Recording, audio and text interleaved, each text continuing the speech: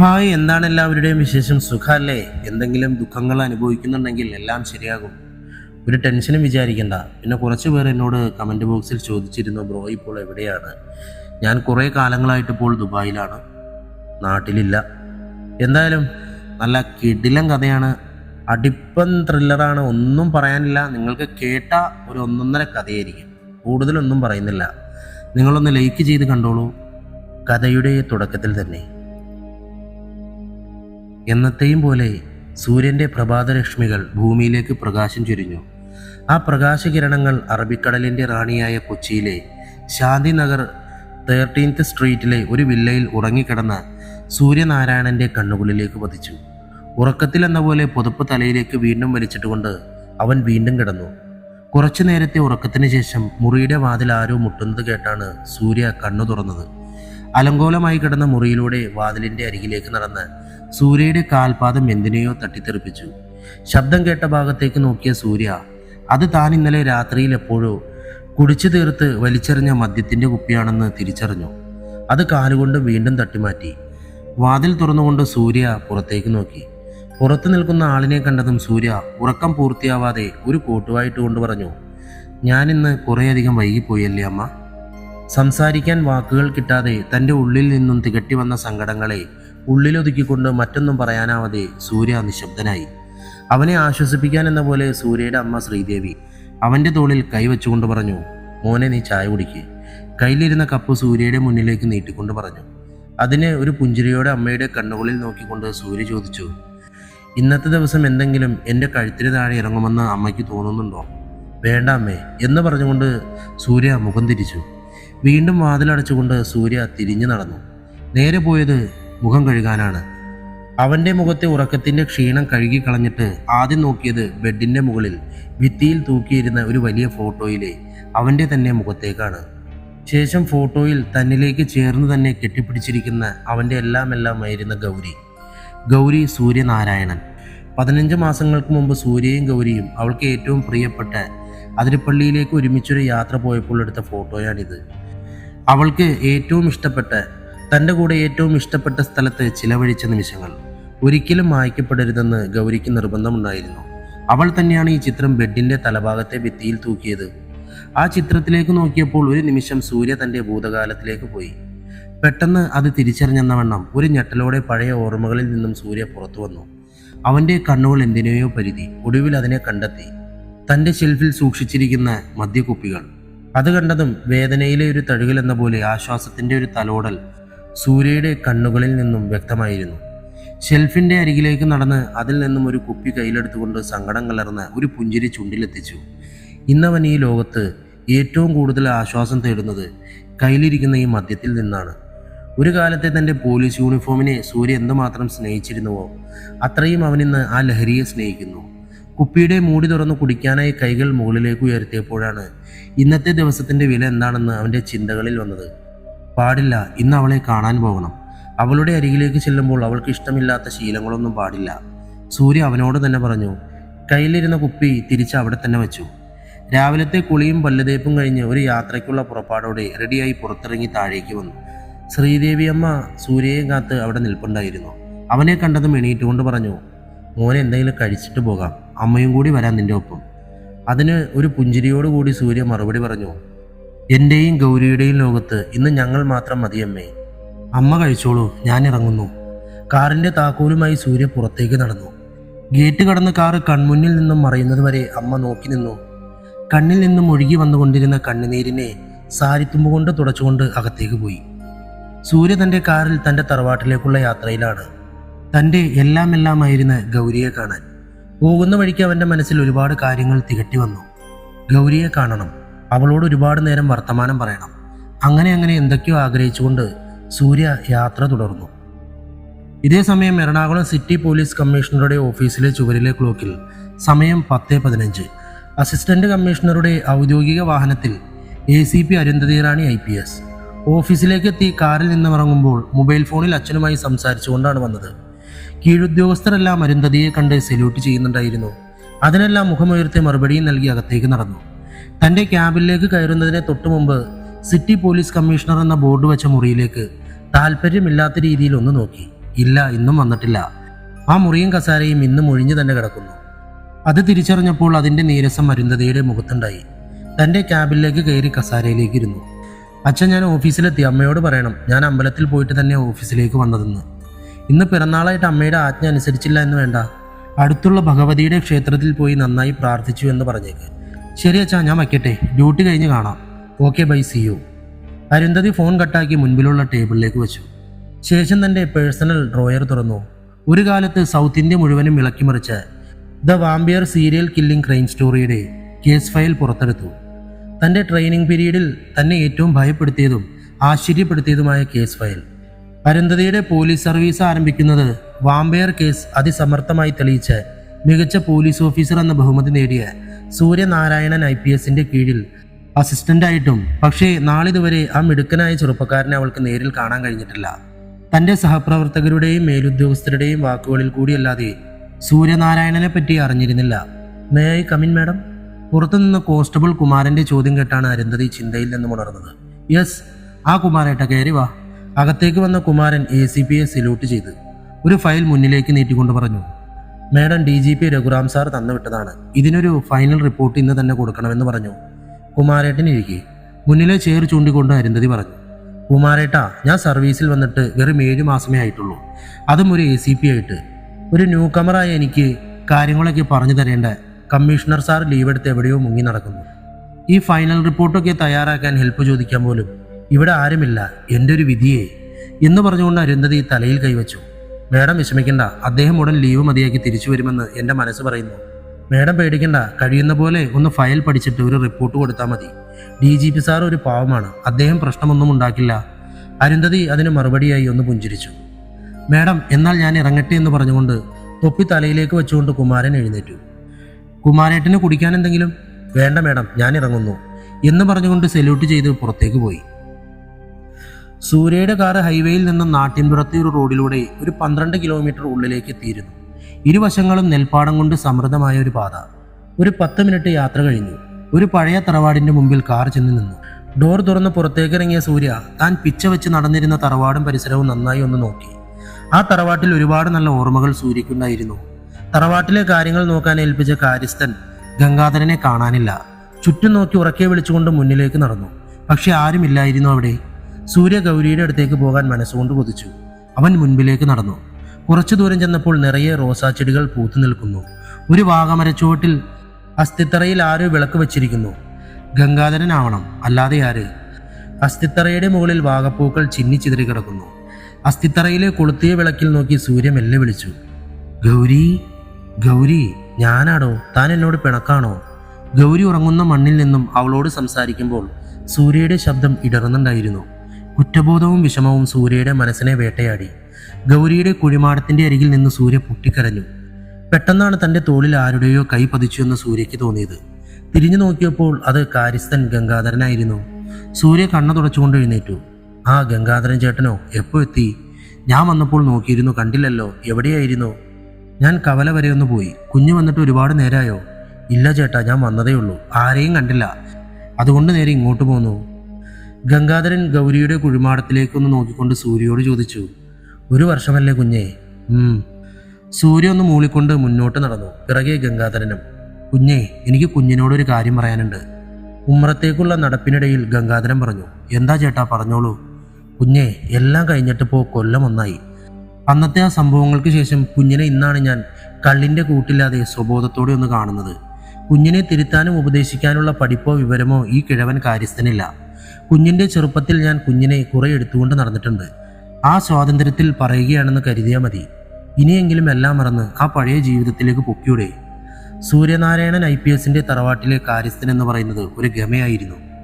ആ പഴയ സൂര്യനാരായണനെ മരിക്കും മുമ്പ് ഒന്നുകൂടി കാണണമെന്നുണ്ട് ഈ കിഴവന്. കാര്യസ്ഥൻ പറഞ്ഞു നിർത്തി.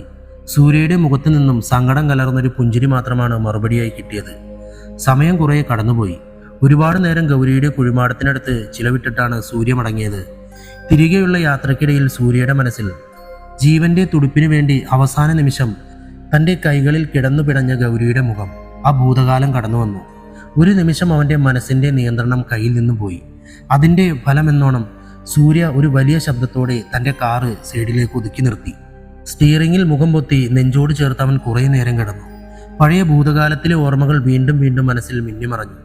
മനസ്സിനെ വരുതിയിൽ കൊണ്ടുവരാൻ എത്ര ശ്രമിച്ചിട്ടും സൂര്യയ്ക്ക് കഴിയുന്നുണ്ടായിരുന്നില്ല. തൻ്റെ ഇപ്പോഴത്തെ ഉറ്റ ചങ്ങാതിയായ മദ്യത്തിൻ്റെ കൂട്ടില്ലാതെ തനിക്ക് ഒന്നിനും കഴിയില്ല എന്ന് അവന് മനസ്സിലായി.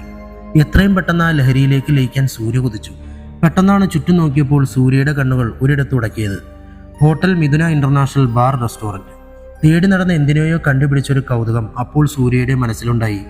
വേഗം കാർ അവിടേക്ക് ഓടിച്ചു. പാർക്കിങ്ങിൽ കാർ നിർത്തിയ ശേഷം അകത്തേക്ക് പോയി. ധൃതിയിൽ ഫയൽ നോക്കി റിപ്പോർട്ട് തയ്യാറാക്കിക്കൊണ്ടിരുന്ന ACP അരുന്ധതിയുടെ ഓഫീസ് ഫോൺ ശബ്ദിച്ചു. Hello ACP speaking. Hello Arundhati, DGP here. Sir, ഞാൻ ഫയൽ തയ്യാറാക്കുന്നതേ ഉള്ളൂ. കഴിയാറായി. എത്രയും വേഗം ഓഫീസിലെത്തിക്കാം.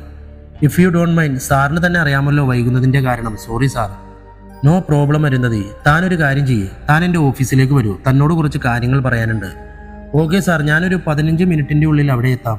ഫോൺ കട്ട് ചെയ്ത ശേഷം അരുന്ധതി പൂർത്തിയാക്കിക്കൊണ്ടിരുന്ന ഫയലെടുത്ത് നേരെ DGP ഓഫീസിലേക്ക് പോയി. May I coming sir? വാതിലിൻ്റെ പുറത്തു നിന്നും അരുന്ധതി ചോദിച്ചു. ആ അരുന്ധതി, കയറി വാടോ, താനിരിക്കെ. DGPക്ക് സല്യൂട്ട് കൊടുത്ത ശേഷം അരുന്ധതി കസാരയിലേക്ക് ഇരുന്നു. എന്താണ് സാർ അത്യാവശ്യമായി കാണണമെന്ന് പറഞ്ഞേ? ഒഫീഷ്യലോ അതോ അൺഒഫീഷ്യലോ? താൻ ടെൻഷൻ ആവണ്ടാന്നേ. ആദ്യം താൻ ഫയലിംഗ് എടുക്ക്. കറക്ഷൻസ് ഉണ്ടെങ്കിൽ ആദ്യം അത് ചെയ്യാം. അരുന്ധതിയുടെ കയ്യിൽ നിന്നും ഫയൽ വാങ്ങി പരിശോധിച്ച ശേഷം DGP പറഞ്ഞു. ഇതാണോ തനിക്കൊന്നും അറിയില്ല, സഹായം വേണമെന്നൊക്കെ താൻ പറഞ്ഞ്? നന്നായി റിപ്പോർട്ട് ചെയ്തിട്ടുണ്ടല്ലോ. Very good, thank you sir. ഒരു പുഞ്ചിരിയോടെ അതിന് ACP മറുപടി കൊടുത്തു. DGP രഘുറാം ആ ഫയൽ എടുത്തു മാറ്റി വെച്ചതിന് ശേഷം അരുന്ധതിയുടെ മുഖത്തേക്കൊന്ന് നോക്കി. ഡോ, ഞാൻ തന്നെ കാണണമെന്ന് പറഞ്ഞത് ഒരു അത്യാവശ്യ കാര്യം പറയാൻ വേണ്ടിയാണ്. ഇന്ന് രാവിലെ കോൺസ്റ്റബിൾ കുമാരൻ്റെ കയ്യിൽ ഞാൻ തനിക്കുള്ള ഫയൽ കൊടുത്തു വിട്ടു. അതവിടെ എത്തിച്ചതിന് ശേഷം കുമാരൻ എന്നോടൊരു കാര്യം പറഞ്ഞു. താനെന്തോ ഒരു കേസ് ഫയൽ നോക്കിക്കൊണ്ടിരിക്കുന്നു എന്ന്. സംശയരൂപേണ റാം അരുന്ധതിയുടെ മുഖത്തേക്ക് നോക്കി. ആ എസ് സാർ, നമ്മുടെ കമ്മീഷണർ സാർ അന്വേഷിച്ച the vampire serial killing case file. എന്താണ് സാറേ എനി പ്രോബ്ലം?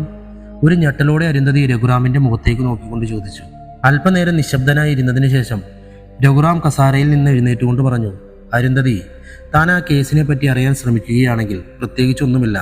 പക്ഷെ അത് വായിച്ചെല്ലാം അറിഞ്ഞതിന് ശേഷം താൻ അതിൻ്റെ പിറകെ കൂടരുത്, പ്രത്യേകിച്ച് സൂര്യയുടെ. കാരണം കേസ് അന്വേഷിക്കുന്ന ഉദ്യോഗസ്ഥന് നേരിടാൻ പാടില്ലാത്ത, ജീവിതത്തിൽ ഒരിക്കലും ഉണ്ടാകാൻ പാടില്ലാത്ത കാര്യങ്ങളാണ് സൂര്യയുടെ ജീവിതത്തിൽ നടന്നത്. അതുകൊണ്ട് തന്നെയാണ് അതിസമർത്ഥനായ ഒരു പോലീസ് ഉദ്യോഗസ്ഥനെ നമുക്ക് നഷ്ടപ്പെട്ടുകൊണ്ടിരിക്കുന്നത്.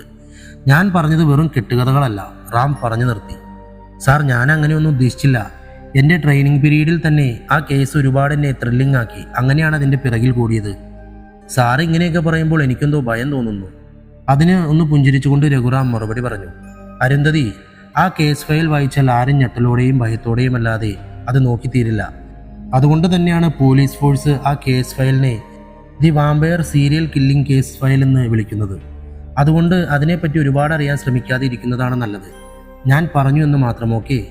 ഓക്കെ സാർ, ഞാൻ ശ്രദ്ധിച്ചോളാം. എങ്കിൽ ഞാൻ ഇറങ്ങട്ടെ. രഘുറാമിന് സല്യൂട്ട് നൽകിയ ശേഷം അരുന്ധതി തിരിച്ച് ഓഫീസിലേക്ക് ഇറങ്ങി. തിരികെയുള്ള യാത്രയിൽ അരുന്ധതിയുടെ മനസ്സിൽ രഘുറാം പറഞ്ഞ കാര്യങ്ങളായിരുന്നു. എന്തിനായിരിക്കും ഇത്രയും വലിയൊരു കേസ് ഫയൽ റെഫർ ചെയ്യേണ്ടെന്ന് സാർ പറഞ്ഞത്? എന്തായിരിക്കും ആ കേസിൽ നടന്നിട്ടുള്ളത്? അതിനുശേഷം സൂര്യ ഓഫീസിൽ വന്നിട്ടില്ല. കാരണം എന്തായിരിക്കും? അങ്ങനെ പല ചോദ്യങ്ങൾ അരുന്ധതിയെ വേട്ടയാടി. ബാറിൽ നിന്നും സൂര്യ കയ്യിലൊരു മദ്യക്കുപ്പിയുമായി താഴേക്ക് വന്നു.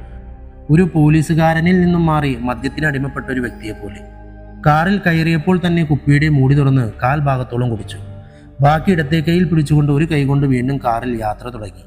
മദ്യവെച്ച് വാഹനം ഓടിക്കരുതെന്ന് ഒരുപാട് തവണ പലരോടും പറഞ്ഞിട്ടുള്ള സൂര്യ തന്നെയാണ് ഇങ്ങനെ. ഇതവൻ്റെ മനസ്സിൽ നിന്നും ആരും ഉറക്കെ വിളിച്ചു പറയുന്നുണ്ടായിരുന്നു. അതൊന്നും പക്ഷെ ഇന്നത്തെ സൂര്യയെ ബാധിക്കുന്ന ഒന്നായിരുന്നില്ല.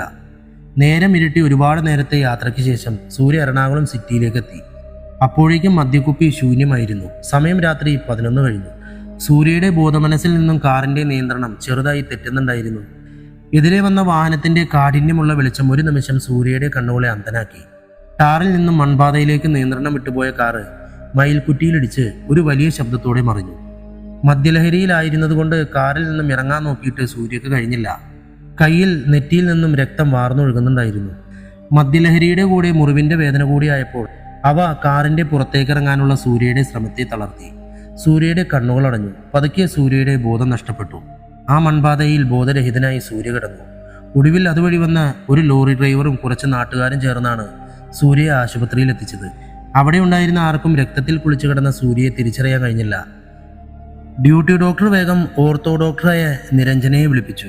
കാഷ്വാലിറ്റിയിൽ കിടക്കുന്ന ആളിനെ കണ്ടതും നിരഞ്ജന ഞെട്ടി. സൂര്യ, അവൾ സ്വയം പറഞ്ഞു. അവന്റെ മുറിവുകൾ വൃത്തിയാക്കിക്കൊണ്ടിരുന്ന സിസ്റ്റർ ആലിസിനോട് ചോദിച്ചു, എന്താണ് ഉണ്ടായത്? സിസ്റ്റർ, ആരാണ് സൂര്യ ഇവിടെ എത്തിച്ചത്? ഡോക്ടറിന് അറിയാമോ ഇയാളെ? മുറിവുകൾ ഡ്രസ് ചെയ്തുകൊണ്ട് ആലിസ് ചോദിച്ചു. യെസ്, ഇദ്ദേഹം എൻ്റെ ഫാമിലി ഫ്രണ്ടാണ്. ഇദ്ദേഹത്തിൻ്റെ അനിയൻ വേദനാരായണൻ്റെ സീനിയറായിരുന്നു ഞാൻ. ഇദ്ദേഹത്തെ സിസ്റ്ററിന് മനസ്സിലായില്ലേ? ഇദ്ദേഹമാണ് ഈ സിറ്റിയുടെ കമ്മീഷണർ. നിരഞ്ജനയുടെ വാക്കുകൾ ഒരു അത്ഭുതത്തോടെ ആലീസ് കേട്ടുകൊണ്ട് സൂര്യയുടെ മുഖത്തേക്കൊന്ന് നോക്കി. മേഡം, അത് ഇദ്ദേഹമാണോ? കണ്ടിട്ട് മനസ്സിലായില്ല. ഇദ്ദേഹം എന്താ ഈ അവസ്ഥയിൽ? ഫുള്ള് വെള്ളമാണ്. കള്ളു കുടിച്ചു വണ്ടി ഓടിച്ചു. ആക്സിഡന്റ് ആയതാണ്. നിയമപാലകർ തന്നെ ഇങ്ങനെ തുടങ്ങിയാൽ എന്താ ചെയ്യുക കർത്താവേ? ആത്മകഥം പറഞ്ഞുകൊണ്ട് ആലിസ് ട്രിപ്പ് കൊടുത്തതിന് ശേഷം റൂമിൽ നിന്നും പോയി. നിരഞ്ജന അപ്പോൾ തന്നെ വീട്ടിലേക്ക് വിളിച്ച് അച്ഛനോടും അമ്മയോടും കാര്യം പറഞ്ഞു. ഉടൻ അവർ സൂര്യയുടെ അമ്മയെ കൂട്ടി ആശുപത്രിയിലേക്ക് എത്തി. പൊട്ടിക്കരഞ്ഞുകൊണ്ടാണ് ശ്രീദേവി അവിടേക്ക് വന്നത്. നിരഞ്ജനയെ കണ്ടപ്പോൾ ശ്രീദേവി അവളുടെ അടുത്തേക്ക് കരഞ്ഞുകൊണ്ട് ഓടിച്ചെന്നു.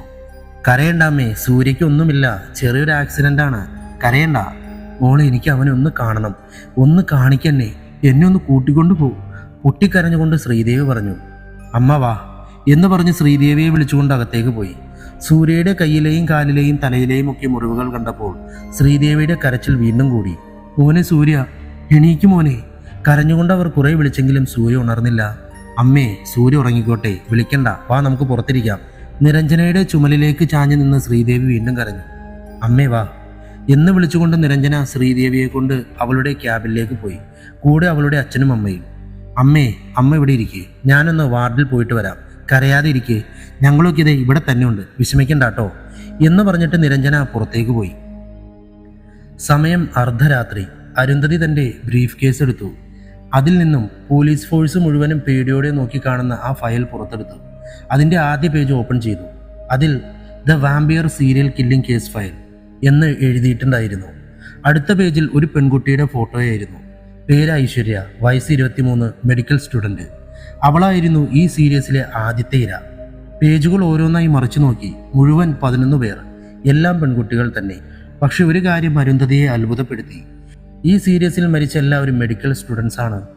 എല്ലാവരും ഒരേ കോളേജിൽ ഒരേ ബാച്ചിലുണ്ടായിരുന്ന പെൺകുട്ടികൾ. പാലക്കാട് ശങ്കർമഠം മെഡിക്കൽ കോളേജിൽ MBBS അവസാന വർഷം പഠിച്ചിരുന്ന 11 പെൺകുട്ടികൾ പൈശാചികവും മൃഗീയവുമായി കൊല്ലപ്പെട്ടു. ഫയൽ വായിച്ചുകൊണ്ടിരുന്നപ്പോഴാണ് അരുന്ധതിയുടെ മൊബൈൽ ശബ്ദിച്ചത്. Hello, Arundhati speaking. മേഡം, ഞാൻ CI അനിലാണ് സംസാരിക്കുന്നത്. മേഡം, ഒരു അത്യാവശ്യ കാര്യമുണ്ട്. ഇവിടെ ഹൈവേ റോഡിൽ ഒരു വണ്ടി ആക്സിഡൻ്റായി കിടക്കുന്നു. അനിൽ, ഈ കാര്യത്തിന് എന്തിനാ എന്നെ വിളിക്കുന്നത്? താങ്കൾക്ക് വേണ്ട നടപടി എടുത്തൂടെ? മേഡം, ചെറിയൊരു പ്രശ്നമുണ്ട്. ഇത് നമ്മുടെ സൂര്യനാരായണൻ സാറിൻ്റെ കാറാണ്. വാട്ട്? ഞെട്ടലോടെ ACP തിരിച്ചു ചോദിച്ചു. Yes madam. മേഡം ഒന്ന് വന്നിരുന്നെങ്കിൽ. ഓക്കെ, ഞാൻ എത്തിക്കോളാം, ഒരു 15 മിനിറ്റ് എന്ന് പറഞ്ഞ് അരുന്ധതി മൊബൈൽ കട്ട് ചെയ്തു. തുറന്നു വച്ചിരുന്ന കേസ് ഫയൽ എടുത്ത് ബ്രീഫ് കേസിലേക്ക് വയ്ക്കുമ്പോൾ അതിൽ നിന്നും ഒരു ഫോട്ടോ താഴേക്ക് വീണു. ഒരു പെൺകുട്ടിയുടെ ചിത്രമായിരുന്നു. അത് കാര്യമാക്കാതെ അരുന്ധതി ഫയലിലേക്ക് എടുത്തു വെച്ചുകൊണ്ട് ആക്സിഡന്റ് നടന്ന സ്ഥലത്തേക്ക് ഇറങ്ങി. 30 മിനിറ്റ് കൊണ്ട് അരുന്ധതി അവിടേക്ക് എത്തി. വണ്ടിയിൽ നിന്നിറങ്ങിയ അരുന്ധതിയെ നോക്കി അവിടെ ഉണ്ടായിരുന്ന എല്ലാ പോലീസുകാരും സല്യൂട്ട് ചെയ്തു. മേഡം വരൂ, അവിടെയാണ് വണ്ടി കിടക്കുന്നത്. റോഡിന്റെ മറുവശത്തേക്ക് ചൂണ്ടിക്കൊണ്ട് അനിൽ പറഞ്ഞു. അരുന്ധതി അവിടെ എത്തി വണ്ടി പരിശോധിച്ചു. മേഡം, മറ്റു വണ്ടികളിലൊന്നും തട്ടിയിട്ടില്ല, നിയന്ത്രണം വിട്ട് മറിഞ്ഞതാകണം. ഓക്കെ അനിൽ, അദ്ദേഹത്തിന്റെ വിവരങ്ങൾ മറ്റും കിട്ടിയോ? അടുത്ത ഏതാ ഹോസ്പിറ്റലുള്ളത്, അവിടെ അന്വേഷിച്ചോ? യെസ് മേഡം, അദ്ദേഹം ഇവിടുത്തെ അമൃത ആശുപത്രിയിലുണ്ട്. SI ഗിരീഷൻ ടീമും അവിടേക്ക് പോയിട്ടുണ്ട്. Okay fine. അനിൽ, ഇവിടുത്തെ മറ്റു കാര്യങ്ങളൊക്കെ തീർത്ത് വണ്ടി മാറ്റാനുള്ള ഏർപ്പാട് ചെയ്യണം. ഞാൻ ആശുപത്രിയിലേക്ക് പോവുകയാണ്. ഓക്കെ മേഡം എന്ന് പറഞ്ഞ് അനിൽ സല്യൂട്ട് നൽകി. അരുന്ധതി തൻ്റെ കാറിൽ നേരെ ആശുപത്രിയിലേക്ക് പോയി.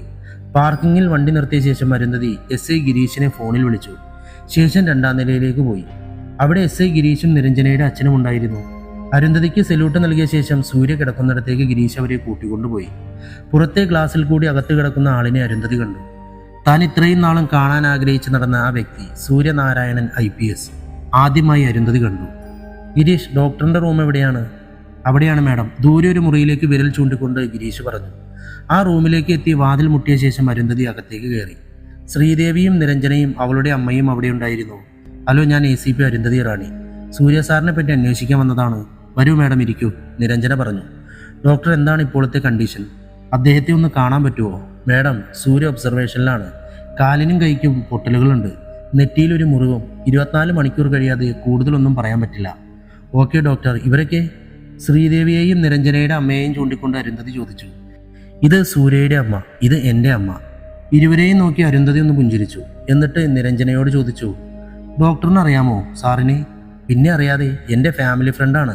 പിന്നെ സൂര്യയുടെ അനിയൻ ദേവനാരായണൻ എൻ്റെ ജൂനിയറായിരുന്നു. ആണോ? ആ ഓക്കെ ഡോക്ടർ. പഠിച്ചതൊക്കെ എവിടെയാ? ഞാൻ ശങ്കർമഠം മെഡിക്കൽ കോളേജിൽ. അത് കേട്ടതും അരുന്ധതി ഞെട്ടി. ആ ഡോക്ടർ അവിടെയോ? ഏത് വർഷം? അപ്പോൾ അവിടെ നടന്ന കാര്യങ്ങൾ ഡോക്ടറിന് അറിയാമോ? നിരഞ്ജന ഒന്ന് പുഞ്ചിരിച്ചു. അപ്പോൾ മേഡം അതൊക്കെ അറിഞ്ഞു അല്ലേ? പക്ഷേ ആ സംഭവം നടക്കുമ്പോൾ ഞാൻ ആ കോളേജിലില്ല. കോഴ്സ് കഴിഞ്ഞിറങ്ങിയിരുന്നു. ദേവനാരായണൻ അവസാന വർഷം പഠിക്കുമ്പോഴാണ് അത് നടക്കുന്നത്. ഇപ്പോൾ 1.5 വർഷം കഴിഞ്ഞു. ശ്രീദേവി അത് കേട്ടുകൊണ്ട് പൊട്ടിക്കരഞ്ഞു.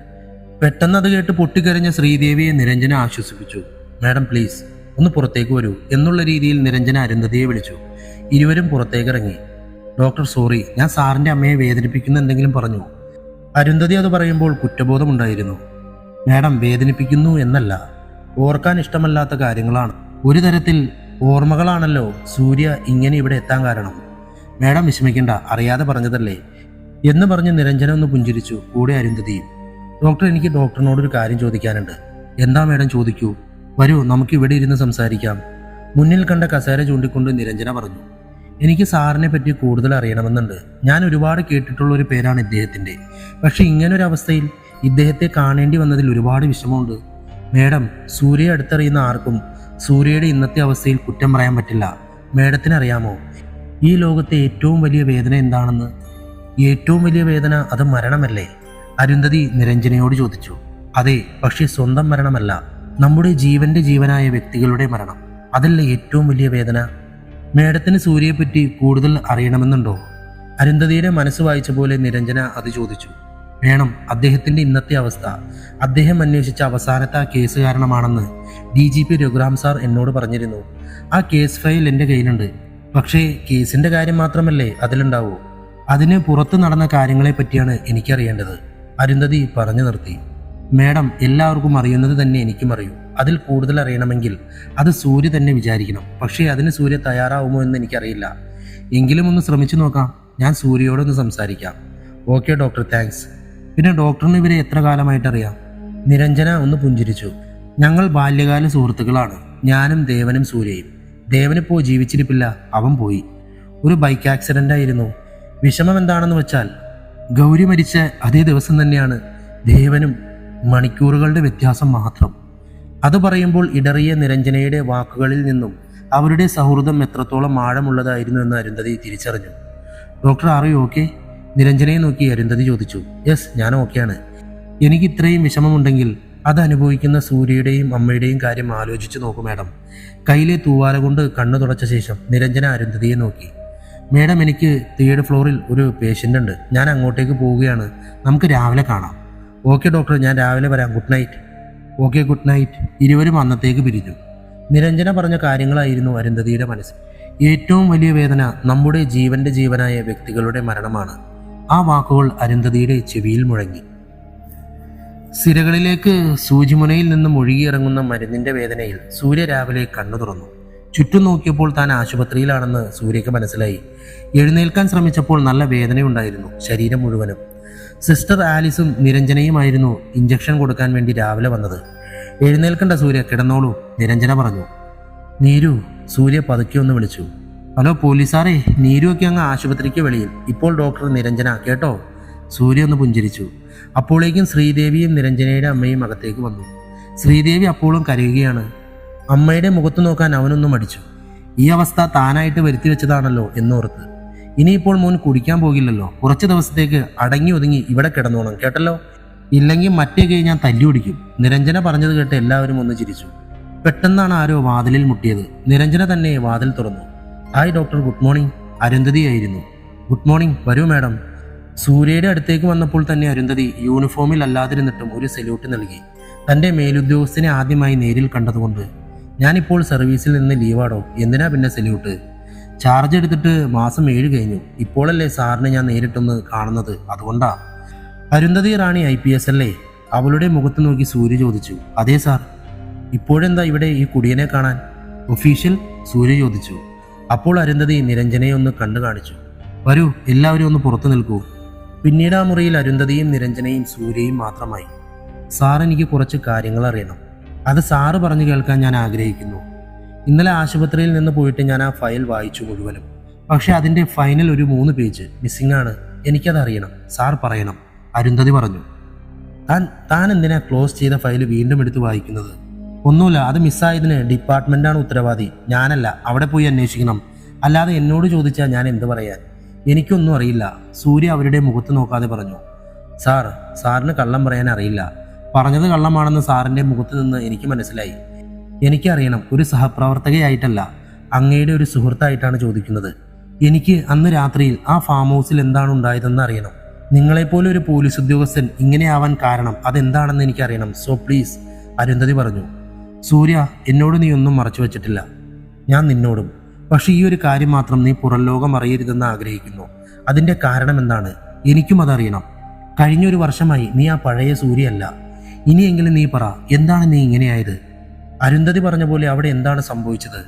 നിരഞ്ജനയും കൂടി നിർബന്ധിച്ചപ്പോൾ സൂര്യയുടെ കണ്ണുകൾ നിറഞ്ഞു. അവൻ്റെ മനസ്സിൽ നിന്നും അത് പുറത്തു വരാൻ തയ്യാറായി. അവരോടായി അവൻ പറഞ്ഞു, നിങ്ങൾക്ക് എന്താ അറിയണ്ടേ? ഞാൻ ഇങ്ങനെയാവാനുള്ള കാരണമോ, അതോ ഞാൻ മറ്റാരും അറിയരുതെന്ന് ആഗ്രഹിച്ച് മനസ്സിൽ കൊണ്ടു നടക്കുന്ന ആ രാത്രിയിലെ സംഭവങ്ങളോ? പക്ഷേ അതറിയും മുമ്പ് നിങ്ങൾ എൻ്റെ ഗൗരിയെ പറ്റി അറിയണം, എൻ്റെ അനിയൻ ദേവയെ പറ്റി അറിയണം, ആ കൊലയാളിയെ പറ്റി അറിയണം. സൂര്യ തൻ്റെ ഭൂതകാലത്തിലെ ഓർമ്മകളിലേക്ക് പോയി. ഇരുവരും കേൾക്കാനുള്ള ആകാംക്ഷയിൽ അവൻ്റെ അടുത്തേക്ക് ഇരുന്നു. അവരോടായി സൂര്യ പറയാൻ തുടങ്ങി. ഗൗരിയെ ഞാൻ ആദ്യമായി കാണുന്നത് ദേവൻ പഠിച്ച കോളേജിൽ വച്ചാണ്. അവർ ഒരു ബാച്ചിലായിരുന്നു. ഒരു നാട്ടിൻപുറത്തുകാരി പെൺകുട്ടി. ഇനി ഭൂതകാലത്തിലേക്ക്. വെക്കേഷൻ കാലത്തെ അവധി ആസ്വദിക്കാൻ ദേവനും അമ്മ ശ്രീദേവിയും തറവാട്ടിലേക്ക് പോയി. 3 ദിവസത്തെ ലീവ് എടുത്ത് സൂര്യയും ചേർന്നു അവരോടൊപ്പം. ഇന്ന് വീണ്ടും കോളേജ് തുറക്കുകയാണ്. സൂര്യ ഡ്യൂട്ടിക്കും പോകുന്നു. രാവിലെ ഡ്യൂട്ടിക്ക് പോകാനിറങ്ങിയ സൂര്യ ദേവൻ അവൻ്റെ ബൈക്കിനെ തെറി പറയുന്നത് കേട്ടാണ് പുറത്തേക്ക് വന്നത്. നാശം, പഞ്ചറാവാൻ കണ്ട ഒരു നേരം. ഇനി ഞാൻ എങ്ങനെയാ കോളേജിൽ സമയത്തെത്തുന്നത്? ദേവൻ ബൈക്കിന്റെ മുമ്പിലത്തെ ടയറിൽ ചവിട്ടിക്കൊണ്ട് സൂര്യ കേൾക്കാൻ വേണ്ടി പറഞ്ഞു. എന്താടാ രാവിലെ കിടന്ന് തെറി പറയുന്ന, എന്ത് പറ്റി? സൂര്യ അതും ചോദിച്ച് അരികിലേക്ക് ചെന്നു. കണ്ടില്ല ഏട്ടാ, ഇവൻ എനിക്ക് രാവിലെ പണി തന്നു. ഞാനിനി എങ്ങനെയാ സമയത്ത് കോളേജിലെത്തുന്നത് എന്ന് പറഞ്ഞിട്ട് ഒരു ചമ്മലോടെ സൂര്യയെ നോക്കി. മോനെ, ദേവൻ മോനെ, രാവിലെ 8 മണിയായാലും എണീക്കാത്ത നീ ഇന്ന് പതിവില്ലാതെ രാവിലെ എണീറ്റപ്പോൾ തന്നെ എനിക്ക് സംശയം തോന്നിയതാ. ഞാൻ കണ്ടായിരുന്നു നീ കൊച്ചു വെളുപ്പാങ്കാലത്ത് ടയറിന്റെ കാറ്റ് കുത്തിവിടുന്നത് കേട്ടോ. സൂര്യ അത് പറഞ്ഞപ്പോൾ ദേവൻ ക്ലോസപ്പിന്റെ പരസ്യം പോലെ പല്ല് 32 കാട്ടി ഒന്ന് വിളിച്ചു. ചേട്ടൻ, എത്ര നാളായി ഞാൻ ചേട്ടനോട് പറയുന്നതാ ഒരാഗ്രഹം. ഒരു വട്ടം, ഒരേ ഒരു വട്ടം ചേട്ടന്റെ പോലീസ് ജീപ്പിൽ എന്നെ ഒന്ന് ആ കോളേജിൽ കൊണ്ടുവിടാൻ. സിറ്റി പോലീസ് കമ്മീഷണർ സൂര്യനാരായണന്റെ കൂടെ ചെന്നിറങ്ങുന്നത് ഒരു ഗമയല്ലേ? പ്ലീസ് ചേട്ടാ, ഒരു വട്ടം, ഒരേ ഒരു വട്ടം. ദേവൻ കൊച്ചുകുട്ടികളെ പോലെ വാശി കാട്ടി പറഞ്ഞു. ദേവന്റെ കുസൃതിയിൽ സൂര്യക്ക് ചിരി പൊട്ടി. ശരി, വാ കേറ്. പിന്നെ ഇതൊരു ശീലമാക്കാൻ നിൽക്കണ്ട കേട്ടോ, ഒരു താക്കീതെന്ന പോലെ സൂര്യ ദേവനോട് പറഞ്ഞു. ഓക്കെ, താങ്ക്സ് മുത്തേ, അല്ലേലും എൻ്റെ ചേട്ടൻ പൊളിയാ എന്ന് പറഞ്ഞുകൊണ്ട് ദേവൻ മുമ്പിലത്തെ സീറ്റിൽ തന്നെ സ്ഥാനം പിടിച്ചു. വണ്ടി ഗേറ്റ് കടന്ന് റോഡിലേക്ക് ഇറങ്ങി. ശരവേഗത്തിൽ ജീപ്പ് കാറ്റിനെ ഭേദിച്ച് മുന്നോട്ട് പോയി. ഒടുവിൽ കോളേജ് കവാടം കടന്ന് സൂര്യയുടെ ജീപ്പ് കോളേജ് മുറ്റത്തേക്കെത്തി. അവൻ വേഗം ജീപ്പിൽ നിന്നും പുറത്തേക്ക് ഇറങ്ങി. പോലീസ് ജീപ്പ് വന്നപ്പോൾ തന്നെ ഭൂരിഭാഗം സ്റ്റുഡൻസിന്റെയും നോട്ടം ഇങ്ങോട്ടായിരുന്നു. പെട്ടെന്ന് ദേവൻ ഒരു 6 അംഗ സംഘത്തെ നോക്കി കൈവീശി. 3 പെൺകുട്ടികളും 3 ആൺകുട്ടികളും. ദേവന്റെ ഗ്യാങ്ങാണെന്ന് സൂര്യയ്ക്ക് മനസ്സിലായി. ചേട്ടൊന്നു വാ, പുറത്തേക്ക് വാ, അവരെ പരിചയപ്പെടാം എന്ന് പറഞ്ഞിട്ട് ദേവൻ അവരെ 6 പേരെയും അടുത്തേക്ക് വിളിച്ചു. അത് കണ്ട് സൂര്യ ജീപ്പിൽ നിന്നും പുറത്തേക്കിറങ്ങി. ഇതാണ് എൻ്റെ ചേട്ടൻ, ദ ഗ്രേറ്റ് സൂര്യനാരായണൻ IPS. സൂര്യയുടെ കയ്യിൽ പിടിച്ചുകൊണ്ട് ദേവൻ എല്ലാവരോടായി പറഞ്ഞു. ഓരോരുത്തരെയായി സൂര്യ പരിചയപ്പെട്ടു. അവസാനം നിന്നത് ഗൗരിയായിരുന്നു. ഹലോ, ഞാൻ ഗൗരി എന്ന് പറഞ്ഞവൾ സൂര്യയ്ക്ക് നേരെ കൈനീട്ടി. ഗൗരിയുടെ കയ്യിൽ ഷേക്ക് ഹാൻഡ് കൊടുത്തപ്പോൾ സൂര്യ അവളെ ഒന്ന് ശ്രദ്ധിച്ചു. കാറ്റിന്റെ താളത്തിൽ അവളുടെ മുടിയിഴകൾ പാറിപ്പറന്നു. അവളുടെ മുഖത്തെ പുഞ്ചിരി അവൻ ശ്രദ്ധിച്ചിരുന്നു. എന്തോ ഒരു പ്രത്യേക ഭംഗി അതിനുണ്ടായിരുന്നു. നുണക്കുഴി കാട്ടിയുള്ള ആ ചിരി എല്ലാം സൂര്യ ശ്രദ്ധിച്ചിരുന്നു. എവിടെ കുട്ടിയുടെ നാട്? അവളുടെ കയ്യിൽ നിന്നും കൈവിട്ടുകൊണ്ട് സൂര്യ ചോദിച്ചു. എൻ്റെ നാട് കൊച്ചിയിലാണ്, കാക്കനാട്. അത് പറഞ്ഞ് ഗൗരി ഒന്ന് പുഞ്ചിരിച്ചു. അതേ ഗൗരി, നിങ്ങളുടെ സിറ്റിയുടെ കൺട്രോൾ മൊത്തം ദേ ഈ കൈകളിലാണ്. അതുകൊണ്ട് എന്താവശ്യമുണ്ടെങ്കിലും വിളിച്ചോ കേട്ടോ എന്ന് പറഞ്ഞ് ദേവൻ പൊട്ടിച്ചിരിച്ചു. അവസാനം എല്ലാവരോടും യാത്ര പറഞ്ഞ് സൂര്യ കൊച്ചിയിലേക്ക് പുറപ്പെട്ടു. പോരുന്ന വഴിക്ക് സൂര്യയുടെ മനസ്സിൽ ഗൗരിയുടെ മുഖമായിരുന്നു. ആദ്യമായിട്ടാണ് സൂര്യയ്ക്ക് ഒരു പെണ്ണിനോടൊരു ആകർഷണം തോന്നുന്നത്. ഏകദേശം 4 മണിക്കൂർ കൊണ്ട് പാലക്കാട് നിന്നും സൂര്യ കൊച്ചിയിൽ ഓഫീസിലെത്തി. ഉച്ചയ്ക്ക് ആഹാരം കഴിച്ച ശേഷം സൂര്യ തൻ്റെ ക്യാബിലേക്ക് പോയി. കുറച്ചു സമയത്തിന് ശേഷം ഓഫീസ് ഫോൺ ശബ്ദിച്ചു. സൂര്യ ഫോൺ എടുത്തു. Hello, commissioner speaking. ഹലോ സൂര്യ, ഞാൻ രഘുറാം. എനിക്ക് നാളെ തന്നെ ഒന്ന് കാണണം, ഒരു അത്യാവശ്യ കാര്യമുണ്ട്. ഓക്കെ സാർ, ഒരു 4 മണിയാവുമ്പോഴേക്കും ഞാൻ ഫ്രീ ആവും, അപ്പോൾ ഞാൻ വരാം. ഓക്കെ, എങ്കിൽ കാര്യങ്ങൾ നടക്കട്ടെ. രഘുറാം കോള് കട്ട് ചെയ്തു. ക്ലാസ്സിലിരിക്കുമ്പോഴും ഗൗരിയുടെ മനസ്സിൽ സൂര്യ ഇടയ്ക്കിടയ്ക്ക് വന്നുകൊണ്ടേയിരുന്നു. ഡിഷ്. ഗൗരി കൂട്ടുകാരി സ്നേഹയെ തട്ടി വിളിച്ചു. എന്താടി? ഇതേ പെട്ടെന്ന് പറ, അങ്ങേര് കണ്ടാൽ രണ്ടിനെയും പിടിച്ച് പുറത്താക്കും. ക്ലാസ് എടുത്തുകൊണ്ടിരിക്കുന്ന പ്രൊഫസറിനെ നോക്കി സ്നേഹ പറഞ്ഞു. ഇന്ന് നമ്മൾ കണ്ട ദേവന്റെ ചേട്ടനില്ലേ സൂര്യ, ആള് ചുള്ളനാണല്ലേ. ഇത്രയും നല്ലൊരു മിടുക്കൻ ഏട്ടനുണ്ടായിട്ട് അവൻ ഇതുവരെ പറഞ്ഞില്ലല്ലോ. ഇതുവരെ. ഗൗരി ഒരു ചിരിയോടുകൂടി പറഞ്ഞു. എന്താ മോളെ ഗൗരി, നോട്ടമുണ്ടോ? സ്നേഹയുടെ കളിയാക്കിയുള്ള ചോദ്യം ഗൗരിയെ നാണത്തിലാഴ്ത്തി. ഒന്ന് പോടി, അതേ ഒരു പോലീസുകാരനാ, നീ വേണേ നോക്കിക്കോ. നിന്റെ അച്ഛൻ വലിയ IG അല്ലേ, നിനക്ക് ചേരും. ഗൗരിയും വിട്ടുകൊടുത്തില്ല. എൻ്റെ മനസ്സ് എപ്പോഴേ അനിയന് കൊടുത്തില്ലേ, ചേട്ടനെ കൂടി നോക്കുന്നത് മോശമല്ലേ പെണ്ണേ? ഗൗരിയുടെ തോളിൽ സ്നേഹ തോളുകൊണ്ട് ഇടിച്ചിട്ട് ചോദിച്ചു. എന്തായി മോളെ നിന്റെ പ്രേമം, വല്ലോ നടക്കോ? ഗൗരി കളിയാക്കിക്കൊണ്ട് സ്നേഹയോട് ചോദിച്ചു. എന്താ വാനടി, അവനൊരു മൈൻഡില്ല.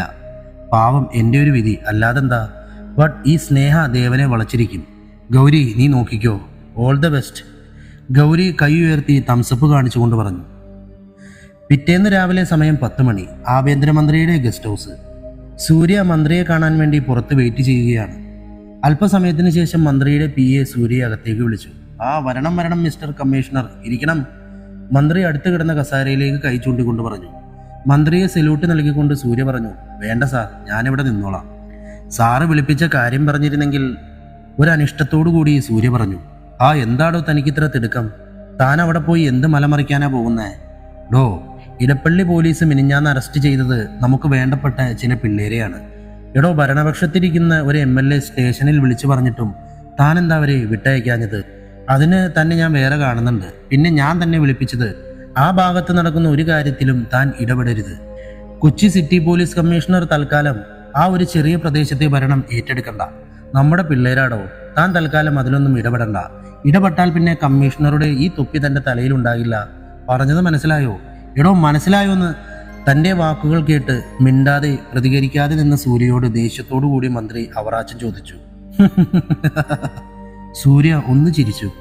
എന്താടോ നിന്ന് ചിരിക്കുന്നേ? ഞാൻ പറഞ്ഞത് തമാശയാണെന്ന് തനിക്ക് തോന്നുന്നുണ്ടോ?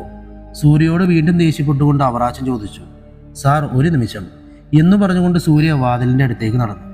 സൂര്യ വാതിലടച്ച് കുറ്റിയിട്ട് അതിനുശേഷം തലയിൽ നിന്ന് സൂര്യ തൊപ്പിയെടുത്തു മാറ്റി.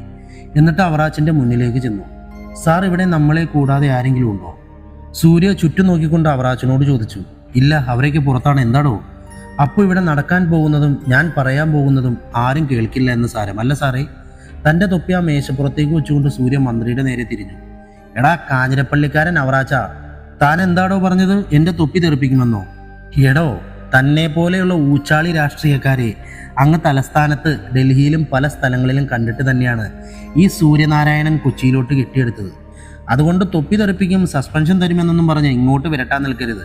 തൻ്റെ തൊപ്പി കയ്യിലെടുത്തുകൊണ്ട് സൂര്യ അവറാച്ചൻ്റെ മുന്നിലേക്ക് ചേർന്നു വന്നു. ഡോ, ഇത് താൻ കണ്ടോ? IPS ആണ്, അല്ലാതെ കേരള സർക്കാരിൻ്റെ കീഴിലുള്ള വെറും ഡൂക്ലി പോലീസുകാരനല്ല ഞാൻ. അവൻ്റെ സസ്പെൻഷൻ മൈ രോമമാണതെനിക്ക്. ഞാൻ ഈ കൊച്ചി സിറ്റിയിൽ ഉള്ളിടത്തോളം കാലം ഇവിടം എൻ്റെ കൺട്രോളിലായിരിക്കും. പിന്നെ മന്ത്രിമാരെ സല്യൂട്ട് ചെയ്യുന്നു എന്ന് പറഞ്ഞ് മന്ത്രിമാരുടെ ഒത്താശയോടെ കള്ളും കഞ്ചാവും പെണ്ണും പിടിച്ചു നടക്കുന്ന മൂന്നാംകിട റൗഡിമാരെ തെറ്റ് ചെയ്താൽ ശിക്ഷിക്കാതെ ഇരിക്കാൻ നിങ്ങളുടെ ഒത്താശയ്ക്ക് നിൽക്കുന്ന ഒരു പോലീസുകാരനല്ല ഞാൻ. അതെന്നും നിങ്ങളുടെ മൈൻഡിലുണ്ടായിരിക്കണം.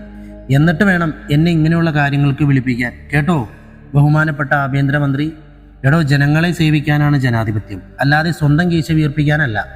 ഹൈറേഞ്ചിലെ കള്ളവാറ്റുകാരൻ തൊമ്മിയുടെ മകൻ അവറാച്ചന് എവിടെ നിന്നുണ്ടായി 3 500 ഏക്കർ തേയിലത്തോട്ടം, കോടിക്കണക്കിന് വരുന്ന കള്ളപ്പണം? ഞാൻ അറസ്റ്റ് ചെയ്തത് ഒരു വില്ലേജ് ഓഫീസറുടെ വീട്ടിൽ കയറി അദ്ദേഹത്തെ വധിക്കാൻ ശ്രമിച്ചതിനാണ്, അല്ലാതെ വെറും ചീള് പെറ്റിക്കേസിനല്ല.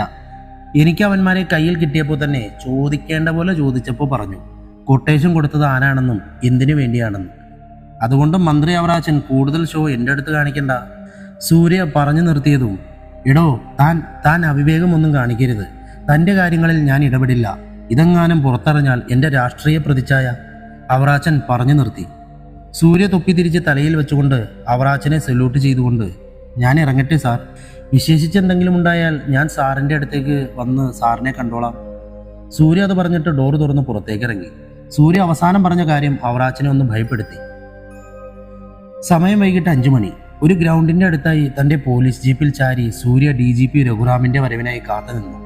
കുറച്ചു കഴിഞ്ഞപ്പോൾ രഘുറാം വന്നു. താൻ എത്തിയിട്ട് ഒരുപാട് നേരമായോടോ? കാറിന്റെ ഡോർ അടച്ചുകൊണ്ട് രഘുറാം സൂര്യയോട് ചോദിച്ചു. ഇല്ല സാർ, ഞാനൊരു 10 മിനിറ്റ് ആയിട്ടുള്ളൂ വന്നിട്ട്. സാർ എന്താണ് അത്യാവശ്യമായി കാണണമെന്ന് പറഞ്ഞേ? ആ സൂര്യ, ഞാൻ അതിലേക്കാണ് വരുന്നത്. പോക്കറ്റിൽ നിന്നും ഒരു സിഗരറ്റ് എടുത്ത് കത്തിച്ചുകൊണ്ട് രഘുറാം തുടർന്നു. എനിക്ക് പറയാനുള്ളത് ദേവനെ പറ്റിയാണ്. ദേവനെ പറ്റിയോ? എന്താ സാർ, എന്തെങ്കിലും പ്രശ്നം? സൂര്യ റാമിനോട് ചോദിച്ചു. അത്ര ടെൻഷനൊന്നും ആവണ്ടടോ.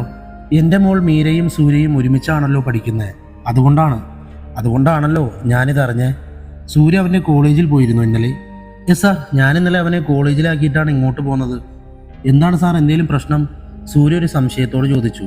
സൂര്യ, ഞാൻ പറയാൻ പോകുന്നത് എൻ്റെ തോന്നലാണോ എന്ന് എനിക്കറിയില്ല. എന്നാൽ പറയാതെ ഇരിക്കാനും വയ്യ. കാരണം നിങ്ങൾ രണ്ടും എൻ്റെ മക്കളെ പോലെയാണ് എനിക്ക്. നിങ്ങൾ തമ്മിൽ യാതൊരു കാര്യങ്ങളും മറച്ചു വയ്ക്കാറില്ല എന്നല്ലേ പറഞ്ഞത്? അവൻ നിന്നോട് ഒരു കാര്യം മറച്ചു വയ്ക്കുന്നു. എപ്പോഴെങ്കിലും ആ കോളേജിൽ നടന്ന തല്ലിൻ്റെ കാര്യം നിന്നോട് പറഞ്ഞിട്ടുണ്ടോ ദേവൻ? റാം കണ്ണട മുഖത്ത് നിന്ന് എടുത്തുകൊണ്ട് ചോദിച്ചു.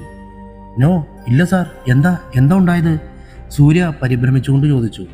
ഒന്ന് മുന്നോട്ട് നടന്നുകൊണ്ട് രഘുറാം പറഞ്ഞു തുടങ്ങി. സൂര്യ, ദേവനും ബാക്കി 6 കുട്ടികളും, അവർ 7 പേർ ഒരു ഗ്യാങ്ങാണ് കോളേജിൽ.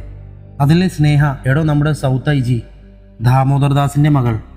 ആ കുട്ടിയെ സീനിയർ സ്റ്റുഡൻസിൽ ഒരു കിഷോർ വർമ്മ ക്യാൻറ്റീനിൽ വെച്ച് മോശമായ രീതിയിൽ അപമാനിച്ചു എന്ന് എന്താണെന്ന് മീര തെളിച്ചു പറഞ്ഞില്ല. അച്ഛനോട് പറയാൻ പറ്റാത്തതാവും ഒരുപക്ഷേ. അതിന് പകരം വീട്ടാൻ ദേവൻ അവനെ തല്ലി, ആ കിഷോറിനെ. അവൻ ഒരു ഗജപോക്കരിയ, തല്ലും ഗുണ്ടായുസവും കഞ്ചാവും പെണ്ണുമൊക്കെയായി നടക്കുന്ന ഒരു ചെറ്റ. അവൻ്റെ അച്ഛനെ പറ്റി താൻ കേട്ടിട്ടുണ്ടാകും, ജഗന്നാഥ് വർമ്മ. സംസ്ഥാനത്തെ മന്ത്രിമാരെ പണം കൊണ്ട് വിലയ്ക്ക് വാങ്ങുന്നവൻ, എന്തും ചെയ്യാൻ മടിക്കാത്ത കൂട്ടർ. വല്ലാത്തൊരു അപകടത്തിലാണ് സൂര്യ നമ്മുടെ ദേവൻ ചെന്ന് ചാടിയിരിക്കുന്നത്. അവനോടൊന്ന് സൂക്ഷിക്കാൻ പറയണം. തൻ്റെ ഒരു ശ്രദ്ധ അവനിലുണ്ടാകണം. നമ്മുടെ കുട്ടിയല്ലേ? രഘുറാം പറഞ്ഞു നിർത്തി. സാർ, അവൻ എന്നോട് ഇതിനെപ്പറ്റി ഒന്നും പറഞ്ഞിട്ടില്ല. എന്തിനാവും എന്നോടിത് മറച്ചു വെച്ചത്? എന്തിനായിരിക്കും എന്നെ നിർബന്ധിച്ച് കോളേജിൽ കൊണ്ടുപോയത്? ഒരു സംശയത്തോടെ സൂര്യ ചോദിച്ചു. ചെറുതായി ഒന്ന് പുഞ്ചിരിച്ചുകൊണ്ട് റാം സൂര്യയുടെ തോളിൽ കൈവച്ചുകൊണ്ട് പറഞ്ഞു. അവന് താനൊരു ചേട്ടൻ മാത്രമല്ല, ഒരു അച്ഛൻ്റെ സ്ഥാനവും അവൻ തനിക്ക് തന്നിട്ടുണ്ട്. അച്ഛനില്ലാത്ത അവന് താനൊരു ചേട്ടൻ മാത്രമല്ല, അച്ഛനും കൂടിയാണ്. ആ ബഹുമാനം അവൻ തനിക്ക് തരുന്നുണ്ട്. അതുകൊണ്ടാണ് അത് മറച്ചു വെച്ചത്. തന്നെ കോളേജിൽ കൂട്ടിക്കൊണ്ടുപോയത് അവനെ തൊട്ടാൽ ചോദിക്കാൻ താനുണ്ടാകും എന്ന് അവർക്ക് കാണിച്ചു കൊടുക്കാൻ. അതിനാണ് പോലീസ് ജീപ്പിൽ അവനെ കോളേജിൽ ഡ്രോപ്പ് ചെയ്യണമെന്ന് പറഞ്ഞത്. അവൻ വാശി പിടിച്ചത്. എന്തായാലും താനൊന്ന് കരുതിയിരിക്കണം. അവർ എന്ത് ചെയ്യാനും മടിയില്ലാത്തവരാണ്. തന്നെ കണ്ടിതൊന്ന് പറയാനായിട്ടാണ് ഞാൻ വന്നത്. എനിക്ക് അത്യാവശ്യമായ ഒരു മീറ്റിംഗ് ഉണ്ട്. എങ്കിൽ ഞാൻ ഇറങ്ങട്ടെ? ഓക്കെ സാർ എന്ന് പറഞ്ഞൊരു സല്യൂട്ട് നൽകിയ ശേഷം സൂര്യ റാമിനെ യാത്രയാക്കി. സൂര്യ പിന്നെയും കുറേ നേരം അവിടെ നിന്നു. പോക്കറ്റിൽ നിന്നും സൂര്യ പേഴ്സ് പുറത്തെടുത്തു. അതിൽ ദേവന്റെ ഫോട്ടോയുണ്ടായിരുന്നു. അതിൽ നോക്കിയൊന്ന് പുഞ്ചിരിച്ചു. കുട്ടികളായിരുന്നപ്പോൾ തറവാട്ടിലെ പാടത്തുകൂടി ദേവനെയും ചുമലിൽ തൂക്കി കളിക്കാൻ പോകുന്ന കാഴ്ചയും രാത്രിയിൽ തന്നെ കെട്ടിപ്പിടിച്ചുറങ്ങുന്ന ദേവന്റെ മുഖവും സൂര്യയുടെ മനസ്സിൽ ഓടിയെത്തി. സമയം രാത്രി 10 മണി. ശങ്കർമഠം മെഡിക്കൽ കോളേജിന്റെ ഹോസ്റ്റൽ മുറി. സ്നേഹ, നിന്നോട് ഞാൻ പലതവണ പറഞ്ഞിട്ടുണ്ട്, കുളിച്ചിട്ട് നിന്റെ ടവൽ ഇവിടെ ഇടരുതെന്ന്. കസാരയിൽ നിന്നും സ്നേഹയുടെ നനഞ്ഞ ടവൽ എടുത്തുകൊണ്ട് ഗൗരി പറഞ്ഞു. എൻ്റെ ഗൗരി, അതവിടെ കിടന്നാൽ നിനക്കെന്താ? പെണ്ണേ, നീ ഒന്ന് പോയേ. കുളി കഴിഞ്ഞ് മുടി ചീകിക്കൊണ്ട് സ്നേഹ പറഞ്ഞു. നമ്മുടെ ബാച്ചിലെ പൂജയെ കണ്ടിട്ട് കുറേ നാളായല്ലോ. ഗൗരി ബെഡിലേക്ക് ഇരുന്നുകൊണ്ട് പറഞ്ഞു. എന്താ അവളെ കാണാതെ നിനക്ക് ഉറക്കം വരുന്നില്ലേ? ഒന്ന് പോടി, നമ്മുടെ കൂടെ പഠിക്കുന്ന ഒരാളല്ലേ, അതുകൊണ്ട് അന്വേഷിച്ചതാ. ശരി. കണ്ണാടിയിൽ നോക്കി മുഖത്തെന്തോ ക്രീം പുരട്ടിക്കൊണ്ട് സ്നേഹ മറുപടി പറഞ്ഞു. ഇത്രയുമൊക്കെ വാരി തേച്ചിട്ടും ദേവൻ നിന്നെ മൈൻഡ് ചെയ്യണില്ലല്ലോ എൻ്റെ സ്നേഹപ്പെണ്ണെ. നീ ഇത്രയും മേക്കപ്പ് ഇട്ടിട്ടും നീ വീഴ്ത്തുമെന്ന് പറഞ്ഞിട്ട് ഇനി പഴത്തൊലിയിട്ട് വീഴ്ത്തേണ്ടി വരും. ഗൗരി അതും പറഞ്ഞ് വാ പൊത്തിച്ചിരിച്ചു. അയ്യോടി മോളെ, നീ നോക്കിക്കോ. എൻ്റെ കൊക്കിന് ജീവനുണ്ടെങ്കിൽ ദേവൻ എൻ്റേത് മാത്രമായിരിക്കും. നീ കണ്ടോ, അതേ ചേട്ടനെ ഞാൻ നിനക്ക് വേണ്ടി ആലോചിക്കട്ടെ. നമുക്കൊരു വീട്ടിൽ അടിച്ചു പൊളിച്ച് കഴിയാൻ പെണ്ണേ. നീ എന്തു പറയുന്നു പെണ്ണേ? ഗൗരിയുടെ അടുത്തേക്ക് ഇരുന്നു കൊണ്ട് സ്നേഹ ചോദിച്ചു. പൂതിയൊക്കെ കൊള്ളാം, പക്ഷെ നടക്കില്ലടി മോളെ. അങ്ങേരെ കണ്ടിട്ട് തന്നെ എനിക്ക് പേടിയാ വന്നത്. അങ്ങേരുടെ ബ്രോയിലർ കോഴിക്ക് കുത്തിവെച്ചുണ്ടാക്കിയ പോലെയുള്ള മസിലും പോലീസ് വേഷവും ഒന്ന് നോക്കിയാലോടി. ഒരു കള്ളച്ചിരിയോടെ ഗൗരി അത് പറഞ്ഞപ്പോൾ സ്നേഹയും ചിരിച്ചു. എടി പെണ്ണെ, ഞാൻ കരുതി നിനക്ക് ഇഷ്ടമല്ല എന്ന് പറയാൻ വരുവാന്ന്. എന്നാഹോ ഈ പെണ്ണ് എന്ന് പറഞ്ഞ സ്നേഹ ബെഡിൽ കിടന്ന തലയിനെടുത്ത് ഗൗരിക്ക് നേരെ എറിഞ്ഞു. ഇനി എന്നാ പുള്ളി ഒന്ന് കാണുന്നേ? പരിചയപ്പെട്ടപ്പോൾ നമ്പർ വാങ്ങേണ്ടതായിരുന്നു. ഇനി പറഞ്ഞിട്ടെന്ത് കാര്യം? നിനക്കൊന്നുമില്ലെങ്കിൽ എന്നും കാണുകയെങ്കിലും ചെയ്യാമല്ലോ നിന്റെ ദേവനെ. ഞാനെന്ത് ചെയ്യും? വല്ല ഡോക്ടറുമായിരുന്നെങ്കിൽ എന്തെങ്കിലും കള്ളപ്പനിയുമാണെന്ന് പറഞ്ഞ് പോകായിരുന്നു. പോലീസ് സ്റ്റേഷനിൽ ഞാൻ എന്ത് പറഞ്ഞു പോകും? സ്നേഹ, നീ ഒരു വഴി പറ എന്ന് പറഞ്ഞ് ഗൗരി സ്നേഹയെ നോക്കി. സ്നേഹ കുറേ നേരം ആലോചിച്ചതിന് ശേഷം ഐഡിയ. ഗൗരി, ദേവന്റെ FB പ്രൊഫൈലിൽ ചേട്ടന്റെ പ്രൊഫൈൽ കാണില്ലേ? ചിലപ്പോൾ നമ്പർ അതിലുണ്ടെങ്കിലോ, കിട്ടിയാൽ ഊട്ടി ഇല്ലെങ്കിൽ ചട്ടി എന്ന് നീ കേട്ടിട്ടില്ലേ? വേഗം ഫോൺ എടുത്ത് നോക്ക് പെണ്ണെ അങ്ങോട്ട്. സ്നേഹയുടെ വാക്കുകൾ കേട്ടപ്പോൾ തന്നെ ഗൗരി മൊബൈലെടുത്ത് ദേവന്റെ പ്രൊഫൈൽ നോക്കി സൂര്യയുടെ അക്കൗണ്ട് തപ്പിയെടുത്തു. പെട്ടെന്ന് ഗൗരിയുടെ കണ്ണുകൾ വിടർന്നു. അവൾക്ക് വേണ്ടിയിരുന്നത് അതിലുണ്ടായിരുന്നു. നീ കിട്ടി മോളെ, ഇതാ കണ്ടോ എന്ന് പറഞ്ഞ് മൊബൈൽ സ്നേഹയെ കാണിച്ചുകൊണ്ട് ഗൗരി പറഞ്ഞു. ഉടൻ തന്നെ ഗൗരി അതിലേക്ക് ഒരു റിക്വസ്റ്റ് അയച്ചു. നമ്പർ ഫോണിൽ സേവ് ചെയ്യുകയും ചെയ്തു. ഇതേ സമയം സൂര്യ തൻ്റെ ക്വാർട്ടേഴ്സിൽ ഡ്യൂട്ടി കഴിഞ്ഞ് ഫ്രഷായി മൊബൈൽ നോക്കിക്കൊണ്ടിരിക്കുകയാണ്. പെട്ടെന്നാണ് ഗൗരി അയച്ച റിക്വസ്റ്റ് സൂര്യക്ക് കിട്ടിയത്. അവളുടെ പേര് മൊബൈൽ സ്ക്രീനിൽ തെളിഞ്ഞു. ഗൗരി പാർവതി. അത് കണ്ടതും സൂര്യയുടെ കണ്ണുകൾ വിടർന്നു. സൂര്യ ഒരു നിമിഷം ആഗ്രഹിച്ചു അത് ഗൗരി ആയിരുന്നെങ്കിലെന്ന്. സൂര്യ പെട്ടെന്ന് തന്നെ ആ പ്രൊഫൈൽ തുറന്നു നോക്കി. ആരാണെന്നുള്ള ആകാംക്ഷ. അതെ, അവൾ തന്നെ. അവളുടെ മുഖം തന്നെയായിരുന്നു പ്രൊഫൈലിൽ പിക്ചർ. സൂര്യയ്ക്ക് സന്തോഷത്തിന് അതിർവരമ്പുകളില്ലായിരുന്നു. അവനും ആഗ്രഹിച്ചിരുന്നു അവളോട് വീണ്ടും മിണ്ടാൻ, അവളെ കൂടുതൽ അറിയാൻ. അപ്പോൾ തന്നെ സൂര്യ ആ റിക്വസ്റ്റ് അക്സെപ്റ്റ് ചെയ്തു. ഹായ് എന്നൊരു മെസ്സേജും അയച്ചു. അപ്പോൾ തന്നെ ഗൗരി മറുപടി അയച്ചു. ഹലോ സാർ, ഓർമ്മയുണ്ടോ? ഗൗരി അല്ലേ, ദേവന്റെ ഫ്രണ്ട്? അതെ, ഞാൻ കരുതി മറന്നിട്ടുണ്ടാവുമെന്ന്.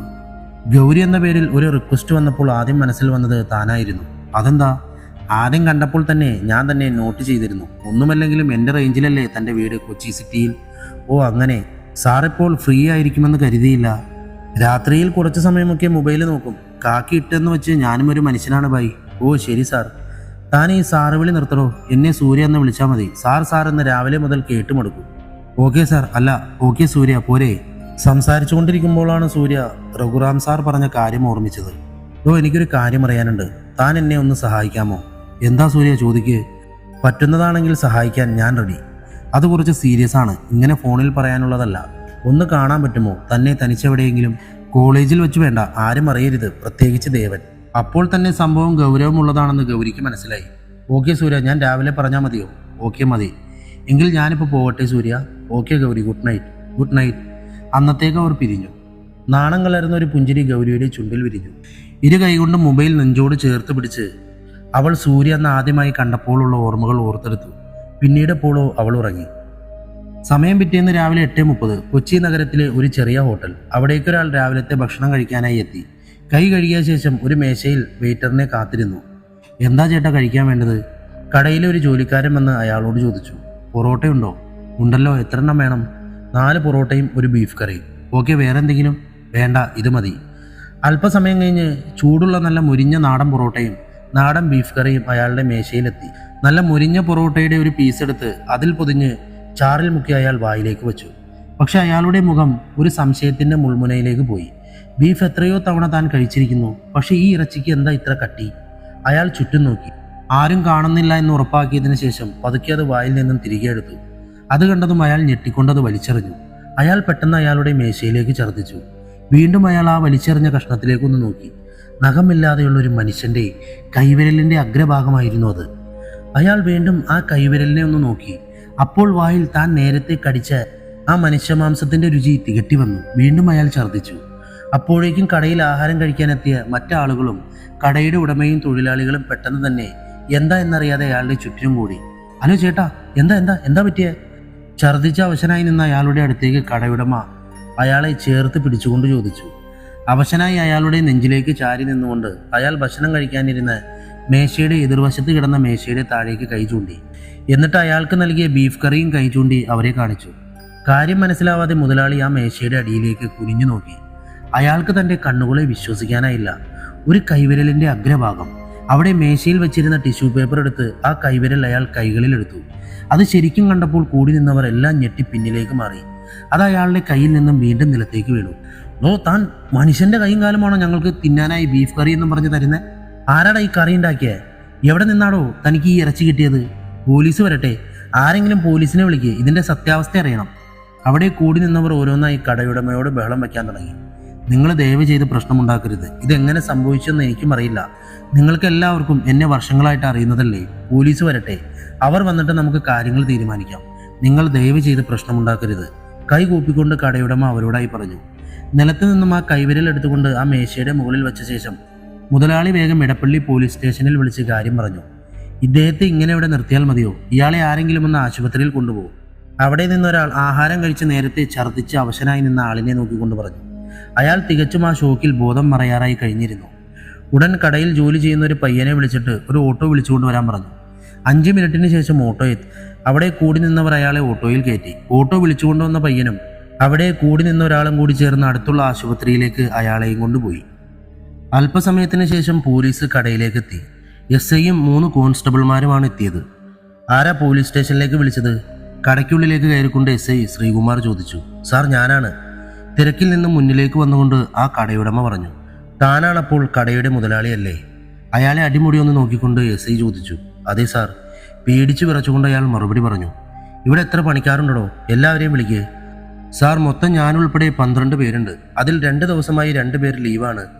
അവിടെ കൂടി നിന്നവരിൽ തൻ്റെ പണിക്കാരെ SIക്ക് കാണിച്ചു കൊടുത്തുകൊണ്ട് മുതലാളി പറഞ്ഞു. ഇവന്മാരാണല്ലേ? ബാക്കി ലീവ് എടുത്തവന്മാർ എത്ര ദിവസമായി ലീവാണ്? എന്താണ് ലീവിൻ്റെ കാരണം? വല്ലതും പറഞ്ഞോ? കടയുടമയോട് SI ചോദിച്ചു. അവർ സഹോദരന്മാരാണ് സാർ. കഴിഞ്ഞ 3 കൊല്ലമായി അവന്മാർ ഇവിടെ ജോലി ചെയ്യുന്നു. അവരുടെ അമ്മാവൻ്റെ മകളുടെ കല്യാണമാണ് ഈ വരുന്ന ബുധനാഴ്ച. അതുകൊണ്ട് 2 മാസങ്ങൾക്ക് മുമ്പേ ഒരാഴ്ചത്തെ ലീവ് ചോദിച്ചിരുന്നു. SI കടയ്ക്ക് അകം മുഴുവനും ഒന്ന് കണ്ണോടിച്ചുകൊണ്ട് മുന്നോട്ട് നടന്നു. മേശയുടെ പുറത്തിരുന്ന ആ വിരലിൽ ഒന്ന് ശ്രദ്ധിച്ചു നോക്കി. എന്നിട്ട് വീണ്ടും അവരുടെ അടുത്തേക്ക് വന്നിട്ട് ചോദിച്ചു. ആഹാരമുണ്ടാക്കിയത് ആരൊക്കെയാണ്? അവർക്കറിയാമല്ലോ ഇതെങ്ങനെ ഇവിടെ വന്നു എന്ന്. വിളിക്ക്, അയാളോട് SI പറഞ്ഞു. അത് സാർ, അത്... കടയുടമ വാക്കുകൾക്കായി തപ്പിത്തടഞ്ഞു. ചുറ്റും കൂടി നിന്ന ആളുകളെ ഒന്ന് നോക്കിക്കൊണ്ട് അയാൾ SIയുടെ അടുത്തേക്ക് നടന്നു. സാർ, 1 മിനിറ്റ് എന്ന് പറഞ്ഞ് SIയെ കൂട്ടിക്കൊണ്ട് കുറച്ചൊന്ന് മാറി നിന്നു. സാർ, പുറത്തിറങ്ങിയാൽ എൻ്റെ കടയ്ക്ക് മാനക്കേടാണ്. അതുകൊണ്ടാണ് ഒന്ന് മാറി നിൽക്കാമെന്ന് പറഞ്ഞത്. ഈ ആഹാരമൊന്നും ഇവിടെ ഉണ്ടാക്കിയതല്ല സാർ. അവന്മാർ ലീവ് എടുക്കുന്ന ദിവസങ്ങളിൽ നോൺ വെജ് കറികൾ മുഴുവനും പുറത്ത് ആർക്കെങ്കിലും ഓർഡർ കൊടുക്കാറാണ് പതിവ്. സ്ഥിരം ഓർഡർ കൊടുക്കുന്ന സ്ഥലത്ത് തന്നെയാണ് ഇന്നലെയും ഞങ്ങൾ ഓർഡർ കൊടുത്തത്. അവർ തന്നെയാണ് പുലർച്ചെ ആഹാരം ഇവിടെ എത്തിച്ചതും. ഇവിടെ അടുക്കളയിൽ അതൊന്ന് തിളപ്പിക്കുക മാത്രമേ ചെയ്തിട്ടുള്ളൂ സാർ. ഓക്കെ, നിങ്ങൾ എവിടെ നിന്നാണ് ഈ ആഹാരം വരുത്തിയത്? SI അയാളോട് ചോദിച്ചു. സ്വാദ് എന്നാണ് സാർ അവരുടെ യൂണിറ്റിൻ്റെ പേര്. ഒരു പ്രായമായ സ്ത്രീയും അവരുടെ ഒരു മകനും ചേർന്നാണ് നടത്തുന്നത്. ഇവിടെ കടവന്ത്രയാണ് സ്ഥലം. അവരെ തലേ ദിവസം അറിയിക്കും. അവർ ആഹാരം കൊണ്ടുവരും. അതിൽ കൂടുതലും ഒന്നും അറിയില്ല സാർ. ആദ്യമായിട്ടാണ് ഇങ്ങനെ ഒരു അനുഭവം. ഓക്കെ, അവരുടെ സ്ഥലം എവിടെയാണ്? കോൺടാക്ട് ചെയ്യാൻ ഏതെങ്കിലും നമ്പറുണ്ടോ? SI ചോദിച്ചു. അയാൾ തൻ്റെ പോക്കറ്റിൽ നിന്നും തൻ്റെ പേഴ്സിൽ നിന്നും അവരുടെ കാർഡ് എടുത്ത് SIക്ക് കൊടുത്തു. ആ കാർഡിൽ നോക്കി SI അത് വായിച്ചു. സ്വാദ് കാറ്ററിംഗ്. ഓക്കെ, താനൊരു കാര്യം ചെയ്യേ, കട പൂട്ടിക്കോ. ഇതിൻ്റെ ഒരു തീരുമാനം അറിഞ്ഞിട്ട് ഇനി തുറന്നാൽ മതി എന്ന് പറഞ്ഞ് SI മുന്നോട്ട് നടന്നു. പുറത്തു വന്ന് എന്നിട്ട് ആ കൈവിരൽ ഒരു പ്ലാസ്റ്റിക് കവറിൽ പൊതിഞ്ഞെടുത്തു. എന്നിട്ട് എല്ലാവരോടും പിരിഞ്ഞു പോകാൻ പറഞ്ഞിട്ട് SI ശ്രീകുമാറും സംഘവും ആ കാറ്ററിംഗ് യൂണിറ്റിലേക്ക് പുറപ്പെട്ടു. ഇതേ സമയം ശങ്കർ മഠം കോളേജ് ഹോസ്റ്റൽ. ഡി ഗൗരി, നീ എണീക്കുന്നുണ്ടോ? സമയം 9 കഴിഞ്ഞു. ദേ, ഞാൻ പോകുക. ബാഗ് എടുത്തുകൊണ്ട് സ്നേഹ പറഞ്ഞു. ഡി, നീ പൊയ്ക്കോ. ഇന്ന് ഞാനില്ല. എനിക്കെന്തോ നല്ല തലവേദന. ഞാൻ വരുന്നില്ല. ദേഹത്ത് പുതച്ചിരുന്ന പുതപ്പ് ചുറ്റിപ്പിടിച്ചുകൊണ്ട് ഗൗരി പറഞ്ഞു. ഗൗരി, നിനക്ക് ഹോസ്പിറ്റലിൽ പോണോ? നമുക്ക് പോകാം. തീരെ വയ്യേ? ഇല്ലടി, പോകണ്ട. ഇതൊന്ന് കിടന്നാൽ മാറും. വെറുതെ നിന്റെ ക്ലാസ് കളയണ്ട. ഞാൻ എന്തേലും ഉണ്ടെങ്കിൽ നിന്നെ വിളിച്ചോളാം. നീ പോയിക്കോ. ഓക്കെ, ഞാൻ പോകുവാണെങ്കിൽ എന്തേലും ഉണ്ടെങ്കിൽ നീ വിളിക്കേ എന്ന് പറഞ്ഞ് സ്നേഹ കോളേജിൽ പോയി. സ്നേഹ പോയെന്ന് ഉറപ്പായപ്പോൾ ഗൗരി ഫോൺ എടുത്ത് നേരെ ഇന്നലെ സേവ് ചെയ്ത നമ്പർ എടുത്ത് സൂര്യയെ വിളിച്ചു. Hello, commissioner speaking. Hello sir, ഒരു പരാതി പറയാനാണ് വിളിച്ചത്. ഗൗരി ചിരി അടക്കിക്കൊണ്ട് പറഞ്ഞു. പരാതിയോ? എന്ത് പരാതി? എന്തേലും ഉണ്ടെങ്കിൽ നേരെ ഓഫീസിൽ വരൂ.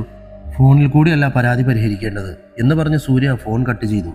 ഗൗരി നമ്പറിൽ വീണ്ടും വിളിച്ചു. ഹലോ, നിങ്ങൾക്ക് പറഞ്ഞാൽ മനസ്സിലാവില്ലേ?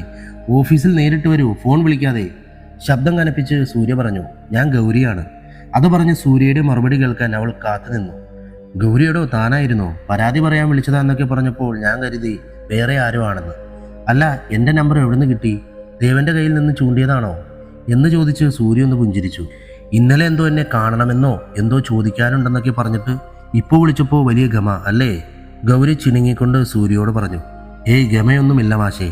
ഞാൻ പ്രതീക്ഷിച്ചില്ല ഇത് താനായിരിക്കുമെന്ന്. അതുകൊണ്ടല്ലേ. സോറി. പോരെ? ഇന്ന് കോളേജിൽ പോയില്ലേ താൻ? നോക്കിക്ക്, ഒരു സിറ്റി മുഴുവനും കൺട്രോൾ ചെയ്യുന്ന ഒരു കമ്മീഷണർ എന്നോട് സോറി പറയുന്നേ. കളിയാക്കിക്കൊണ്ട് ഗൗരി പറഞ്ഞു. ഓ, ഇതിപ്പോൾ ആരും വേറെ കേൾക്കുന്നില്ലല്ലോ. ഞാനും ഇയാൾ മാത്രമല്ലേ കേൾക്കുന്നത്. കസാരയിൽ പിന്നിലേക്കൊന്ന് ചാരിയിരുന്നു കൊണ്ട് സൂര്യ പറഞ്ഞു. അതെ, ഞാൻ 1 മണിക്കൂറിൻ്റെ ഉള്ളിൽ മറൈൻ ഡ്രൈവിൽ വരും. വരാൻ പറ്റുമോ? സാറ് ഫ്രീ ആകുമോ? ഫ്രീ ആണല്ലോ. ഇപ്പോൾ സമയം 10 മണി. ഞാനൊരു 11 ആകുമ്പോഴേക്കും അങ്ങോട്ടെത്താം. എന്താ പോരെ? ഓക്കെ, ഞാൻ അവിടെ കാണാം. വന്നിട്ട് വിളിക്കാൻ കേട്ടോ. ബൈ, സി യു എന്ന് പറഞ്ഞ് ഗൗരി ഫോൺ കട്ട് ചെയ്തു. ചേട്ടാ, എത്ര രൂപയാ? 100 രൂപ മോളെ. താൻ വന്ന ഓട്ടോയ്ക്ക് പൈസ കൊടുത്തിട്ട് ഗൗരി മറൈൻ ഡ്രൈവിൽ ഒരു ബെഞ്ചിലേക്ക് നടന്നു. അവൾ പതിവിലും നന്നായി ഒരുങ്ങിയാണ് വന്നത്. ഒരു ഇളം പച്ച സാരിയിൽ, കണ്ണെഴുതി പൊട്ടും തൊട്ട് ജിമിക്ക് കമ്മലിൽ. കടലിൽ നിന്നും വീശുന്ന കാറ്റിൽ അവളുടെ മുടിയിഴകൾ പാറിപ്പറക്കുന്നുണ്ടായിരുന്നു. ഗൗരി ഫോണെടുത്ത് സൂര്യയുടെ നമ്പറിൽ വിളിച്ചു. ഹലോ സൂര്യ, ഇതെവിടെയാ? ഞാനിതാ ഇവിടെ എത്തി. ഇവിടെ ഒരു കുപ്പിവളയുടെ ഒക്കെ കടയില്ലേ? ഞാൻ അവിടെയുണ്ട്. അടുത്തുള്ളൊരു കടയിൽ നോക്കിക്കൊണ്ട് ഗൗരി പറഞ്ഞു.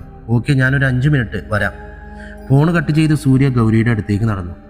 ആ കടയിലെ കുപ്പിവളയുടെ ഭംഗി ആസ്വദിച്ചുകൊണ്ടിരിക്കുകയായിരുന്നു ഗൗരി. Hello Gauri madam. സൂര്യ ഗൗരിയെ തട്ടി വിളിച്ചു. സൂര്യയെ കണ്ടപ്പോൾ അവൾ ആദ്യം ഒന്ന് അമ്പരന്നു. എന്താണോ ഇങ്ങനെ നോക്കുന്നത്? ഇത് ഞാൻ തന്നെയാ സൂര്യ എന്ന് പറഞ്ഞുകൊണ്ട് മുഖത്തെ കൂളിംഗ് ഗ്ലാസ് സൂര്യ എടുത്തു. ഒന്നുമില്ല സൂര്യ എന്ന് പറഞ്ഞുകൊണ്ട് ഗൗരി ഒന്ന് പുഞ്ചിരിച്ചു. സാരിയിൽ തന്നെ കാണാൻ നല്ല ഭംഗിയുണ്ട്, സൂര്യ ഗൗരിയുടെ കണ്ണുകളിൽ നോക്കിക്കൊണ്ട് പറഞ്ഞു. അവളുടെ മുഖത്തൊരു പുഞ്ചിരി വിടർന്നു. എന്തിനാ എന്നെ കാണണമെന്ന് പറഞ്ഞ്? അതുകൊണ്ടാണ് ഞാൻ കോളേജിൽ പോകാതെ കാണാൻ വന്നേ. വേഗം പറ, എൻ്റെ റൂംമേറ്റ് സ്നേഹ, അവൾ വരും മുമ്പ് എനിക്ക് അങ്ങോട്ട് എത്തണം, അവൾ ഒറ്റ ശ്വാസത്തിൽ പറഞ്ഞു. ആഹാ കൊള്ളാലോ, അപ്പോൾ എന്നെ കാണാനായിട്ട് വന്നതാണോ താൻ? സൂര്യയുടെ ചോദ്യം കേട്ട് അതേ എന്ന മട്ടിൽ ഗൗരി തലയാട്ടി. കൊള്ളാലോ താൻ, അപ്പോൾ മനഃപൂർവ്വം കോളേജിൽ പോയില്ലാലേ? ഗൗരി അതിനൊന്ന് പുഞ്ചിരിച്ചു. താൻ വാ എന്ന് പറഞ്ഞ് ഗൗരിയുടെ കയ്യിൽ പിടിച്ച് സൂര്യ മുന്നോട്ട് നടന്നു. ഗൗരി ഒരു പിഞ്ചു കുഞ്ഞിനെ പോലെ സൂര്യയുടെ പിറകെ കൈ പിടിച്ച് നടന്നു. അവർ അടുത്തുള്ള ബെഞ്ചിലേക്ക് ഇരുന്നു. ഗൗരി, എനിക്കൊരു കാര്യം ചോദിക്കാനുണ്ട്, പക്ഷെ അത് ഞാനും താനും മാത്രമേ അറിയാവൂ, അത് ദേവൻ അറിയരുത് കേട്ടോ. സൂര്യയുടെ വാക്കുകളിലെ സീരിയസ്നെസ് അവൾ മനസ്സിലാക്കി. ഓക്കെ എന്ന് മാത്രം മറുപടി പറഞ്ഞു. എടോ, കഴിഞ്ഞ ദിവസം ദേവനും ആരെങ്കിലുമായിട്ട് തല്ലോ മറ്റോ നടന്നോ? അതെന്തിനായിരുന്നു? സൂര്യ ചോദിച്ചു. അതാ കിഷോറാണ്, സീനിയർ. അവൻ സ്നേഹയോട് ക്യാൻറ്റീനിൽ വെച്ച് കുറച്ച് മോശമായി പെരുമാറി. അവളോട് അവൻ ഇഷ്ടമാണെന്ന് പറഞ്ഞു. തിരിച്ചു പറഞ്ഞില്ലെങ്കിൽ അവളെ പബ്ലിക്കായി കിസ് ചെയ്യുമെന്നും പറഞ്ഞു. അവളവനെ അവൻ്റെ ഫ്രണ്ടിൻ്റെ മുന്നിൽ വെച്ച് തല്ലി. അതവന് സഹിക്കാവുന്നതിലും അപ്പുറമായിരുന്നു. അപ്പോൾ അവൻ അവളെ കയറി പിടിച്ചു. പരസ്യമായി എല്ലാവരുടെയും മുമ്പിൽ വെച്ച് ലിപ് ലോക്ക് ചെയ്യാൻ പോയി. ആർക്കും എതിർക്കാൻ ധൈര്യമില്ലായിരുന്നു. അവൾ കുറേ കരഞ്ഞു. അപ്പോഴാണ് ദേവൻ അവിടേക്ക് വന്നത്. അവൻ കിഷോറിനെ തല്ലി. ദേവൻ നന്നായിട്ട് കൊടുത്തു. ഇത്രയുമാണ് ഉണ്ടായത്. എന്താ സൂര്യ ഇത് ചോദിക്കാൻ മാത്രം? ഗൗരി പറഞ്ഞു നിർത്തി. ഒന്നുമില്ലടോ, ദേവൻ എന്നോട് എല്ലാം പറയുന്നതാ, പക്ഷെ ഇത് മാത്രം പറഞ്ഞില്ല. അതുകൊണ്ട് അവൻ അറിയാതെ ഇതൊന്നും അറിയാൻ തോന്നി. ആ കിഷോർ അവനൊരു മൂർഖനാണ്, തിരിഞ്ഞു കൊത്താതെ പോകില്ല. താൻ എനിക്കൊരു ഉപകാരം ചെയ്യണം. ഇനി അവിടെ ദേവനും കിഷോറും തമ്മിൽ എപ്പോൾ എന്ത് പ്രശ്നം വന്നാലും എന്നെ വിവരം അറിയിക്കണം കേട്ടോ. പിന്നെ ഇത് മറ്റാരും അറിയരുത് കേട്ടോ. സൂര്യ ഗൗരിയെ നോക്കി പറഞ്ഞു. പറയാം. ഇതായിരുന്നു ഇത്ര വലിയ കാര്യം? ഞാൻ കരുതി വേറെ എന്തോ എന്നോട് പറയാനായിരിക്കുമെന്ന്. മുഖം വീർപ്പിച്ചുകൊണ്ട് ഗൗരി പറഞ്ഞു. തന്നോടല്ലേ ഞാനിത് പറഞ്ഞ്? ഇത് വേറെ ആരോടെങ്കിലും ആണോ? സൂര്യ ഒന്ന് പുഞ്ചിരിച്ചുകൊണ്ട് പറഞ്ഞു. അതെ, വാ, ആരെങ്കിലും കണ്ടാ പറഞ്ഞു നടക്കും. കമ്മീഷണറും കാമുകിയും ഡ്യൂട്ടിക്കിടയിൽ കറങ്ങാൻ പോയെന്ന് തന്നെ എൻ്റെ കാമുകിയാക്കും നാട്ടുകാർ. സൂര്യ അത് പറഞ്ഞ് എഴുന്നേറ്റു. ഭഗവാനെ, ആരെങ്കിലും കാണണേ, ഇങ്ങേരൻ്റെ തലയിൽ തന്നെ ആവണേ. സൂര്യ കേൾക്കാതെ ശബ്ദം കുറച്ച് ഗൗരി പറഞ്ഞു. വല്ലതും പറഞ്ഞിരുന്നോ മാഡം? സൂര്യ ഒന്ന് തിരിഞ്ഞു നോക്കിക്കൊണ്ട് ചോദിച്ചു. ഒന്നും പറഞ്ഞില്ല എന്ന് പറഞ്ഞ് ഗൗരി സൂര്യയുടെ പിന്നാലെ നടന്നു. റോഡിലേക്ക് എത്തിയപ്പോൾ സൂര്യ ചോദിച്ചു. താൻ എങ്ങനെയാ വന്നേ? ഡ്രോപ്പ് ചെയ്യണോ ഞാൻ? അയ്യോ വേണ്ട, ഞാൻ പോയിക്കോളാം, ഇപ്പോൾ ഒരു ബസ്സുണ്ട്. ഓക്കെ, അപ്പോൾ ശരി, ഞാൻ പോകട്ടെ, കാണാം, ബൈ, സി യു. ഓക്കെ സൂര്യ എന്ന് പറഞ്ഞ് ഗൗരി റോഡ് മുറിച്ച് കടന്ന് ബസ് സ്റ്റോപ്പിലേക്ക് പോയി. സൂര്യ യാത്ര പറഞ്ഞ് നേരെ തിരിച്ചു ഓഫീസിലേക്കും. സമയം ഉച്ചയ്ക്ക് 1 മണി. ഇടപ്പള്ളിയിലെ ഒരു ഫ്ലാറ്റിൻ്റെ പണി നടക്കുന്ന ഒരു കൺസ്ട്രക്ഷൻ സൈറ്റ്. ഒന്ന് വേഗം വാടോ, മനുഷ്യന് വിശന്നിട്ട് കുടല് കരിയുന്നു. ആഹാരം വാങ്ങിക്കൊണ്ടുവന്ന ഒരു ജോലിക്കാരനോട് സൂപ്പർവൈസർ തട്ടിക്കയറി. സാർ, വഴി മുഴുവനും ബ്ലോക്കായിരുന്നു, അതാ. സാർ പറഞ്ഞ ഹോട്ടലിൽ നിന്ന് തന്നെയാ. സൂപ്പർവൈസറിനുള്ള പാഴ്സൽ കൊടുത്തുകൊണ്ട് അയാൾ പറഞ്ഞു. സാർ, ഞാനിപ്പോൾ വരാമെന്ന് പറഞ്ഞ് അയാൾ മുന്നോട്ട് നടന്നു. എങ്ങോട്ടാണോ പോകുന്നത്? താൻ കഴിച്ചിരുന്നോ? പൊതി അഴിച്ചുകൊണ്ട് അയാൾ പണിക്കാരനോട് ചോദിച്ചു. ഞാൻ കഴിച്ചു, സാറ് കഴിക്ക്, ഞാനൊന്ന് പോയിട്ട് വരാം. വലങ്കയുടെ ചെറുവിരൽ പൊക്കി കാണിച്ചുകൊണ്ട് അയാൾ പറഞ്ഞു. മുന്നോട്ട് പോയി. അവിടെ ഉണ്ടായിരുന്നൊരു വലിയ മരത്തിൻ്റെ ചുവട്ടിൽ പോയി കാര്യം സാധിച്ച് തിരിയാനൊരുങ്ങിയപ്പോൾ അയാളുടെ കണ്ണ് ആ മരത്തിൻ്റെ ഏറ്റവും താഴെയുള്ള ചില്ലയിലേക്കൊന്ന് പോയി. അവിടെ ഒരു കവറിൽ എന്തോ തൂക്കിയിട്ടിരിക്കുന്നു. അതയാൾ മരച്ചില്ലയുടെ ഇടയിലൂടെ എത്തി കൈക്കലാക്കി. അയാൾ അത് തിരിച്ചും മറിച്ചു നോക്കി. എന്നിട്ടൊന്ന് കുലുക്കി നോക്കി. എന്താണെന്ന് മനസ്സിലാവാതെ അയാൾ ആ കവർ തുറന്നു. ഒരു നീല കളർ സമ്മാനപ്പൊതിയിൽ ചുവന്ന കളർ റിബൺ കെട്ടിയ ഒരു ബോക്സ്. അയാൾ അത് തുറന്നു നോക്കിയതും അയാളുടെ കണ്ണുകളെ അയാൾക്ക് വിശ്വസിക്കാൻ കഴിഞ്ഞില്ല. ഞൊടിയിടയിൽ അയാൾ ആ ബോക്സ് താഴേക്കിട്ടിട്ട് നിലവിളിച്ചുകൊണ്ട് സൂപ്പർവൈസറിൻ്റെ അടുത്തേക്ക് ഓടി. സാറേ, സാറേ, ഓടി വാ, സാറേ, ഓടി വാ. എന്താണോ കിടന്ന് നിലവിളിക്കുന്നത്? അയാളെ നോക്കി സൂപ്പർവൈസർ ചോദിച്ചു. സാറേ, അവിടെ. നെഞ്ചിടിപ്പും ഭയവും കാരണം അയാൾക്ക് വാക്കുകൾ കിട്ടുന്നുണ്ടായിരുന്നില്ല. എന്താണോ അവിടെ? താനിതെന്തിനാ ഈ പട്ടാപ്പകൽ കിടന്ന് നിലവിളിക്കുന്നത്? എന്താ അവിടെ? ഞാൻ നോക്കട്ടെ എന്ന് പറഞ്ഞ് അയാൾ അങ്ങോട്ടേക്ക് നടന്നു. സാർ, ദേ അത്. അയാൾ നേരത്തെ വലിച്ചെറിഞ്ഞ ആ സമ്മാനപ്പൊതി നോക്കിക്കൊണ്ട് ജോലിക്കാരൻ പറഞ്ഞു. സൂപ്പർവൈസർ പോയി ആ സമ്മാനപ്പൊതി കയ്യിലെടുത്ത് തുറന്നു. അതിലുണ്ടായ സാധനം അയാളുടെ കയ്യിലും ആ ബോക്സ് താഴേക്കും വീണു. അയാൾ തൻ്റെ കൈകളിൽ ഇരിക്കുന്നതിലേക്കൊന്ന് നോക്കി. ഒരു പെൺകുട്ടിയുടെ അറുത്തുമാറ്റിയ തല. ഒരു സൈഡിലെ മുടികൾ മുഴുവനും കത്തിക്കരിഞ്ഞ് കണ്ണ് രണ്ടും ചൂഴ്ന്നെടുത്ത് വായിലെ പകുതി പല്ലുകൾ മോണ ഉൾപ്പെടെ കത്തികൊണ്ട് വെട്ടിക്കീറിയ നിലയിൽ ഒരു പെൺകുട്ടിയുടെ തല മാത്രം മുടിയിലൊരു പേപ്പർ ഒട്ടിച്ചു വച്ചിരുന്നു. മരണഭയത്തോടെ അയാളത് വായിച്ചു. First vampire Queen. അയാൾ അതിലേക്ക് ഒന്നുകൂടി നോക്കി. ക്രൂരമായി ആരോ കൊലപ്പെടുത്തിയ ഒരു പെൺകുട്ടിയുടെ ശവം. പക്ഷെ അതിൻ്റെ ശിരസ് മാത്രമേ ഉള്ളൂ. അയാൾക്ക് കണ്ണിലേക്ക് ഇരുട്ട് കയറും പോലെ തോന്നി. ആ ശിരസ് അയാളുടെ കയ്യിൽ നിന്നും അയാളറിയാതെ നിലത്തേക്ക് വീണു. ആ സൂപ്പർവൈസറും തൊഴിലാളിയും അവിടെ നിന്ന് ദൂരേക്ക് ഭയന്നുകൊണ്ട് ഓടി മാറി. നിലവിളിച്ചുകൊണ്ട് ഓടുമ്പോഴും ഭയത്തിൻ്റെ അമ്പുകൾ ഇരുവരെയും വേട്ടയാടുന്നുണ്ടായിരുന്നു. അവർ ഓടി കെട്ടിടത്തിൻ്റെ പണി നടക്കുന്ന സ്ഥലത്തേക്കെത്തി. മറ്റുള്ളവരവിടെ പല സ്ഥലങ്ങളിലായി ഇരുന്ന് ഉച്ചഭക്ഷണം കഴിക്കുകയാണ്. കണ്ടതൊരു ദുസ്വപ്നം എന്ന പോലെ അവർക്ക് വിശ്വസിക്കാൻ കഴിയാത്ത കാഴ്ചയായിരുന്നു. ഇരുവരും അവരുടെ അടുത്തേക്ക് ചെന്ന് അവർ അവിടെ കണ്ട കാര്യങ്ങൾ പറഞ്ഞു. പലരും അത് സത്യമാണോ എന്നറിയാൻ ആ സമ്മാനപ്പൊതിയുടെ അടുത്തേക്ക് പോയി. അല്പസമയത്തിന് ശേഷം അവിടം പൊതുജനങ്ങളും പോലീസുകാരെയും കൊണ്ട് നിറഞ്ഞു. സ്ഥലത്തെത്തിയ സർക്കിൾ ഇൻസ്പെക്ടർ അനിരുദ്ധനും മറ്റു പോലീസുകാരും ആ പെൺകുട്ടിയുടെ തലയിലേക്ക് ഉറ്റുനോക്കി. അവർ രണ്ടുപേരും ഞെട്ടിപ്പോയി ആ രൂപം കണ്ട്. ഫോറൻസിക് ഡിപ്പാർട്ട്മെന്റ് എത്തിയിട്ടില്ല, അവരോട് ചെക്ക് ചെയ്യാൻ പറ, CI അനിരുദ്ധൻ കോൺസ്റ്റബിളിനോട് പറഞ്ഞു. അല്പസമയത്തിന് ശേഷം പോലീസ് ജീപ്പിൽ ചാരി നിന്ന് സിഗരറ്റ് വലിക്കുന്ന അനിരുദ്ധന്റെ അടുത്തേക്ക് ഫോറൻസിക് ഡിപ്പാർട്ട്മെന്റിലെ സഞ്ജയ് വന്നു. സാർ, ഒരു പെൺകുട്ടിയാണ്, വയസ്സ് 20-25 ഇടയിലാണ് നിഗമനം. പിന്നെ പ്രധാനപ്പെട്ട ഒരു കാര്യം, ഇതൊരു ശവശരീരത്തിന്റെ തല മാത്രമാണ്. ബാക്കി കൂടി കിട്ടിയാലേ നമുക്ക് ഫൈനൽ റിപ്പോർട്ട് തരാൻ കഴിയൂ, സഞ്ജയ് CIയോട് പറഞ്ഞു. ഓക്കെ, ഇവിടുത്തെ കാര്യങ്ങളൊക്കെ കഴിഞ്ഞില്ലേ സഞ്ജയ്?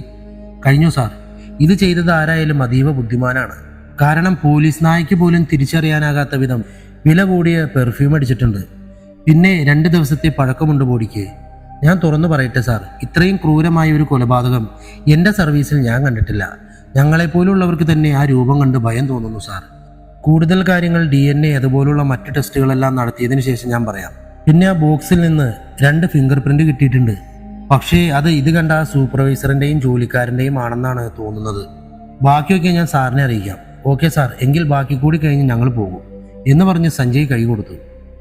ഓക്കെ സഞ്ജയ്, കാര്യങ്ങൾ നടക്കട്ടെ. ഡോ ഇങ്ങ് വന്നേ.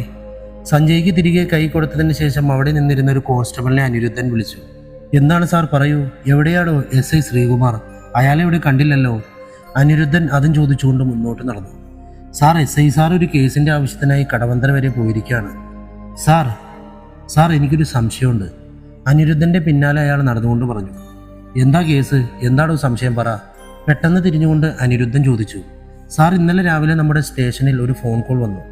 അതൊരു ഹോട്ടലിൽ നിന്നായിരുന്നു. അവിടെ ഭക്ഷണത്തിൽ നിന്നും ഒരു മനുഷ്യൻ്റെ വിരൽ കിട്ടിയെന്നാണ് പറഞ്ഞത്. ഫോൺ എടുത്തത് ഞാനായിരുന്നു സാർ. അതും ഈ സംഭവം വെച്ച് നോക്കുമ്പോൾ എന്തോ എവിടെയോ ഒരു ചേർച്ചയുള്ളതുപോലെ. ആ കോൺസ്റ്റബിൾ പറഞ്ഞതൊരു ഞെട്ടലോടെയാണ് അനിരുദ്ധൻ കേട്ടത്. എന്നിട്ട് ചോദിച്ചു, വാട്ട്? ഭക്ഷണത്തിൽ നിന്നും മനുഷ്യൻ്റെ കൈവിരലോ? അതെ സാർ, ഇന്ന് രാവിലെയാണ് സംഭവം. അതാണ് ഞാൻ പറഞ്ഞത്, ഇത് തമ്മിൽ എന്തൊക്കെയോ ഒരു സാദൃശ്യം. എന്തായാലും SI സാർ പോയിട്ടുണ്ടല്ലോ, വരുമ്പോൾ അറിയാം. ഇതേ സമയം കടവന്തറയിൽ. ഡോ അതാ അവിടെ ആ ബോർഡ് കാണുന്നിടത്ത് നിന്ന് അകത്തേക്ക് പോകും, SI ശ്രീകുമാർ പോലീസ് ജീപ്പിൽ ഇരുന്നു കൊണ്ട് പറഞ്ഞു. ജീപ്പ് ഒരു വളവ് തിരിഞ്ഞ് സ്വാദ് എന്ന കാറ്ററിംഗ് യൂണിറ്റിലേക്ക് എത്തി. ജീപ്പ് നിർത്തി ശ്രീകുമാറും മറ്റു പോലീസുകാരും പുറത്തിറങ്ങി. ഒരു പഴയ തറവാട് വീട് പോലെയുള്ളൊരു വീട്. ശ്രീകുമാർ ചുറ്റുമൊന്ന് നോക്കി. നല്ല വൃത്തിയുള്ള പരിസരം. പെട്ടെന്ന് വീടിൻ്റെ ഉള്ളിൽ നിന്നും ഒരാൾ പുറത്തിറങ്ങി. ഒരു മധ്യവയസ്കൻ. അയ്യോ, എന്താ സാറേ അവിടെ നിന്ന് കളഞ്ഞത്? അകത്തേക്ക് വന്നാട്ടെ. അയാൾ പെട്ടെന്ന് SI ശ്രീകുമാറിൻ്റെയും പോലീസുകാരുടെയും അടുത്തേക്ക് ഓടി വന്നുകൊണ്ട് പറഞ്ഞു. എന്താണ് താങ്കളുടെ പേര്? ഞങ്ങളൊരു കാര്യം അന്വേഷിക്കാൻ വന്നതാണ്. അകത്തെ കസാരയിലേക്ക് ഇരുന്നു കൊണ്ട് ശ്രീകുമാർ പറഞ്ഞു. എൻ്റെ പേര് ശ്രീനിവാസൻ. എന്താണ് സാർ? എന്താണെങ്കിലും ചോദിച്ചോളൂ. ഇടപ്പള്ളി രാംദാസ് ഹോട്ടലിൽ നിങ്ങളാണോ ഇന്ന് രാവിലെ ആഹാരം എത്തിച്ചത്? അതിൽ ചെറിയൊരു പ്രശ്നമുണ്ടല്ലോ ശ്രീനിവാസ. അയാളുടെ മുഖത്തേക്ക് നോക്കി ശ്രീകുമാർ ചോദിച്ചപ്പോൾ അയാളൊന്ന് പരിങ്ങി. എന്താ സാറേ, എന്താ പ്രശ്നം? ഒരു ഭയത്തോടെ ശ്രീനിവാസൻ ചോദിച്ചു. അതൊക്കെ പറയാം, ആദ്യം എനിക്ക് നിങ്ങളുടെ അടുക്കളയൊന്ന് കാണണം. എന്താ ബുദ്ധിമുട്ടുണ്ടോ? അയ്യോ, എന്ത് ബുദ്ധിമുട്ട് സാർ, വന്നാട്ടെ, വരൂ സാറേ എന്ന് പറഞ്ഞ് ശ്രീനിവാസൻ ശ്രീകുമാറിനെ അടുക്കളയിലേക്ക് കൂട്ടിക്കൊണ്ടുപോയി. വന്നാട്ടെ സാറേ, ഇതാണ് ഞങ്ങളുടെ അടുക്കള എന്ന് പറഞ്ഞ് ശ്രീനിവാസൻ കാണിച്ചു കൊടുത്തു. ശ്രീകുമാർ എല്ലാം ഒന്ന് നോക്കി അടുക്കളയിലേക്ക് കയറി. ആ തറവാട് വീടിൻ്റെ പുറകിൽ ഒരു വലിയ ഷെഡ്, അതിലാണ് പാചകം. കുറച്ചു പണിക്കാർ നിൽപ്പുണ്ട്. ശ്രീകുമാർ വീണ്ടും അയാളുടെ അടുത്തേക്ക് നടന്നു. എന്നിട്ട് ചോദിച്ചു, എടോ, നിങ്ങളിന്ന് ഏതൊക്കെ കടകളിലാണ് നോൺ വെജ് ഭക്ഷണം സപ്ലൈ ചെയ്തത്? എവിടെയാണെങ്കിലും പറയണം, അതുകൊണ്ടാണ് ഇങ്ങനെ ചോദിക്കുന്നത്. സാറേ, അധികം ഒരുപാട് സ്ഥലങ്ങളിലൊന്നുമില്ല, കുറച്ച് ഹോട്ടലുകൾ. പിന്നെ ഇവിടെ തന്നെ പാഴ്സൽ പരിപാടികളുണ്ട്. അത് കൂടുതലും വാങ്ങിക്കൊണ്ടു പോകാറാണ് പതിവ്, അല്ലാതെ വലിയൊരു കച്ചവടമൊന്നുമില്ല സാർ. ഇതുവരെ പ്രശ്നം എന്താണെന്ന് പറഞ്ഞില്ലല്ലോ? ഭയത്തോടെ ശ്രീനിവാസൻ വീണ്ടും ചോദിച്ചു. എടോ, ഇന്ന് നിങ്ങൾ കൊടുത്ത ഭക്ഷണത്തിൽ നിന്നും ഒരു മനുഷ്യന്റെ കൈവിരൽ കണ്ടെത്തി. അതിനെക്കുറിച്ച് അന്വേഷിക്കാനാണ് ഞങ്ങൾ വന്നത്. ഇത് പറഞ്ഞുകൊണ്ട് ശ്രീകുമാർ ശ്രീനിവാസനെ സൂക്ഷ്മമായി നിരീക്ഷിച്ചു. ഞാൻ എന്തായി കേൾക്കുന്നത്? സാറേ, എനിക്ക് മനസ്സാ വാച ഇതിനെപ്പറ്റി ഒന്നും അറിയില്ല. മനുഷ്യനെ ഭക്ഷിക്കാൻ കൊടുക്കുകയോ? സാറേ, ഞങ്ങൾ ഈ ഭക്ഷണം ഉണ്ടാക്കി വിൽക്കുന്നത് അപ്പനപ്പൂപ്പന്മാരുടെ കാലം മുതലേ ഉള്ളതാ. ഇന്ന് വരെ ആരും കൊള്ളില്ല എന്ന് പറഞ്ഞിട്ടില്ല. ആ ഞങ്ങളുടെ ഭക്ഷണത്തിൽ നിന്നാണോ സാറേ ഇത്? സാറേ, സത്യമായിട്ടും ഒന്നും അറിയില്ല. ഇവിടെ കൊണ്ടുവരുന്ന സാധനങ്ങൾ പാചകം ചെയ്യുന്നു, അത്രയേ ഉള്ളൂ. അല്ലാതെ എനിക്കൊന്നും അറിയില്ല സാറേ. ഭയത്തോടെ ഒരു കരച്ചിലിന്റെ വക്കിൽ അദ്ദേഹം എത്തിയിരുന്നു. അപ്പോൾ നിങ്ങൾ എവിടെ നിന്നാണ് ഈ മീനും ഇറച്ചിയും ഒക്കെ ലഭിക്കുന്നത്? ആരാണതിൻ്റെ ആള്? അയാൾ എത്ര വർഷങ്ങളായി നിങ്ങൾക്ക് സാധനങ്ങൾ തരുന്നുണ്ട്? ശ്രീകുമാർ ഓരോന്നോരോന്നായി ചോദിച്ചു. സാറേ, ഞങ്ങൾ മാമംഗലം എന്ന സ്ഥലത്തുള്ള ഏതൻസ് എന്ന ഒരു ഫാം ഹൗസിൽ നിന്നാണ് ബീഫ്, മട്ടൻ, കോഴി ഇതൊക്കെ എടുക്കുന്നത്. 10-15 വർഷങ്ങളായിട്ടുള്ള ബന്ധമാണ്. മീനും പച്ചക്കറികളും ഹോൾസെയിലായി ഞങ്ങൾ കാറ്ററിങ്ങിന് നൽകുന്നു. ഒരു ഏജന്റ് ഉണ്ട്, അത് ഞങ്ങൾ പാചകം ചെയ്യുന്നു എന്ന് മാത്രമേ ഉള്ളൂ. അയാൾ സത്യങ്ങൾ ഓരോന്നായി പറഞ്ഞു. ഓക്കെ, തൽക്കാലം നിങ്ങൾ 2 ദിവസത്തേക്ക് ഭക്ഷണം എത്തിക്കണ്ട. ഇതിനൊരു തീരുമാനം ഉണ്ടാവട്ടെ. പറഞ്ഞത് കേട്ടോ? ഓക്കെ, ഞാൻ ഇറങ്ങുന്നു. ഈ പറഞ്ഞതിൽ ഒരു മാറ്റം ഉണ്ടാകരുത്. ഉണ്ടായാൽ എന്ന് പറഞ്ഞ് ശ്രീകുമാർ അയാളെ ഇരുത്തിയൊന്ന് നോക്കി. പോകാനായി തിരിഞ്ഞ ശ്രീകുമാറിനോട് അയാൾ പറഞ്ഞു, പിന്നെ സാറേ, ഞങ്ങൾ 2 ദിവസത്തേക്കുള്ള സാധനങ്ങൾ ഒരുമിച്ചാണ് വാങ്ങുന്നത്. കുറച്ച് ബാലൻസ് ഇരിപ്പുണ്ട്. എവിടെ? അദ്ദേഹം ഒന്ന് ഞെട്ടിക്കൊണ്ട് ശ്രീനിവാസനോട് ചോദിച്ചു. അയാൾ തന്റെ സ്റ്റോർ റൂമിലെ ഫ്രീസർ തുറന്നു. 10 കിലോ വരുന്ന പൊതിഞ്ഞു കെട്ടിയ 2 ചാക്കുകൾ അയാൾ കാണിച്ചു. ശ്രീകുമാർ പെട്ടെന്ന് അതിന്റെ അടുത്തേക്ക് പോയി തുറന്നു നോക്കി. പക്ഷേ ഫ്രീസറിൽ ഇരുട്ട് കട്ട പിടിച്ചതിനാൽ ഒന്നും വേർതിരിച്ചറിയാൻ പറ്റിയില്ല. ഇത് ഞങ്ങൾ കൊണ്ടുപോവുകയാണ്, ഇത് പരിശോധിക്കേണ്ടതുണ്ട്. കോൺസ്റ്റബിൾ എടുത്തോളൂ എന്ന് കോൺസ്റ്റബിളിനോട് പറഞ്ഞ് പോകാനായി മുന്നിലേക്ക് നടന്നു. ജീപ്പിന്റെ അടുത്തെത്തിയപ്പോൾ ശ്രീകുമാറിന്റെ ഫോൺ ബെല്ലടിച്ചു. ശ്രീകുമാർ ഫോൺ സ്ക്രീനിൽ പേര് കണ്ടു. CI Aniruddhan. Hello sir. Hello Sreekumar, എവിടെയാണ്? സാർ, ഞാൻ കടവന്ത്രയിലുണ്ട്. ഓക്കെ, തന്നോടൊരു കാര്യം പറയാനുണ്ട്. എന്താണ് സാർ? പറഞ്ഞോളൂ. ഇടപ്പള്ളിയിൽ നിന്ന് ലഭിച്ച മരണപ്പെട്ട വ്യക്തിയുടെ കാര്യങ്ങൾ മുഴുവനും അനിരുദ്ധൻ പറഞ്ഞു. അത് ശരിക്കും ശ്രീകുമാറിനൊരു ഷോക്കായിരുന്നു. സാർ, നമ്മുടെ സ്റ്റേഷൻ അതിർത്തിയിൽ നിന്നോ? ആ ഷോക്കോട് കൂടി ശ്രീകുമാർ ചോദിച്ചു. അതേടോ, പിന്നെ താനെന്തിനാണ് ഇപ്പോൾ അവിടെ പോയതെന്ന് എനിക്കറിയാം. അവിടെ നിന്ന് എന്തെങ്കിലും തുമ്പ് കിട്ടിയോ? എൻ്റെ ഊഹം ശരിയാണെങ്കിൽ ഈ 2 കാര്യങ്ങൾക്കും തമ്മിൽ എന്തോ ബന്ധമുണ്ട്, അനിരുദ്ധൻ പറഞ്ഞു. സാർ, ഞാൻ ഇയാളെ ക്വസ്റ്റ്യൻ ചെയ്തു. അപ്പോൾ അറിയാൻ കഴിഞ്ഞത് അവരൊരു ഫാം ഹൗസിൽ നിന്നാണ് ഇറച്ചികൾ വാങ്ങുന്നത് എന്നാണ്. അതിൻ്റെ ഡീറ്റെയിൽസും കിട്ടിയിട്ടുണ്ട്. പിന്നെ വാങ്ങി വെച്ചതിൻ്റെ കുറച്ച് ബാലൻസ് ഇവിടെയുണ്ട്. ഫ്രീസറിൽ ഇരുന്ന് കട്ടയായതിനാൽ ഒന്നും പറയാൻ കഴിയുന്നില്ല. ഞാനത് എടുത്തിട്ടുണ്ട്. ഓക്കെ ശ്രീകുമാർ, വേഗം അത് ഫോറൻസിക് ഡിപ്പാർട്ട്മെന്റിലെ സഞ്ജയുടെ അടുത്തേക്ക് എത്തിക്കണം. ആ ചാക്ക് കെട്ടും ആ കൈവിരലും. Okay sir. ഫോൺ കട്ട് ചെയ്തതിന് ശേഷം ശ്രീകുമാർ അതുമായി സഞ്ജയുടെ അടുത്തേക്ക് പോയി. ശങ്കർമഠം മെഡിക്കൽ കോളേജിന്റെ ഹോസ്റ്റൽ മുറി. എടി, തലവേദന എങ്ങനെയുണ്ട്? മൊബൈൽ തോണ്ടിക്കൊണ്ടിരുന്ന ഗൗരിയുടെ അടുത്ത് ചോദിച്ചുകൊണ്ട് സ്നേഹ വാതിൽ തുറന്ന് അകത്തേക്ക് കയറി. കുറവുണ്ടടി, ഞാൻ മരുന്ന് കഴിച്ച് ഒന്ന് ഉറങ്ങി എണീറ്റപ്പോൾ എല്ലാം ശരിയായി. ഇപ്പോൾ വലിയ കുഴപ്പമൊന്നുമില്ല, ഗൗരി പറഞ്ഞു. എടി ഗൗരി, നീ അറിഞ്ഞോ നമ്മുടെ ഐശ്വര്യയില്ലേ? ഡി, ഞാൻ ഇന്നലെ പറഞ്ഞ അവളെ കാണാനില്ലാന്ന്. ക്ലാസ്സിൽ വന്ന് പ്രിൻസിപ്പൾ ചോദിച്ചു, ആർക്കെങ്കിലും എന്തെങ്കിലും അറിയുമോ എന്ന്. പേര് കേട്ടൊരു വക്കീലിന്റെ മകളാണ്. ശത്രുക്കൾ ഒരുപാട് കാണും. തട്ടിക്കൊണ്ടു പോയതോ മറ്റോ ആണെന്ന് തോന്നുന്നു. എല്ലാവരും അതാ പറയുന്നത്. അവൾക്ക് റിലേഷൻ ഒന്നും ഉള്ളതായി ആർക്കും അറിയില്ല. പിന്നെ നീ ഇല്ലാത്തതുകൊണ്ട് ഒരു രസവുമില്ലായിരുന്നു ഗൗരി. ആകെ നമ്മുടെ ഗ്യാങ് മുഴുവനും നിന്നെ അന്വേഷിച്ചു. ഹോസ്റ്റലിൽ പുറത്തുനിന്ന് ആർക്കും പ്രവേശനമില്ലല്ലോ. അവർ നിന്നെ കുറെ വിളിച്ചല്ലോ. എടുക്കാതിരുന്നപ്പോൾ എനിക്ക് തോന്നി നീ നല്ല ഉറക്കമായിരിക്കുമെന്ന്. ഇനി നിനക്ക് വയ്യാത്ത ദിവസം ഞാൻ കോളേജിലേക്ക് പോകില്ല. ഗൗരിയുടെ അടുത്തേക്ക് ഇരുന്നു കൊണ്ട് സ്നേഹ പറഞ്ഞു. എൻ്റെ കൃഷ്ണ, കഷ്ടമായി പോയല്ലോ. നീ ഇന്നലെ പറഞ്ഞപ്പോൾ ഞാൻ അത്രയ്ക്ക് കാര്യമാക്കിയില്ല. എൻ്റെ ഭഗവാനെ, ആ കുട്ടിക്ക് ആപത്തൊന്നും വരല്ലേ. ഗൗരി കണ്ണടച്ചുകൊണ്ട് പ്രാർത്ഥിച്ചു. എന്നിട്ട് സ്നേഹയുടെ അടുത്ത് പറഞ്ഞു, അതെന്താ ഒരു ബോറടി? ബാക്കിയുള്ളവരൊക്കെ ഉണ്ടല്ലോ, പിന്നെ നിന്റെ ദേവൻ എന്ത് പറയുന്നു? വല്ലതും നടക്കുമോ സ്നേഹമോളെ? സ്നേഹയെ ആക്കിക്കൊണ്ട് ഗൗരി ഒന്ന് ചിരിച്ചു. നീ ചിരിക്കണ്ട, നീ നോക്കിക്കോ. ഒടുവിൽ വിജയം സ്നേഹയുടേതായിരിക്കും മോളെ. അല്ല, അവിടെ നിൽക്കട്ടെ, നിന്റെ കക്ഷി എന്ത് പറയുന്നു? സ്നേഹ തിരിച്ചടിച്ചു. അയ്യടി, നാട്ടിലുള്ളൊരു പോലീസുകാരനെ ഒന്ന് പരിചയപ്പെടണമെന്ന് തോന്നി, അത്രേ ഉള്ളൂ. അതിൽ കൂടുതൽ ഒന്നുമില്ല കേട്ടോ. പെണ്ണ് എന്തൊക്കെയാ ചിന്തിച്ചു കൂട്ടിയേ? നമ്മളെ കൊണ്ട് കൂട്ടിയാ കൂടുമോ അതൊക്കെ എന്ന് പറഞ്ഞുകൊണ്ട് ഗൗരി എഴുന്നേറ്റു. ഞാനെന്തായാലും പിന്നോട്ടില്ല മോളെ. ഇന്നലെ നീ എന്തൊക്കെയാ പറഞ്ഞത്? തിരിച്ച് മെസ്സേജൊന്നും അയച്ചു കാണില്ല അല്ലേ? അതല്ലേ മോളെ സത്യം? അതിൻ്റെ വിഷമമല്ലേ നിനക്ക്?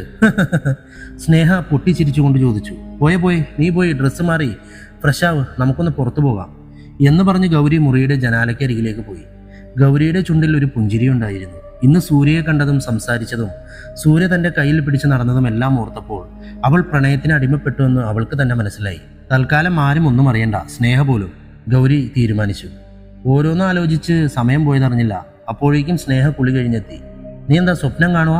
പോയി റെഡിയായിട്ട് വാ, പുറത്തു പോകണം. ഇതും പറഞ്ഞുകൊണ്ട് സ്നേഹ ഗൗരിയുടെ തലക്കിട്ട് ഒരു കിഴുക്ക് കൊടുത്തു. കുറച്ചു സമയത്തിന് ശേഷം രണ്ടുപേരും റെഡിയായി പുറത്തുപോയി.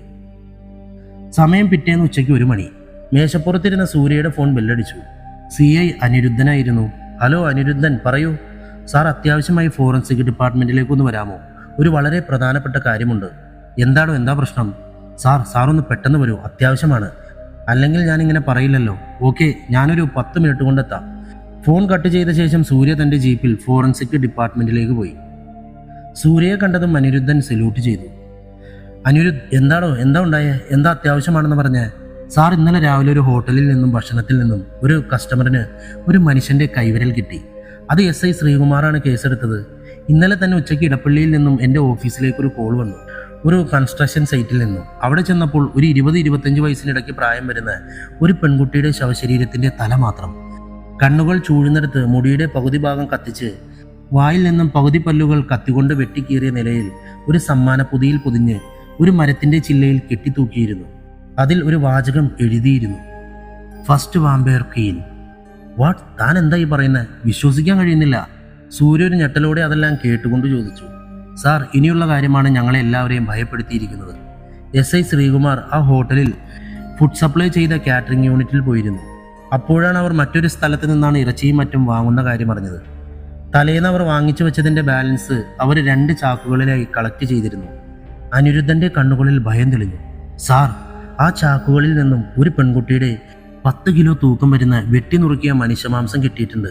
ആ കൈവിരലും ആ തലയും ആ മനുഷ്യമാംസവും ഒരാളുടെ തന്നെയാണ് സാർ. എന്ത്? താൻ എന്താണോ ഈ പറയുന്നത്?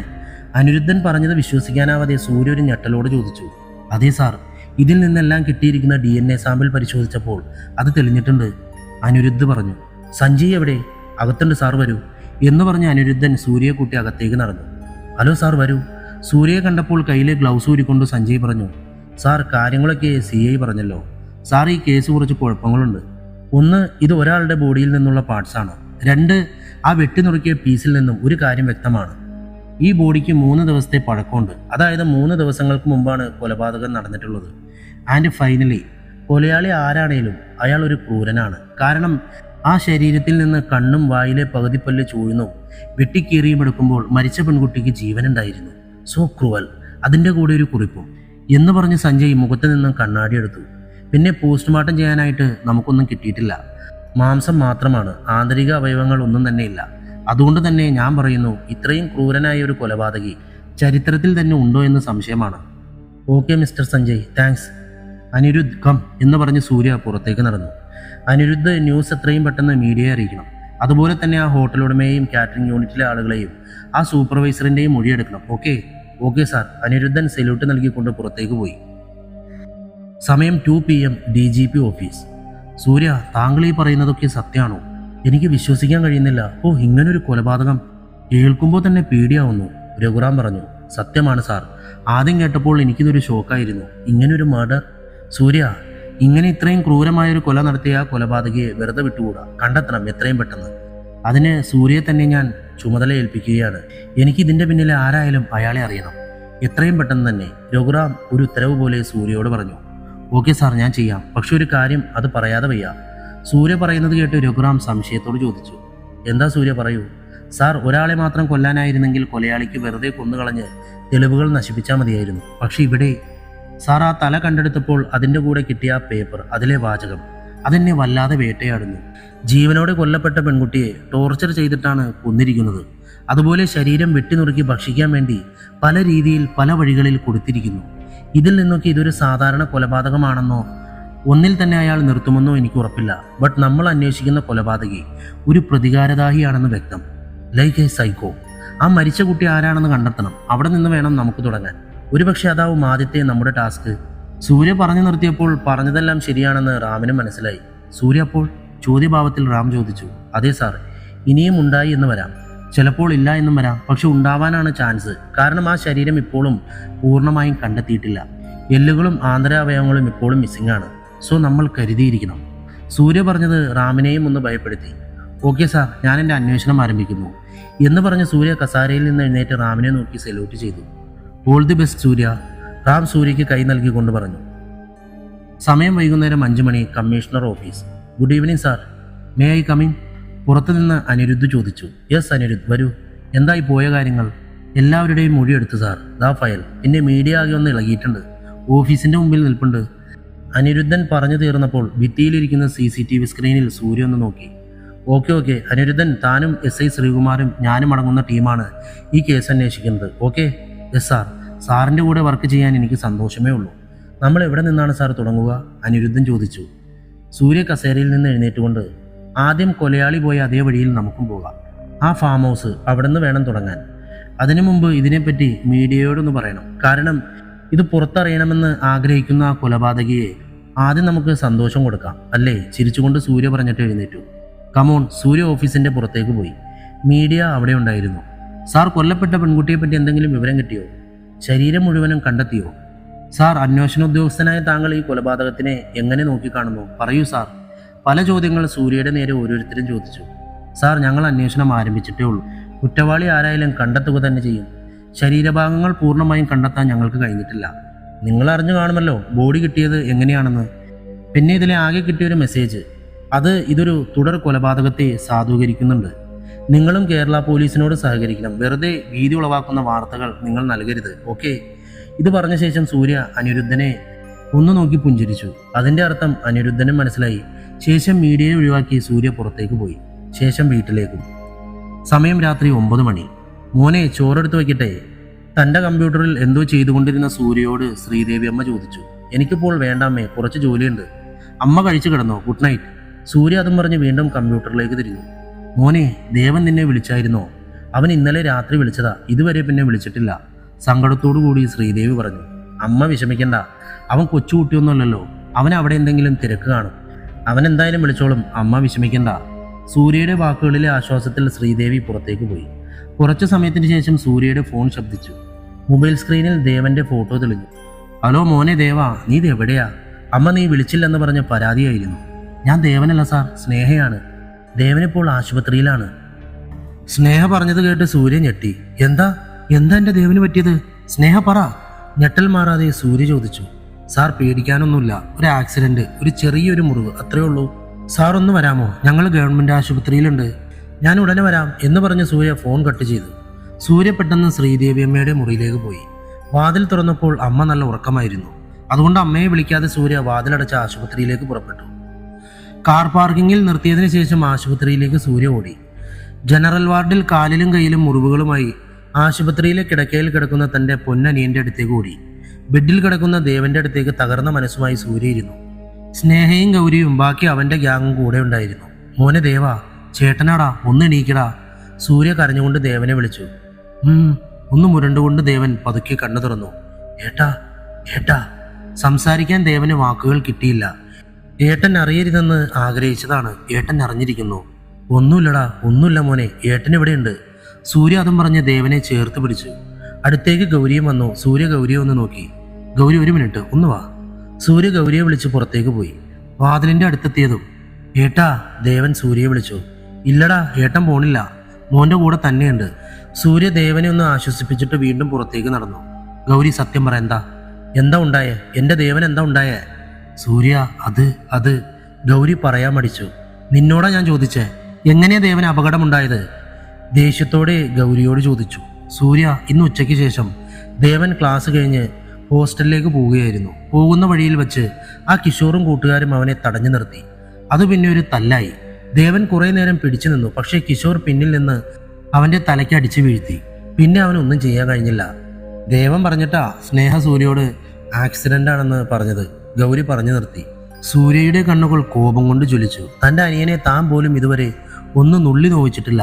ആ ദേവനെയാണ് കിഷോർ. ഗൗരി, നാളെ നിങ്ങൾക്ക് എപ്പോഴാണ് ക്ലാസ് തുടങ്ങുന്നത്? സമയം പിറ്റേന്ന് രാവിലെ 11 മണി.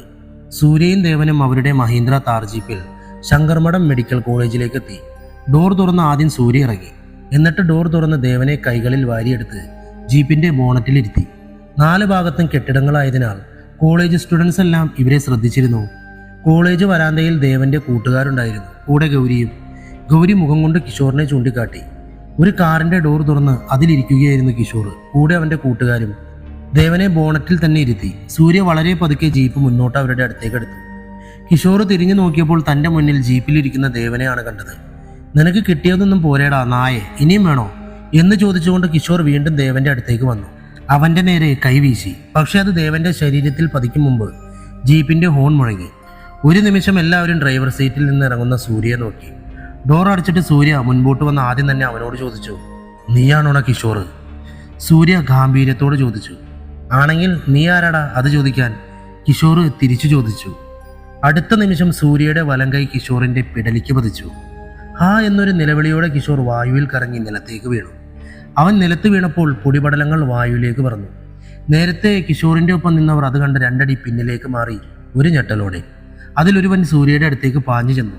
അവൻ കാലുയർത്തി സൂര്യയെ ചവിട്ടാനോങ്ങി. സൂര്യ പക്ഷെ അവന്റെ ഇടത്തെ സൈഡിലൂടെ മാറിയിട്ട് അവന്റെ പിൻകഴുത്തിൽ കൈമടക്കി ഒരു കുത്തുകൊടുത്തു.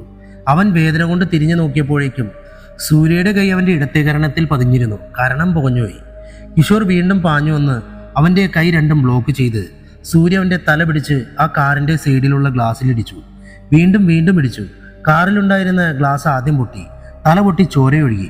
പക്ഷെ അടി മാത്രം സൂര്യ നിർത്തിയില്ല. അപ്പോൾ ഒരുത്തൻ സൂര്യയുടെ നേരെ പാഞ്ഞു വന്നു. സൂര്യ കിഷോറിന്റെ പിടിവിട്ടു. അവൻ ആ കാറിൽ മുഖം ചേർത്ത് നിന്നു, ഒരു അനക്കവുമില്ലാതെ. സൂര്യ പാഞ്ഞു വന്നവന്റെ നേരെ തിരിഞ്ഞു. അവനടുത്തെത്തിയപ്പോൾ അവന്റെ കാലിന്റെ മുട്ടിന് കീഴിൽ അവനെ ആഞ്ഞു ചവിട്ടി. പെട്ടെന്ന് സൂര്യക്ക് നേരെ കിഷോർ ഓടി വന്നു. സൂര്യ അവന്റെ തൊണ്ടക്കുഴി നോക്കി കൈപ്പത്തി മടക്കി താഴെ നിന്ന് മേലേക്ക് ഒരു ഇടി കൊടുത്തു. നിന്ന നിൽപ്പിൽ നിന്ന് അവനൊന്ന് ഉയർന്ന് തലയിടിച്ച് പിന്നിലേക്ക് വീണു. ആ ഇടികൊണ്ട് അവൻ കണ്ണു തുറന്ന ആകാശത്തേക്ക് നോക്കി ഒരു അനക്കമില്ലാതെ കിടന്നു. ഇത് കണ്ട് ബാക്കിയുള്ളവർ ജീവനും കൊണ്ടോടി. അപ്പോഴേക്കും പ്രിൻസിപ്പളും മറ്റു അധ്യാപകരും ഓടി വന്നു. സൂര്യയെ തടഞ്ഞു. മിസ്റ്റർ, നിങ്ങൾ എന്താണ് ഈ കാണിക്കുന്നത്? നിങ്ങളുടെ പോലീസ് മുറ അങ്ങ് സ്റ്റേഷനിൽ, ഇവിടെ അല്ല അതിൻ്റെ സ്ഥലം, മനസ്സിലായോ? പ്രിൻസിപ്പൽ സൂര്യയോട് കയർത്തു. ഹലോ പ്രിൻസിപ്പൽ സാറേ, ഞാൻ പോലീസുകാരനായിട്ടല്ല വന്നത്. നിങ്ങളുടെ മുമ്പിൽ എൻ്റെ അനുജൻ്റെ ചേട്ടനായിട്ടാണ്. എൻ്റെ അനുജൻ്റെ ദേഹത്ത് തൊട്ടവനെ തിരിച്ചടിക്കാൻ എനിക്ക് എൻ്റെ കാക്കി വേണമെന്നില്ല. കൈയുടെ മുഷ്ടി ചുരുട്ടിക്കൊണ്ട് സൂര്യ പറഞ്ഞു. പെട്ടെന്ന് SI ശ്രീകുമാറിൻ്റെ ജീപ്പ് കോളേജിലേക്ക് എത്തി. ഇനി ഞാനൊരു പോലീസുകാരനാവുകയാ സാറേ. എടുത്തിടണോ എല്ലാത്തിനും ജീപ്പിൽ, ബാക്കി സ്റ്റേഷനിൽ ചെന്നിട്ട്, സൂര്യ ശ്രീകുമാറിനോട് പറഞ്ഞു. ഗൗരി ഇതെല്ലാം കണ്ട് ഭയന്ന് നിൽക്കുകയാണ്. ആദ്യമായിട്ടാണ് സൂര്യയെ ഈ ഭാവത്തിൽ കാണുന്നത്. അതിൻ്റെ അമ്പരപ്പ് ഗൗരിയുടെ മുഖത്തുണ്ടായിരുന്നു. സൂര്യ ദേവനെയും കൂട്ടി തിരികെ പോയി. ദേവനെ വീട്ടിലാക്കിയ ശേഷം ഓഫീസിലേക്കും. ശ്രീകുമാർ, എന്തൊക്കെ ഇവൻ്റെ തലയിൽ കെട്ടിവെക്കാമോ അതൊക്കെ കെട്ടിവെച്ച് ഒരു FIR എഴുത്. ഇവനിനി കുറച്ചു നാളത്തേക്ക് പുറം ലോകം കാണരുത്, കേട്ടല്ലോ? അനിരുദ്ധൻ വരൂ. സൂര്യ ശ്രീകുമാറിനെ പറഞ്ഞേൽപ്പിച്ചിട്ട് അനിരുദ്ധിനെ വിളിച്ച് പുറത്തേക്ക് പോയി. സൂര്യയുടെ കാർ ചെന്ന് നിന്നത് ഏതൻസ് എന്ന ആ ഫാം ഹൗസിന്റെ മുന്നിലാണ്. പോലീസ് ജീപ്പ് വരുന്നത് കണ്ടപ്പോൾ അവിടെ നിന്നും ഒരു ചെറുപ്പക്കാരൻ പുറത്തേക്ക് ഇറങ്ങി വന്നു. വരൂ സാർ, എന്താണ് നിങ്ങൾ ഈ വഴിക്കൊക്കെ? വരൂ, അകത്തിരിക്കാം. ആ ചെറുപ്പക്കാരൻ അവരെ അകത്തേക്ക് ക്ഷണിച്ചു. എന്താ തൻ്റെ പേര്? ഇത് തൻ്റെ ഫാമാണോ? എൻ്റെ പേര് രാഹുൽ. എൻ്റെ ഫാമല്ല സാർ, ഞാനിതിൻ്റെ മാനേജറാണ്. എന്താ സാർ? രാഹുൽ ഇവിടെ വന്നിട്ട് എത്ര നാളായി? ഞാൻ 2 കൊല്ലമായി സാർ. ഇതിപ്പോൾ 3ാമത്തെ കൊല്ലമാണ്. നിങ്ങളാണ് സ്വാദ് എന്ന കാറ്ററിംഗ് കമ്പനിയിൽ മീറ്റ് ഡെലിവറി ചെയ്യുന്ന? അതെ സാർ, ഞങ്ങളാണ് കഴിഞ്ഞ കുറച്ച് വർഷങ്ങളായി അവിടെ കൊടുക്കുന്നത്. മിനിഞ്ഞാന്ന്, അതായത് 27/1 നിങ്ങളാണോ കൊടുത്തത്? അതെ സാർ, സ്ഥിരമായി കൊടുക്കുന്നത് കൊണ്ട് അവർക്ക് കൊടുക്കാനുള്ളത് റെഡിയാക്കിയതിന് ശേഷം മാത്രമേ ഞങ്ങൾ മറ്റുള്ളവർക്ക് വേണ്ടി മാറ്റിവെക്കാറുള്ളൂ. രാഹുലേ, എനിക്ക് മീറ്റ് കട്ടിംഗ് റൂം ഒന്ന് കാണണമല്ലോ. സൂര്യ മുന്നോട്ട് നടന്നുകൊണ്ട് പറഞ്ഞു. അതിനെന്താ സാർ, കാണാമല്ലോ, വരൂ എന്ന് പറഞ്ഞ് രാഹുൽ അവരെ അകത്തേക്ക് കൂട്ടിക്കൊണ്ടുപോയി. അകത്ത് 3 പണിക്കാരെ ഇറച്ചി വെട്ടി നുറുക്കുന്ന തിരക്കിലായിരുന്നു. സൂര്യയെ കണ്ടപ്പോൾ അവർ പെട്ടെന്ന് ജോലി നിർത്തി സൂര്യയെ നോക്കി. സൂര്യ ആദ്യം ആ റൂം നന്നായി ഒന്ന് പരിശോധിച്ചു. പെട്ടെന്നാണ് ഇറച്ചിയിൽ നിന്നും വേർതിരിച്ചെടുത്ത എല്ലുകൾ കൂട്ടിയിട്ടേക്കുന്നത് കണ്ടത്. സംശയത്തോടെ അടുത്ത് ചെന്ന് നോക്കിയപ്പോഴാണ് അവിടെ നിന്നും എല്ലുകൾ പെറുക്കി മാറ്റുന്നത് കണ്ടത്. പക്ഷേ അത് ഒരു വണ്ടിയിലേക്ക് കയറ്റുകയായിരുന്നു കുറച്ച് പണിക്കാർ. ഈ എല്ലുകൾ എവിടേക്കാണ് കൊണ്ടുപോകുന്നത്? ഇവിടെ അത് റീപ്രൊഡക്റ്റ് ചെയ്യില്ലേ? സൂര്യ രാഹുലിനോട് ചോദിച്ചു. ഇല്ല സാർ, ഞങ്ങളത് ചെയ്യില്ല, ഞങ്ങൾ മറ്റു ഫാമിൽ കൊടുക്കും. ഒരു താളത്തിൽ ഇറച്ചിയിൽ ഒരാൾ വെട്ടുന്നത് കേട്ടാണ് സൂര്യ തിരിഞ്ഞു നോക്കുന്നത്. സൂര്യ അയാളെ നോക്കിയപ്പോൾ അയാൾ വെട്ടുന്ന എല്ലാ പീസും ഏകദേശം ഒരേ വലിപ്പം. സൂര്യ അത് പരിശോധിച്ചുകൊണ്ടിരുന്നപ്പോഴാണ് ഒരു ഇരുട്ട് നിറഞ്ഞ ഭാഗത്ത് അടച്ചിട്ടിരിക്കുന്ന ഒരു മുറി സൂര്യയുടെ ശ്രദ്ധയിൽപ്പെട്ടത്. ഈ മുറി, ഇതെന്താണ്? ഇതിൻ്റെ ഉള്ളിലെന്താണ്? ആ റൂം തുറക്കാറില്ല സാർ, ഞാനിതുവരെ തുറന്നു കണ്ടിട്ടില്ല. 2 വർഷത്തിൻ്റെ മേലെയായി. പെട്ടെന്നാണ് പുറത്തൊരു വണ്ടി വരുന്ന ശബ്ദം സൂര്യ കേട്ടത്. സൂര്യ ആ ഭാഗത്തേക്ക് നോക്കിയപ്പോൾ അവിടേക്ക് എല്ലും കഷ്ണം എടുക്കാൻ ഓടി വരുന്ന ആ ലോറിയുടെ മുന്നിൽ എഴുതിയിരിക്കുന്ന പേര് വായിച്ചു. ജഗന്നാഥ് റോഡ്വേസ്. ജഗന്നാഥ് വർമ്മ, കിഷോർ വർമ്മയുടെ അച്ഛൻ്റെ പേരിലുള്ള ലോറി. ലോറിയിൽ നിന്നും ഡ്രൈവർ പുറത്തേക്ക് ഇറങ്ങി. പോലീസ് യൂണിഫോമിൽ നിൽക്കുന്ന സൂര്യയെ കണ്ടപ്പോൾ ഡ്രൈവർ ഒന്ന് പകച്ചു. ഡോ, ഇങ്ങ് വന്നേ. സൂര്യ അയാളെ അടുത്തേക്ക് വിളിച്ചു. എന്താ സാർ? താനാ ജഗന്നാഥ് വർമ്മയുടെ കമ്പനിയിലെ ഡ്രൈവറല്ലേ? അതെ സാർ. ഇത് എങ്ങോട്ടുള്ള ലോഡാടോ? സാർ ഇത് മുതലാളിയുടെ ഫെർട്ടിലൈസേഴ്സിലേക്കുള്ള ലോഡാണ്. വാട്ട്? സൂര്യ ഒന്ന് ഞെട്ടി. പെട്ടെന്ന് സഞ്ജയ് പറഞ്ഞ കാര്യം സൂര്യ ഓർത്തു. സാർ, നമുക്ക് എല്ലുകളോ ആന്തരികാവയവങ്ങളോ കിട്ടിയിട്ടില്ല. ആ വാചകം സൂര്യയുടെ മനസ്സിലൂടെ മിന്നി മറഞ്ഞു. എവിടെയാണ് ആ സ്ഥാപനം എന്ന് ഡ്രൈവറോട് ചോദിച്ചിട്ട് പെട്ടെന്ന് അനിരുദ്ധന്റെ കൂടെ ജീപ്പിൽ അങ്ങോട്ട് കുതിച്ചു. ഇതേ സമയം ജഗന്നാഥവർമ്മയുടെ വീട്ടിൽ അങ്ങൂന്നേ നമ്മുടെ കിഷോർ മോനെ ആ കമ്മീഷണർ അറസ്റ്റ് ചെയ്തു. കോളേജിൽ വെച്ച് പിള്ളേരുടെയും സാറന്മാരുടെയും മുന്നിലിട്ട് കുറെ തല്ലിയിട്ട് അറസ്റ്റ് ചെയ്ത്. വർമ്മയുടെ ഗുണ്ടകളിൽ ഒരുത്തൻ ഓടി വന്ന് തനിച്ചിരുന്ന് ചതുരംഗം കളിക്കുന്ന വർമ്മയോട് പറഞ്ഞു. തന്റെ കയ്യിൽ എതിർദിശയിലിരുന്ന് കറുത്ത കരിക്കളിലെ മന്ത്രിയെ ആനയെ കൊണ്ട് വെട്ടി നിലത്തേക്ക് പതിപ്പിച്ച ശേഷം വർമ്മ ഗുണ്ടയുടെ മുഖത്തേക്ക് നോക്കി. ചോര ചുവപ്പോടെ കലങ്ങിയ കണ്ണിൽ നിന്നും തീക്ഷ്ണമായ നോട്ടം അവനിലേക്ക് പതിച്ചു.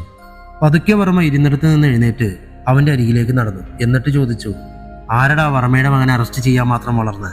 ആ പരട്ട കമ്മീഷണർ. ആരടാ അവൻ? സൂര്യനാരായണൻ IPS. ആ ഗുണ്ട വർമ്മയോട് പറഞ്ഞു. വണ്ടി എടുക്കടാ എന്ന് അലറിക്കൊണ്ട് വർമ്മ നേരെ പുറത്തേക്ക് നടന്നു. 4 വണ്ടിയിൽ നിറയെ ഗുണ്ടകളുമായി വർമ്മ പോയത് നേരെ മന്ത്രി അവറാച്ചന്റെ ഗസ്റ്റ് ഹൗസിലേക്കാണ്. സാർ, വർമ്മ സാറ് കാണാൻ വന്നിട്ടുണ്ട്. മന്ത്രിയോട് മന്ത്രിയുടെ PA വന്ന് പറഞ്ഞു. ആ, വരാൻ പറയൂ. തൻ്റെ മുന്നിലിരുന്ന ചായ എടുത്തുകൊണ്ട് അവറാച്ചൻ പറഞ്ഞു. ആ വർമ്മ, കയറി വാടോ. എന്തൊക്കെയുണ്ടോ വർമ്മേ, താൻ കുറേ ആയല്ലോ ഈ വഴിക്ക്. പതിവില്ലാത്തത് നടന്നാ പതിവില്ലാത്തവരെ മന്ത്രിമാർക്ക് കാണേണ്ടി വരും അവറാച്ച. തനിക്കും തൻ്റെ പാർട്ടിക്കും പാർട്ടിയിലെ ഡൂക്കളി അണികൾക്കും എന്ന് വേണ്ട സകല അവന്മാർക്കും മാസാമാസം സർക്കാരിൻ്റെ കോട്ട പോലെ മാസം ഒരു തുക ഉരുട്ടി തരുന്നത് എനിക്കും എൻ്റെ വേണ്ടപ്പെട്ടവർക്കും പണി തരാനല്ല. അത് മനസ്സിലാക്കിയാൽ നല്ലതാ നീയൊക്കെ. ദേഷ്യത്തോടെ വർമ്മ മന്ത്രിയുടെ അടുത്തേക്ക് പറഞ്ഞു. വർമ്മ സാറേ, അതൊക്കെ എല്ലാവർക്കും അറിയാവുന്ന കാര്യമല്ലേ. ഇപ്പോൾ എന്താ പ്രശ്നം? എന്താ വർമ്മ സാർ? അവറാച്ചൻ വർമ്മയെ ആശ്വസിപ്പിച്ചുകൊണ്ട് ചോദിച്ചു. എടോ, എൻ്റെ മോനെ ഏത് കമ്മീഷണറാടോ അവനെ കോളേജിൽ കയറി അറസ്റ്റ് ചെയ്തേ? അതും പോരാതെ അവൻ അവരുടെ മുന്നിലിട്ട് തല്ലിച്ചതച്ചു. ഒരു സൂര്യനാരായണൻ ചെറുപ്പത്തിന്റെ ചോരത്തിളപ്പാണ്. വെട്ടിയെറിഞ്ഞ ഫാമിലെ പന്നികൾക്ക് തിന്നാൻ ഇട്ടുകൊടുക്കാൻ അറിയാൻ വയ്യാഞ്ഞിട്ടല്ല, തന്നെയൊക്കെ തീറ്റിപ്പോറ്റുന്നതിന് എനിക്ക് എന്തേലും ഒരു ഗുണം വേണ്ടേ? വേണ്ടടോ. വർമ്മയുടെ ശബ്ദമുയർന്നു. വർമ്മ സാറേ, കൂൾ ഡൗൺ. നമ്മുടെ കിഷോറിനെ വിട്ടയച്ചാൽ പോരെ? ഞാൻ നേരിട്ട് പോകാം. നേരിട്ട് പോയി അവനെ റിലീസ് ചെയ്യാം, പോരെ? വിഷമിക്കാതെ. വർമ്മ സാർ വരൂ, നമുക്ക് ഒരുമിച്ച് പോകാം. വർമ്മയെ വിളിച്ച് മന്ത്രി തൻ്റെ കാറിൽ കമ്മീഷണർ ഓഫീസിലേക്ക് പോയി. എടി ഗൗരി, നീ ഇത് എത്ര നേരമായി അതിനകത്ത് കയറി വാതിലടച്ചിട്ട്? ഒന്ന് ഇറങ്ങുമോ നീ? 4 മണിക്കാ ഫംഗ്ഷന്. നിന്നെയും കൊണ്ട് അവിടെ ചെല്ലുമ്പോൾ അത് കഴിയും. സ്നേഹ ഗൗരിയോട് പുറത്തു നിന്ന് വിളിച്ചു പറഞ്ഞു. 2 പേരും അവരുടെ ഗ്യാങ്ങിലെ അശ്വതിയുടെ പിറന്നാൾ ആഘോഷത്തിന് പോകാനായി തയ്യാറാവുകയാണ്. എൻ്റെ സ്നേഹ, നിന്റെ ഈ തിരക്കം എന്തിനാണെന്ന് എനിക്കറിയാം കേട്ടോ. ഫുഡെന്ന് കേട്ടാൽ വിശക്കുന്നവളല്ലേ നീ? ഓ, ഇതുപോലെ ഒന്ന് വാ ഇങ്ങോട്ട്, ഒരു ഓട്ടോ പിടിക്കാം. ഗൗരി അത് പറഞ്ഞുകൊണ്ട് റൂം പൂട്ടി പുറത്തിറങ്ങി. അല്ല, ഒന്ന് നിന്നേ ഗൗരി നീ. ഗൗരിയെ കണ്ടപ്പോൾ ഒരു അത്ഭുതത്തോടെ സ്നേഹ അവളെ പിടിച്ച് മുന്നിലേക്ക് നിർത്തിക്കൊണ്ട് ചോദിച്ചു. എന്താ പെണ്ണേ, നീ എന്നെ ഇങ്ങനെ നോക്കുന്നേ? എന്നെ കണ്ടിട്ടില്ലേ? സ്നേഹയോട് ഗൗരി ചോദിച്ചു. അല്ല, പതിവില്ലാതെ സാരി കൊടുത്തുകൊണ്ട് വന്നുകൊണ്ട് ചോദിച്ചതാ. കൊള്ളാം. നേരത്തെ പറഞ്ഞെങ്കിൽ ഞാനും സാരി ആക്കിയാലേ. അല്ല, ഇതെന്തിനാന്നൊക്കെ അറിയാൻ കേട്ടോ. സ്നേഹ ഒരു കള്ളച്ചിരിയോടെ ഗൗരിയോട് പറഞ്ഞു. എന്തിന്? ഞാൻ ചുമ്മാതെ കൊടുത്തന്നേ ഉള്ളൂ. കള്ളം പിടിക്കപ്പെട്ട ഒരു കുഞ്ഞിന്റെ നിഷ്കളങ്കതയോടെ ഗൗരി പറഞ്ഞു. മോളെ ഗൗരി, എന്നോട് വേണോ നിന്റെ ഈ കള്ളത്തരം? ദേവൻ ഒറ്റയ്ക്ക് വരില്ല. ഇന്നവിടെ അപ്പോൾ സൂര്യസാറായിരിക്കും കൂടെ വരുന്നത്, അല്ലെങ്കിൽ അമ്മ. അതിനല്ലേ നിന്റെ ഈ പുറപ്പാട്? പോടി, വേണ്ടാത്ത മാത്രമേ ചിന്തിക്കൂ. വാ ഇങ്ങോട്ട്. സ്നേഹയുടെ കൈയും പിടിച്ച് ഗൗരി മുന്നിലേക്ക് നടന്നു. ആദ്യം വന്ന ഓട്ടോ കൈ കാണിച്ച് നിർത്തി. അതിൽ കയറി ബർത്ത്ഡേ ഫംഗ്ഷൻ നടക്കുന്ന ഓഡിറ്റോറിയം ലക്ഷ്യമാക്കി നീങ്ങി. സാർ, എന്തിനാ നമ്മൾ ഇവിടേക്ക്? ഒന്നും മനസ്സിലാവാതെ ഫോർട്ടിലൈറ്റ്സിന്റെ മുന്നിൽ ജീപ്പ് നിർത്തിയപ്പോൾ അനിരുദ്ധൻ ജീപ്പിലിരുന്നു കൊണ്ട് സൂര്യയോട് ചോദിച്ചു. അനിരുദ്ധൻ, ഈ കേസിൽ നമുക്ക് കൊല്ലപ്പെട്ട പെൺകുട്ടിയുടെ ബോഡിയിൽ നിന്നും മാംസം മാത്രമേ കിട്ടിയിട്ടുള്ളൂ അല്ലേ? ആ മാംസം കാറ്ററിംഗ് യൂണിറ്റിൽ കിട്ടിയത് എവിടെ നിന്നാണ്? ഏതൻസ് ഫാം ഹൗസിൽ നിന്നുമല്ലേ? ആ ഫാമിലെ എല്ലുകൾ എങ്ങോട്ടാണ് പോകുന്നത്? എല്ലുപൊടി ഉണ്ടാക്കാൻ വേണ്ടി ഇങ്ങോട്ട്. അപ്പോൾ അതിൻ്റെ അർത്ഥം, എൻ്റെ ഊഹം ശരിയാണെങ്കിൽ ആ പെൺകുട്ടിയുടെ അസ്ഥികൾ ഇവിടെ ഉണ്ടാകും. ആ ബോർഡിലേക്ക് നോക്കിക്കൊണ്ട് സൂര്യ പറഞ്ഞു. വണ്ടി അകത്ത് കയറ്റി പുറത്തിറങ്ങിയ ശേഷം അനിരുദ്ധൻ ആ ഗേറ്റ് ക്ലോസ് ചെയ്യാൻ പറയൂ. Okay sir. പോലീസ് ജീപ്പ് അങ്ങോട്ട് വരുന്നത് കണ്ടപ്പോൾ സ്ഥാപനത്തിൻ്റെ മാനേജർ അങ്ങോട്ട് വന്നു. സാർ, എന്താണ് സാർ ഈ വഴിക്ക്? എവിടെയാടോ 2 ദിവസം മുമ്പ് ഏതൻസ് ഫാം ഹൗസിൽ നിന്നും വന്ന ബോൺ വേസ്റ്റ്? എനിക്കതൊന്ന് ചെക്ക് ചെയ്യണം. അത് മുതലാളി അറിഞ്ഞാൽ സാറിൻ്റെ ജോലി പോകും. ലുക്ക് മിസ്റ്റർ, അത് ഞാനൊന്ന് പരിശോധിക്കാനായിട്ടാണ് വന്നത്. അത് പരിശോധിച്ചിട്ടേ ഞാൻ പോകൂ. താനായിട്ട് കാട്ടിത്തന്ന തനിക്ക് നല്ലത്. സൂര്യ ഒരു ദേഷ്യത്തോടെ അയാളോട് പറഞ്ഞു. സൂര്യയുടെ മുഖത്തെ തീഷ്ണതയിൽ അയാൾ വഴങ്ങി. വരൂ സാർ, അവിടെയാണ് എന്ന് പറഞ്ഞ് സൂര്യയെയും അനിരുദ്ധിനെയും കൊണ്ട് ആ എല്ലുകൾ കൂട്ടിയിട്ടേക്കുന്ന ഇരുട്ട് തിങ്ങി നിറഞ്ഞ മുറിയിലേക്ക് പോയി. കൂട്ടിയിട്ടേക്കുന്ന എല്ലും കഷ്ണത്തിന്റെ ഇടയിലൂടെ അവർ നടന്നു. സാർ, അതാണ് 2 ദിവസം മുമ്പ് വന്ന ലോഡ്. ഒരു കൂട്ടിയിട്ടേക്കുന്ന എല്ലിങ്കോനെ ചൂണ്ടിക്കൊണ്ട് മാനേജർ പറഞ്ഞു. വേഗം ഇതൊന്ന് ഇളക്കി മാറ്റാനുള്ള ഏർപ്പാട് ചെയ്യും, വേഗം വേണം, സൂര്യ മാനേജറിനോട് പറഞ്ഞു. പെട്ടെന്നൊരു ചെറിയ JCB ആ മുറിയിലേക്ക് ഓടി വന്നു. അവിടുത്തെ പണികൾ ചെയ്യാനുള്ളതാവണം. പെട്ടെന്നൊരു മൂലയ്ക്ക് നിന്ന് എല്ലുകൾ JCBയുടെ ബക്കറ്റിൽ കയറി നീങ്ങി മാറാൻ തുടങ്ങി. പെട്ടെന്നാണ് ആ കാഴ്ച സൂര്യയുടെയും അനിരുദ്ധന്റെയും കണ്ണിൽപ്പെട്ടത്. ഒരു മനുഷ്യന്റെ നെഞ്ചും കൂടും നട്ടെല്ലും ആ എല്ലിന് കോലയിൽ. പെട്ടെന്നാണ് സൂര്യയുടെ ഫോൺ ബെൽ മുഴങ്ങിയത്. ഹലോ ശ്രീകുമാർ, പറയൂ, ഫോൺ എടുത്തുകൊണ്ട് സൂര്യ പറഞ്ഞു. സാറിന്റെ അനുജന്റെ കൂടെ പഠിക്കുന്ന ഒരു പെൺകുട്ടിയെ ഇന്ന് ഉച്ച മുതൽ കാണാനില്ല, മിസ്സിംഗ് ആണ്. ഇന്ന് ആ കുട്ടിയുടെ ബർത്ത്ഡേ കൂടിയാണ് സാർ. അതിന്റെ ആഘോഷ പരിപാടി നടക്കുന്ന സ്ഥലത്ത് നിന്നാണ് ആ കുട്ടി മിസ്സായത്. വാട്ട്? അതെ സാർ, ഞങ്ങളിപ്പോൾ സ്പോട്ടിലുണ്ട്. ഇവിടെ കുട്ടിയുടെ വീട്ടുകാരും കൂടെ പഠിക്കുന്ന ഫ്രണ്ട്സും ഒക്കെയാണ് ഉള്ളത്. ഇവിടെ സംശയിക്കാൻ ഇവിടെ അങ്ങനെ ആരുമില്ല സാർ. പിന്നെ ഇവിടെ നിന്നും മറ്റൊരു കാര്യം കൂടി അറിഞ്ഞു സാർ. ഈ കോളേജിൽ നിന്ന് 6 ദിവസം മുമ്പ് മറ്റൊരു കുട്ടിയെ കൂടി കാണാതെ പോയിട്ടുണ്ട്. പേര് ഐശ്വര്യ, ക്രിമിനൽ ലോയർ സദാശിവൻ സാറിന്റെ മകൾ. സൂര്യയ്ക്ക് ഉള്ളിൽ ഒരു നെഞ്ചെടുപ്പുണ്ടായി. ഓക്കെ ശ്രീകുമാർ, ഈ കേസിന്റെ ചുരുളുകൾ ഓരോന്നായി അഴിയുന്ന പോലെ ഞാൻ ഉടനെ വരാം എന്ന് പറഞ്ഞ് സൂര്യ ഫോൺ കട്ട് ചെയ്തു. ഈ ലോഡ് ഏതൻസ് ഫാമിൽ നിന്ന് വന്നു എന്നല്ലേ പറഞ്ഞ്, പിന്നെ മാറ്റമുണ്ടാകരുത് കേട്ടല്ലോ, സൂര്യ മാനേജറിനോട് പറഞ്ഞു. അതെ സാർ, മാറ്റമുണ്ടാവില്ല, ഇത് അവിടുന്ന് തന്നെയാ വന്നേ. അനിരുദ്ധൻ, താൻ ഈ എല്ലും കൂട്ടുകൾ എത്രയും പെട്ടെന്ന് ഫോറൻസിക് ഡിപ്പാർട്ട്മെന്റിൽ എത്തിക്കണം. എനിക്കൊന്ന് DG ഹാൾ വരെ ഒന്ന് പോകണം എന്ന് പറഞ്ഞ് സൂര്യ മുന്നിലേക്ക് നടന്നു. ഒന്ന് തിരിഞ്ഞ് അനിരുദ്ധന്റെ മുഖത്തേക്ക് നോക്കിക്കൊണ്ട് പറഞ്ഞു, പിന്നെ നമ്മൾ അന്വേഷിക്കുന്ന കൊലയാളി അയാളുടെ 2ാമത്തെ ഇരയെയും കൊണ്ടുപോയിട്ടുണ്ട്. ഇത് കേട്ടപ്പോൾ അനിരുദ്ധന്റെ ഉള്ളിൽ ഭയമുണ്ടായി. സാർ, അതേ അനിരുദ്ധൻ, ഒരു പെൺകുട്ടി കൂടി മിസ്സിംഗ് ആണ്. സൂര്യ പെട്ടെന്ന് തന്നെ അശ്വതിയുടെ പിറന്നാളാഘോഷം നടത്താനിരുന്ന DJ ഹാളിലേക്ക് എത്തി. സാർ വരൂ, സെല്യൂട്ട് നൽകിക്കൊണ്ട് ശ്രീകുമാർ സൂര്യയെ അകത്തേക്ക് കൂട്ടിക്കൊണ്ടുപോയി. സാർ, ഇത് അശ്വതിയുടെ അച്ഛനും അമ്മയും എന്ന് പറഞ്ഞ് സൂര്യയ്ക്ക് ഒരു ദമ്പതികളെ പരിചയപ്പെടുത്തി. അവർ കരയുകയാണ്. സൂര്യയ്ക്ക് മനസ്സിലപ്പോൾ ഒരു സംശയമുണ്ടായി. നിങ്ങളെ ഞാൻ എവിടെയോ കണ്ടു മറന്ന പോലെ സൂര്യ അച്ഛനോട് ചോദിച്ചു. ഞാനൊരു പത്രപ്രവർത്തകനാണ് സാർ. കേരള രമ പത്രത്തിന്റെ ചീഫ് എഡിറ്ററായിരുന്നു. ഒരു ആക്സിഡന്റ് ഉണ്ടായി, പഴയ പോലെ ഇപ്പോൾ വയ്യ, അതുകൊണ്ട് എല്ലാം നിർത്തി, അയാൾ പറഞ്ഞു. ഓക്കെ, ഇന്ന് കുട്ടിയുടെ പിറന്നാളാഘോഷമായിരുന്നല്ലേ? നിങ്ങളറിയാത്ത ആരെങ്കിലും സംശയാസ്പദമായി ഇവിടെ കാണുകയോ മറ്റോ ചെയ്തോ? സാറിന്റെ ശ്രദ്ധയിൽ ആരെങ്കിലും അങ്ങനെ? സൂര്യ അയാളോട് ചോദിച്ചു. ഇല്ല സാർ, ഇവിടെ ഞങ്ങളും ബന്ധുക്കളും അവളുടെ കോളേജിൽ പഠിക്കുന്ന കുട്ടികളും അടുത്ത സുഹൃത്തുക്കളും മാത്രമേ ഉണ്ടായിരുന്നുള്ളൂ. എല്ലാവരും ആഹാരം കഴിക്കുന്ന സമയത്താണ് മോളെ. അയാൾക്ക് വാക്കുകൾ കിട്ടുന്നുണ്ടായിരുന്നില്ല, കരഞ്ഞുകൊണ്ട് പറഞ്ഞു. ഓക്കെ സാർ, വിഷമിക്കേണ്ട, നമുക്ക് അന്വേഷിക്കാം. ശ്രീകുമാർ, വേഗം ഇവിടുത്തെ CCTV ഫുട്ടേജ് പരിശോധിക്കണം. സംശയം തോന്നുന്ന എന്തെങ്കിലും കണ്ടാൽ അപ്പോൾ വിവരം അറിയിക്കണം കേട്ടല്ലോ. അനിരുദ്ധൻ ട്രാഫിക് കൺട്രോളിൽ വിളിച്ച് സിറ്റിയിൽ കൂടി പോകുന്ന എല്ലാ വണ്ടികളും പരിശോധിക്കാൻ പറയണം. സംശയം തോന്നുന്ന ആരെ കണ്ടാലും വിവരം അറിയിക്കാനും. ഓക്കെ? Yes sir. രണ്ടുപേരും സൂര്യയ്ക്ക് സല്യൂട്ട് നൽകി ഏൽപ്പിച്ച ദൗത്യത്തിനായി പോയി. പെട്ടെന്നാണ് സൂര്യയുടെ മൊബൈൽ ശബ്ദിച്ചത്. Hello, Surya here. സാർ, ഞാൻ ACP അരുണാണ്. ഇവിടെ സ്റ്റേഷനിൽ ജഗന്നാഥ് വർമ്മയും ഹോം മിനിസ്റ്ററും വന്നിട്ടുണ്ട് കിഷോറിനെ കൊണ്ടുപോകാൻ. സംഭവം കുറച്ച് സീരിയസ് ആണ്. സാർ വരാതെ അവർ പോകില്ല എന്നൊക്കെയാണ് പറയുന്നത്. സാർ ഒന്ന് വേഗം വാ, ACP പറഞ്ഞു. ഓക്കെ, ഞാൻ വരാം. താനൊരു കാര്യം ചെയ്യേ, രഘുറാം സാറിനെ വിളിച്ചിട്ട് ഒന്ന് വരാൻ കഴിയുമോ എന്ന് ചോദിക്കുക. ഓക്കെ സാർ, ഞാൻ വിളിക്കാം. അവരുടെ എല്ലാം സ്റ്റേറ്റ്മെന്റ് എടുത്തതിന് ശേഷം സൂര്യ നേരെ പോയത് സ്റ്റേഷനിലേക്കാണ്.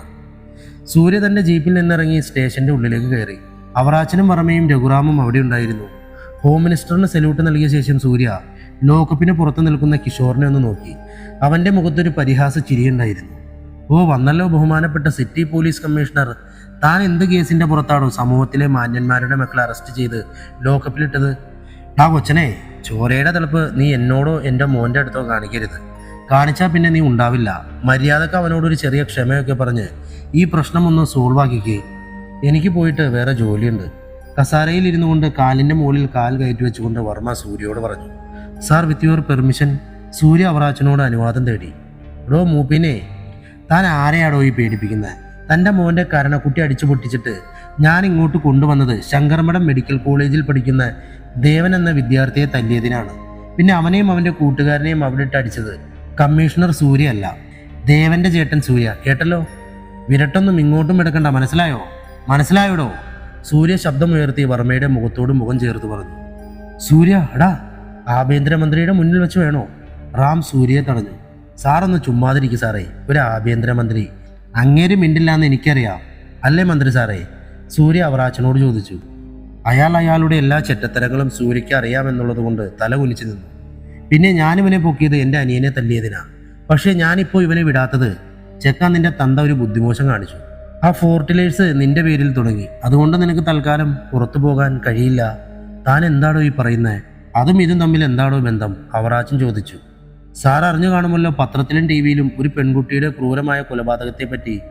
സാർ, 2 ദിവസം മുമ്പ് ആ പെൺകുട്ടിയുടെ ബോഡി പല സ്ഥലങ്ങളിൽ നിന്ന് അത് ക്രൂരമായി വെട്ടിനുറുക്കി കൊന്നുകളഞ്ഞതിൻ്റെ കേസ് റിപ്പോർട്ട്. ആ കുട്ടിയുടെ മാംസമല്ലാതെ ഒരു തുണ്ട് എല്ല് പോലും കണ്ടെത്താൻ അന്ന് കഴിഞ്ഞില്ല.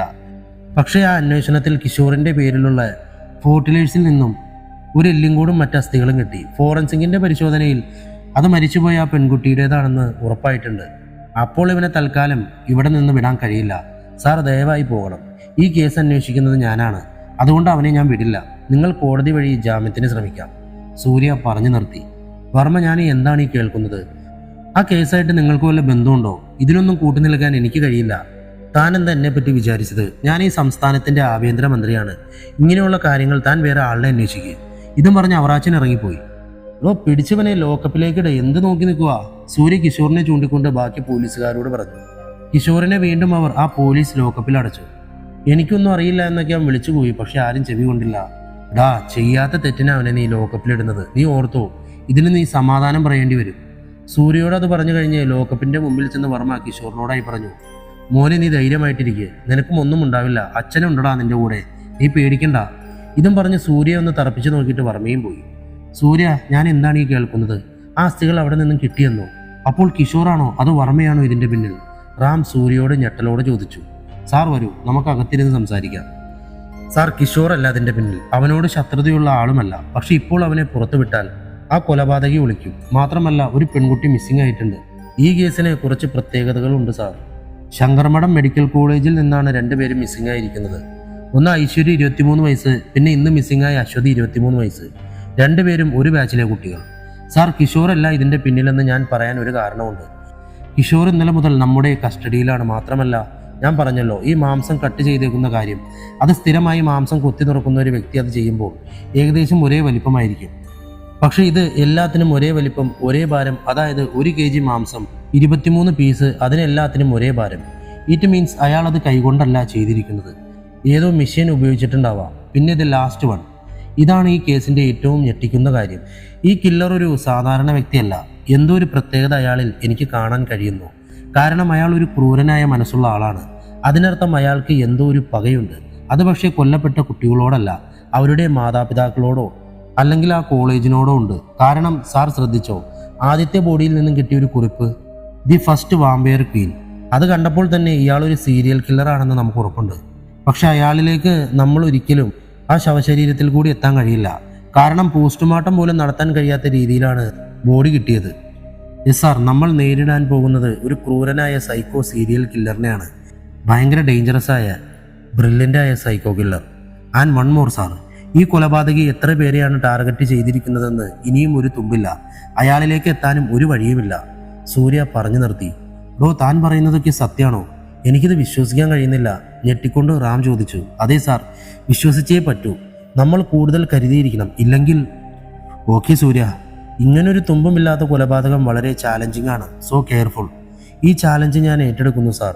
അതും പറഞ്ഞ് സൂര്യ റാമിനെ നോക്കി ഒന്ന് പുഞ്ചിരിച്ചു. എന്നിട്ടൊരു സല്യൂട്ട് നൽകി. റാം തിരിച്ചു. ഡി സ്നേഹ, എനിക്കാകെ പേടിയാവുന്നു. നമ്മുടെ അശ്വതി നമ്മുടെ കണ്ണിൻ്റെ മുന്നിൽ നിന്നല്ലേ? എനിക്ക് വിശ്വസിക്കാൻ കഴിയുന്നില്ല. നമ്മുടെ കൂടെയുള്ള 2ാമത്തെ പെൺകുട്ടിയാണ് കാണാതെ പോയത്. ഗൗരി ഞെട്ടലോടെ പരിഭ്രാന്തിയോടെ സ്നേഹയോട് പറഞ്ഞു. ഡി, നീ ഓരോന്ന് പറഞ്ഞ് എന്നെ കൂടി പേടിപ്പിക്കാതെ. എനിക്ക് എൻ്റെ കൈയും കാലും വിറയ്ക്കുക. വാർത്തയിൽ പറഞ്ഞ ആ ബോഡി ഐശ്വര്യയുടെ ആണെന്ന് എനിക്ക് ഇപ്പോഴും വിശ്വസിക്കാൻ കഴിയുന്നില്ല. അങ്ങനെയൊക്കെ അതും ഓർക്കാൻ കൂടി വയ്യ. പ്ലീസ് ഡി, നീ അതൊന്നും പറയാതെ. സ്നേഹ ഭയത്തിൻ്റെ അങ്ങേയറ്റം കണ്ടുകൊണ്ട് പറഞ്ഞു. ഡി, കിടക്കുമ്പോൾ ലൈറ്റ് ഓഫ് ചെയ്യണ്ട പ്ലീസ്. സ്നേഹ, നീ ഓക്കെയല്ലേ? പേടിക്കാതെ, കൂട്ടിന് ഞാനില്ലേ? പേടിക്കാതെ നീ എന്ന് പറഞ്ഞ് സ്നേഹയെ ചേർത്ത് പിടിച്ചു. സമയം രാവിലെ 5 മണി. കൊച്ചി നഗരത്തിലെ ഒരു പാർക്ക്. രാവിലെ ഒരുപാട് പേർ നടക്കാനും വ്യായാമത്തിനുമൊക്കെയായി അവിടെ എത്തിക്കൊണ്ടിരുന്നു. അതിലെ 2 പേർ നന്നായി വ്യായാമത്തിൽ ശ്രദ്ധിച്ചുകൊണ്ടിരുന്നു. ഡി പ്രിയേ, ഇന്നലെ നീ എന്താ വരാഞ്ഞത്? ഞാൻ നിന്നെ നോക്കി കുറേ നേരം നിന്നു, കണ്ടില്ലല്ലോ. അതിൽ ഒരാൾ ചോദിച്ചു. ഇന്നലെ കുഞ്ഞിന് തീരെ വയ്യായിരുന്നു, അതുകൊണ്ട് മനഃപൂർവ്വം വരാഞ്ഞതാ. അയ്യോ, എന്തു പറ്റി? അവൾക്ക് ചെറിയൊരു പനി. രാത്രിയിൽ ഞാനും ഇച്ചാനും കൂടി ആശുപത്രിയിൽ കൊണ്ടുപോയി. വന്നപ്പോൾ പുലർച്ചെ 3 മണിയായി. അതുകൊണ്ടാണ് വരാഞ്ഞത്. ഞാൻ വിചാരിച്ചു നിനക്ക് മടി പിടിച്ചതാണെന്ന്. ഏയ് അല്ലടി. ഇരുവരും സംസാരം തുടർന്നുകൊണ്ട് മുന്നോട്ട് നടന്നു. പെട്ടെന്നാണ് അവരവിടെ ഒരു കറുത്ത ജീപ്പ് നിർത്തിയിട്ടിരിക്കുന്നത് കണ്ടത്. അവർ അടുത്തേക്ക് നടന്നെത്തിയപ്പോൾ അതിൻ്റെ പിൻഭാഗത്ത് നിന്നും 3 ചാക്കുകെട്ടുകൾ അവരുടെ മുമ്പിലേക്ക് വീണു. പെട്ടെന്ന് തന്നെ ആ ജീപ്പ് അവരെ കടന്നുപോയി. അവരുടെ മുമ്പിൽ വീണ ആ ചാക്കിൽ നിന്നും രക്തത്തുള്ളികൾ ഒഴുകുന്നുണ്ടായിരുന്നു. അവർ എന്ത് ചെയ്യണമെന്നറിയാതെ ഞെട്ടി. പതുക്കെ അവർ അതിൽ എന്താണെന്നറിയാൻ ഓരോ ചാക്കും കെട്ട് തുറന്നു. ആദ്യത്തെ ചാക്കിൽ തലയിൽ നിന്നും മുടികൾ വലിച്ചു പറിച്ച നിലയിൽ തലയോട്ടിയിലേക്ക് എന്തോ കുത്തിയിറക്കി തലച്ചോർ വലിച്ചു പറിച്ചെടുത്തിരിക്കുന്നു. കൂടാതെ കണ്ണുകൾ ചൂഴ്ന്നെടുത്ത് മൂക്കിന്റെ ഒരു ഭാഗം പോലുമില്ലാതെ പകുതി പല്ലുകൾ മോണയിൽ നിന്നും വെട്ടിക്കീറിയെടുത്ത നിലയിൽ തലയും കഷ്ണമാക്കി മാറ്റിയ മാറിടങ്ങളുമായിരുന്നു. രണ്ടാമത്തെ ചാക്കിൽ കഴുത്തിന് താഴെയുള്ള ശരീരഭാഗം ഒരു തുണ്ടു മാംസമില്ലാതെ വാരിയെല്ലുകളും നട്ടെല്ലും 2 ശ്വാസകോശത്തിൽ ഒന്ന് മാത്രം. മൂന്നാമത്തെ ചാക്കിൽ വെട്ടിമാറ്റിയ നിലയിൽ 2 കാലിന്റെ പാദങ്ങളും വിരലുകളും തുടയല്ലും കുടൽമാലയും മാത്രം. ഞെട്ടലോടെ ആ ചാക്കിന്റെ പുറത്തെഴുതിയിരിക്കുന്ന വാചകം അവർ വായിച്ചു: ദി സെക്കൻഡ് വാമ്പയർ ക്വീൻ. പെട്ടെന്ന് തന്നെ അവിടം പോലീസും പത്രക്കാരും കൊണ്ട് നിറഞ്ഞു. രാവിലെ കണ്ട സ്ത്രീകളുടെ മൊഴി പോലീസ് രേഖപ്പെടുത്തിക്കൊണ്ട് ഫോറൻസിക് ഡിപ്പാർട്ട്മെന്റ് ആ ബോഡി പരിശോധിച്ചു. സഞ്ജയ്, എന്തായി കാര്യങ്ങൾ? എന്തെങ്കിലും ഫിംഗർ പ്രിന്റ് എവിഡൻസ്, അങ്ങനെ എന്തെങ്കിലും? സൂര്യ പരിശോധനകൾ പൂർത്തിയാക്കിയ ശേഷം അടുത്തേക്ക് വന്ന സഞ്ജയോട് ചോദിച്ചു. ഇല്ല സാർ, അങ്ങനെ എവിഡൻസ് ഒന്നുമില്ല. പക്ഷെ ഒരു ഫിംഗർ പ്രിന്റ് കിട്ടിയിട്ടുണ്ട്. അതാ ലെറ്ററിൽ നിന്നാണ്. പിന്നെ ബോഡി ഇന്നലെ കാണാതായ അശ്വതിയുടെ ആണെന്ന് റിപ്പോർട്ടിൽ തെളിഞ്ഞിട്ടുണ്ട്. പിന്നെ സാർ, ഞാൻ വീണ്ടും പറയുന്നു, ഈ കൊലപാതകി ചില്ലറക്കാരനല്ല. ഇത്രയും ക്രൂരത ആ കുട്ടിയോട് ചെയ്തത് ആ കുട്ടിക്ക് ജീവൻ ഉള്ളപ്പോഴാണ്. ഒരു പെൺകുട്ടിയുടെ മാരടങ്ങളൊക്കെ കട്ട് ചെയ്ത് മാറ്റുക എന്ന് പറഞ്ഞാൽ സോ ക്രൂവൽ. സഞ്ജയ് അത് പറയുമ്പോൾ അയാളുടെ മുഖത്ത് ഭയമുണ്ടായിരുന്നു. സഞ്ജയ്, നിങ്ങൾ പറഞ്ഞത് ശരിയാണ്. ഇങ്ങനൊരു കൊലപാതകം, അരുംകൊല എന്നൊക്കെ കേട്ടിട്ടേ ഉള്ളൂ. ഇങ്ങനെയും മനുഷ്യരോ? എനിവേ, ആ ഫിംഗർ പ്രിന്റ് അത് ആരുടേതാണെന്ന് നമുക്ക് കണ്ടെത്തണം. അതാണ് ഈ കേസിൽ കിട്ടിയിരിക്കുന്ന ഒരേ ഒരു ക്ലൂ. സൂര്യ സഞ്ജയോട് പറഞ്ഞു. അനിരുദ്ധൻ, താൻ ബാക്കി ഫോർമാലിറ്റികളൊക്കെ തീർത്ത് ബോഡി ബന്ധുക്കൾക്ക് വിട്ടുകൊടുത്തേക്ക്. Okay sir. അനിരുദ്ധൻ സല്യൂട്ട് ചെയ്ത ശേഷം ബോഡിയുടെ അടുത്തേക്ക് തിരിച്ചുപോയി. സമയം 11 മണി. DGP office. സൂര്യ, എന്തായത് വിശ്വസിക്കാൻ കഴിയുന്നില്ല. 2 പെൺകുട്ടികൾ, അതും കൊല്ലപ്പെട്ട രീതി. ചിന്തിക്കാൻ കഴിയുന്നില്ല. റാം തന്റെ തലയിൽ കൈവച്ചുകൊണ്ട് പറഞ്ഞു. സാർ, ഇപ്പോഴും നമുക്ക് ആകെ കിട്ടിയിരിക്കുന്നത് ഒരു തുമ്പ്, ആ എഴുത്തിൽ നിന്നും കിട്ടിയിട്ടുള്ള ഒരു ഫിംഗർ പ്രിന്റ് മാത്രമാണ്. അല്ലാതെ ഒന്നും തന്നെയില്ല. ബോഡി പോസ്റ്റ്മോർട്ടം ചെയ്യാതെ നമുക്കൊന്നും ചെയ്യാൻ കഴിയില്ല. ഇങ്ങനെ ഒരു കൊലപാതകി എന്താണ് ഈ വാമ്പയർ ക്വീൻ എന്നുകൊണ്ട് ഉദ്ദേശിക്കുന്നത് എന്നറിയില്ല. സെക്കൻഡ് വാമ്പയർ ക്വീൻ ഇനി എത്ര എണ്ണം എന്നും അറിയില്ല. ആ കൊലപാതകി ഇങ്ങനെയൊക്കെ അവരെ കൊല്ലാൻ എന്താവും കാരണം? ആ പെൺകുട്ടികൾ തെറ്റുകൾ വല്ലതും ചെയ്തിട്ടുണ്ടോ? ഒരു പിടിയും കിട്ടുന്നില്ല. ഇത് കുഴപ്പിക്കുന്ന ഒരു കേസ് തന്നെ. സൂര്യ പറഞ്ഞു നിർത്തി. നമ്മൾക്കിത് എങ്ങനെയും കണ്ടെത്തിയേ പറ്റൂ. എനിക്കറിയാം ഇത് കുഴപ്പം പിടിച്ചൊരു കേസാണെന്ന്. പക്ഷേ ഐ നീഡ് റിസൾട്ട്. ഇപ്പോൾ തന്നെ കേരളം മുഴുവനും, പ്രത്യേകിച്ച് കൊച്ചി, എല്ലായിടത്തും ഈ ന്യൂസ് സ്പ്രെഡായിട്ടുണ്ട്. ജനങ്ങളുടെ പേടി സ്വപ്നമായി കഴിഞ്ഞു ഈ കേസ്. സോ അന്വേഷണം കുറച്ച് ഫാസ്റ്റ് ആക്കണം. സൂര്യ, നമുക്ക് വേറെ വഴിയില്ല. റാം സൂര്യയെ നോക്കി പറഞ്ഞു. ഓക്കെ സാർ, ഞാൻ കഴിവിന്റെ പരമാവധി ചെയ്യാം. റാമിനെ സല്യൂട്ട് ചെയ്തുകൊണ്ട് സൂര്യ ഇറങ്ങി. കുറച്ചുകൂടി കഴിക്കുമോനെ. ബെഡിൽ കിടക്കുന്ന ദേവന് കഞ്ഞി വാരി കൊടുത്തുകൊണ്ട് ശ്രീദേവി പറഞ്ഞു. മതിയമ്മേ, വയറ് നിറഞ്ഞു. ഇനി കഴിച്ചാൽ വയറ് പൊട്ടിപ്പോകും. പൊട്ടട്ടേടാ, അങ്ങനെയെങ്കിലും അടങ്ങിയൊരു ഭാഗത്ത് കിടക്കുമല്ലോ. ഒരു ഡോക്ടർ ഗുണ്ടയും പോലീസ് ഗുണ്ടയും. നിന്റെ ചേട്ടനെ ഇങ്ങ് വരട്ടെ, അവന് ഞാൻ കൊടുക്കുന്നുണ്ട്. നീ എന്താ വിചാരിച്ച ഞാനിതൊന്നും അറിയില്ലെന്ന് കരുതിയോ? നിന്റെ കൂട്ടുകാർ നിന്നെ കാണാൻ വന്നപ്പോൾ എല്ലാം എന്നോട് പറഞ്ഞു. ദേഷ്യത്തോട് ശ്രീദേവി ദേവനോട് പറഞ്ഞു. അമ്മ കരുതും പോലെ ഒന്നുമല്ല കാര്യങ്ങൾ. വെറുതെ കാര്യമറിയാതെ ഇങ്ങനെ ബഹളം വയ്ക്കില്ലേ അമ്മേ? ഞാൻ ബഹളം വയ്ക്കുന്നില്ല. ഇനി ഞാനായിട്ടൊന്നും പറയുന്നില്ല പോരെ? രണ്ടിനും തോന്നിയ പോലെ നടക്ക്. പെട്ടെന്ന് പുറത്താരോ കോണും ബെല്ലടിക്കുന്ന ശബ്ദം കേട്ട് ശ്രീദേവി പുറത്തേക്ക് വന്ന ഡോർ തുറന്നു. അല്ല, ആരിത്? ജാനു ചേച്ചിയോ? എത്ര നാളായി കണ്ടിട്ട്.